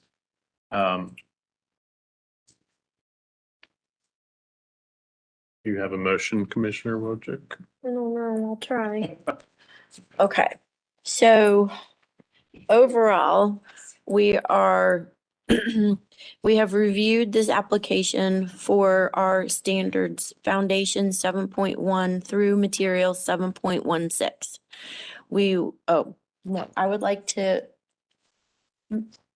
I move to continue this application in request of a restudy of particular items. We have reviewed foundation 7.11 through material 7.16. And in that review, we are requesting the applicants to provide us with additional information. So if we start with foundations, we are requesting information about the cast concrete material with samples to be presented to us, an actual sample be presented to us. Then in 7.12, we are requesting material information specifically with awning and railing samples for powder coated aluminum or general material that you are requesting that the awnings, right, be made out of? Because it's specifically the awning material. And then we would like a sample board put together of the material combinations, brick and mortar, installed in a way that we can compare them to the existing school building. Can I pause real Please, quick? yes. Candace, is that something that we would typically like approve, or not approve, but approve, but then pending site visit and full scale mock-up on site? Are you wanting to approve it or are you continuing it so that they can build it and you can go out there individually and look at it on site and then come back? He's asking. Yeah, I don't know that that's something that we could ask before they're in construction, but they do a full scale mock-up. If you're, let me think about that, because you're gonna have to approve the materials before they're in construction to mock it up. Right. So unless they bring in individual materials to show you, Which they've already or done. do a small mock-up and bring it into here or on site so that you can see it, I'm not sure how you would I don't think there's any way we can see the assembly of the materials. I think we need to get to a point where we're comfortable approving the individual materials Right. and then at a later date, approve a full-scale mock-up of the assembly of materials on site. I could leave a cube of brick out there and we can go look at it. Yeah. Okay, so Commissioner then that's not gonna be part of the continuation, because that's not something that we can request. You I mean, it's not realistic, so, can still request your material samples, But but they- in terms of like an entire construction okay. mock-up. So can request to see the cast concrete and the brick samples with a mortar sample. That's a reasonable request. And the pre-finished aluminum And the pre-finished aluminum. components, I would just leave it at that. Okay. They have it called out as handrails, awnings, X, Y, and Z. I would just like to see any pre-finished aluminum. Do I need to say that again? It Then- seems like there was, at the Kingston Townhomes, they did a mock-up panel to see how things work together, and staff can research how that happened, but I still think that you should have the individual samples Okay. brought so that you can see them and touch them before we get to that Okay. point. Okay, so that's reasonable. So do I need to restate that, or should I restate the material sample request? Yes. Okay, so, the request for material samples are for the individual items. We would like to see a sample of the cast concrete, with the brick, preferably as many different color tones as possible, a mortar sample, and the the coated aluminum sample that would be used on the structure. Can we add that, I think since it's contiguous, that we would need to know if we're matching precast or if we're matching limestone? Oh, and we requested that the applicants provide us information on the existing precast product that is on the existing school. Are we asking for a sample of powder coated aluminum or a detail on what the awning's gonna look like? I mean, powder coated aluminum's powder coated, I mean, it's, I think we need to see like a profile of the handrail Yes. Okay, and a profile of this, the Okay. awnings, if that's what they're gonna use. Yeah. okay. So that powder coated aluminum would be, Just, we need to see a profile profile. or a section of the awning and of the aluminum or metal rail. Okay, so a profile of the railing and a section of the awning to understand the construction methods. Yeah. They look like, what they look like. Okay. Is that good for materials? So the next would be cornices, which is 7.13. And that would be more specific towards our column details and header configurations. Do we want to request a mock-up or molding or anything like that? Or just have the drawings revised? As per my previous comments, we need to see plumb cut eaves and eave details. We need to see revised porch details to reflect column and beam construction that is compliant with our districts. We also need to see in the shed dormers of the townhome with the open balconies, a flat condition as viewed from the side profile of said dormers. And need drawings that are consistent between section and elevation. Do I have to say that? Can we use Chris's words? Do I have to say it? Is that a friendly amendment? Okay, next. So I think this, it sounds like the motion has taken a lot of different shapes. Would it be easier to just restate it from the beginning? Again, taking into account that our court reporter is not our usual court reporter, and it may be that just to clarify the record as to what you guys are looking for, Yeah, I can do that. if possible. Okay. So I'm gonna.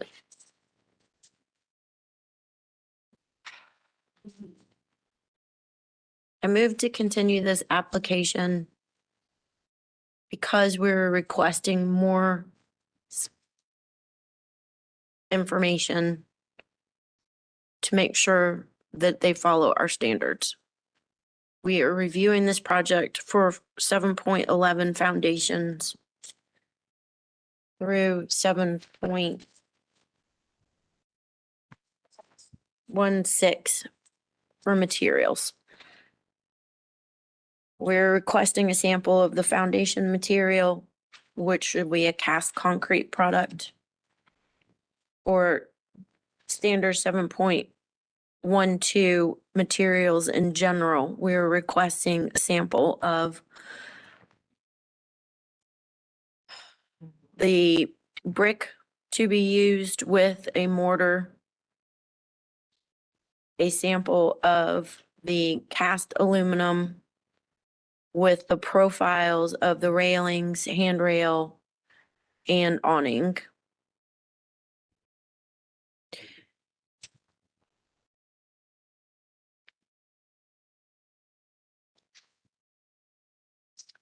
On our standard 7.13 for cornices and trim, we are requesting that the applicant restudy the details and elevations to make sure that they match with each other, evaluate the relationship between the headers and the columns, and reevaluate the proportions of the columns. Make sure that there is a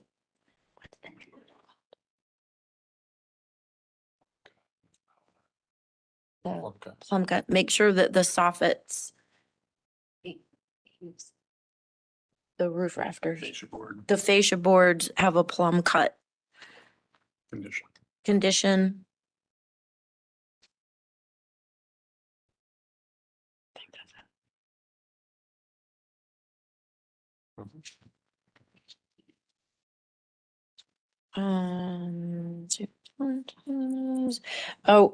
For, no, that's residential. Doesn't matter. Okay.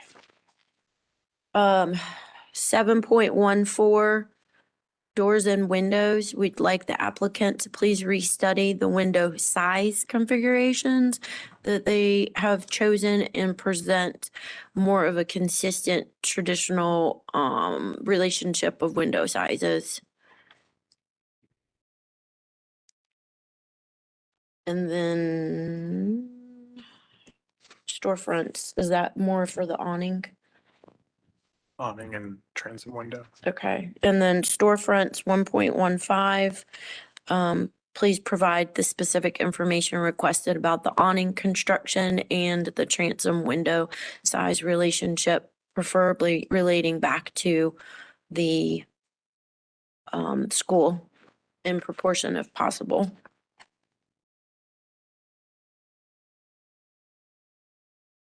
Well, now, and we're at 7.16 again, which is materials, which I've already covered in foundation and roof.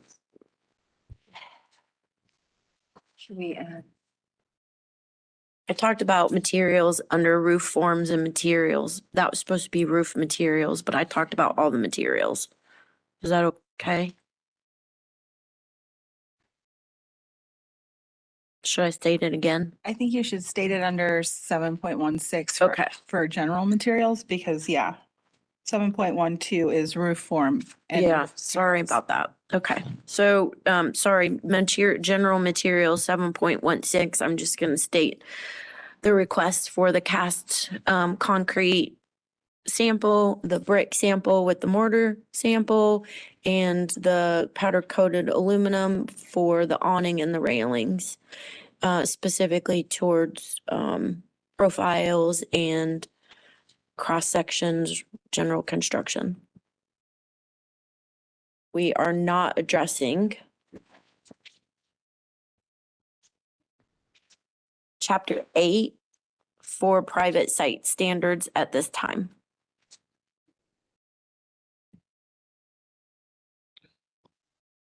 Does that complete your motion, Commissioner Wojcik? I think so. All right, motion made by Commissioner Wojcik. Do we have a second? No. Second. Seconded by Commissioner Lineberger. Discussion of the motion. I want to just add a friendly amendment to, for the applicant to address the items, just to make sure we have coverage here, address the items in the staff memo for siding and trim, window and door specifications, roofs, and details.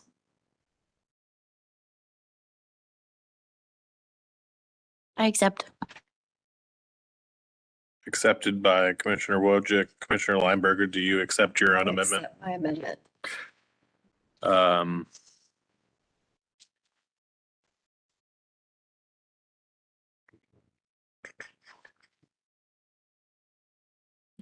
I also have a friendly amendment, would request that the applicant further refine drawings for consistency between elevations and section details.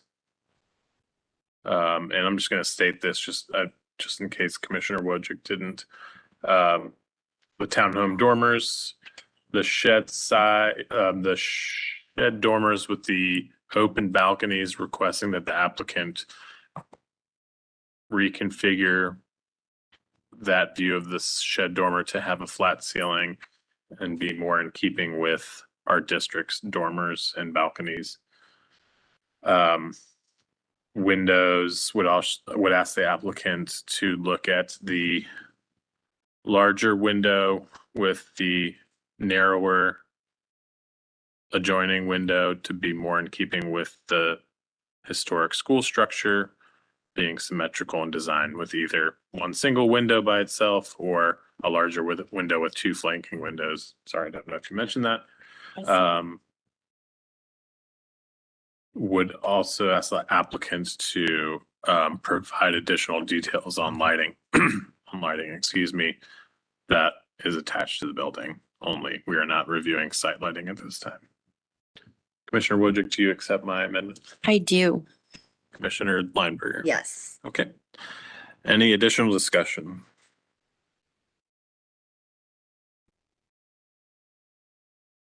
Okay. With that, we will go to vote. Motion to continue. Commissioner Taylor? Yes. Commissioner Holtz? Yes. Commissioner Whitlock? Yes. Commissioner Lineberger? Yes. Commissioner Wojcik? Yes. Commissioner Sullivan? Yes. Commissioner Kerm? Commissioner Bell? Commissioner Barth? Yes. Motion to continue passes 9-0. Thank you. Thank you, Commissioner.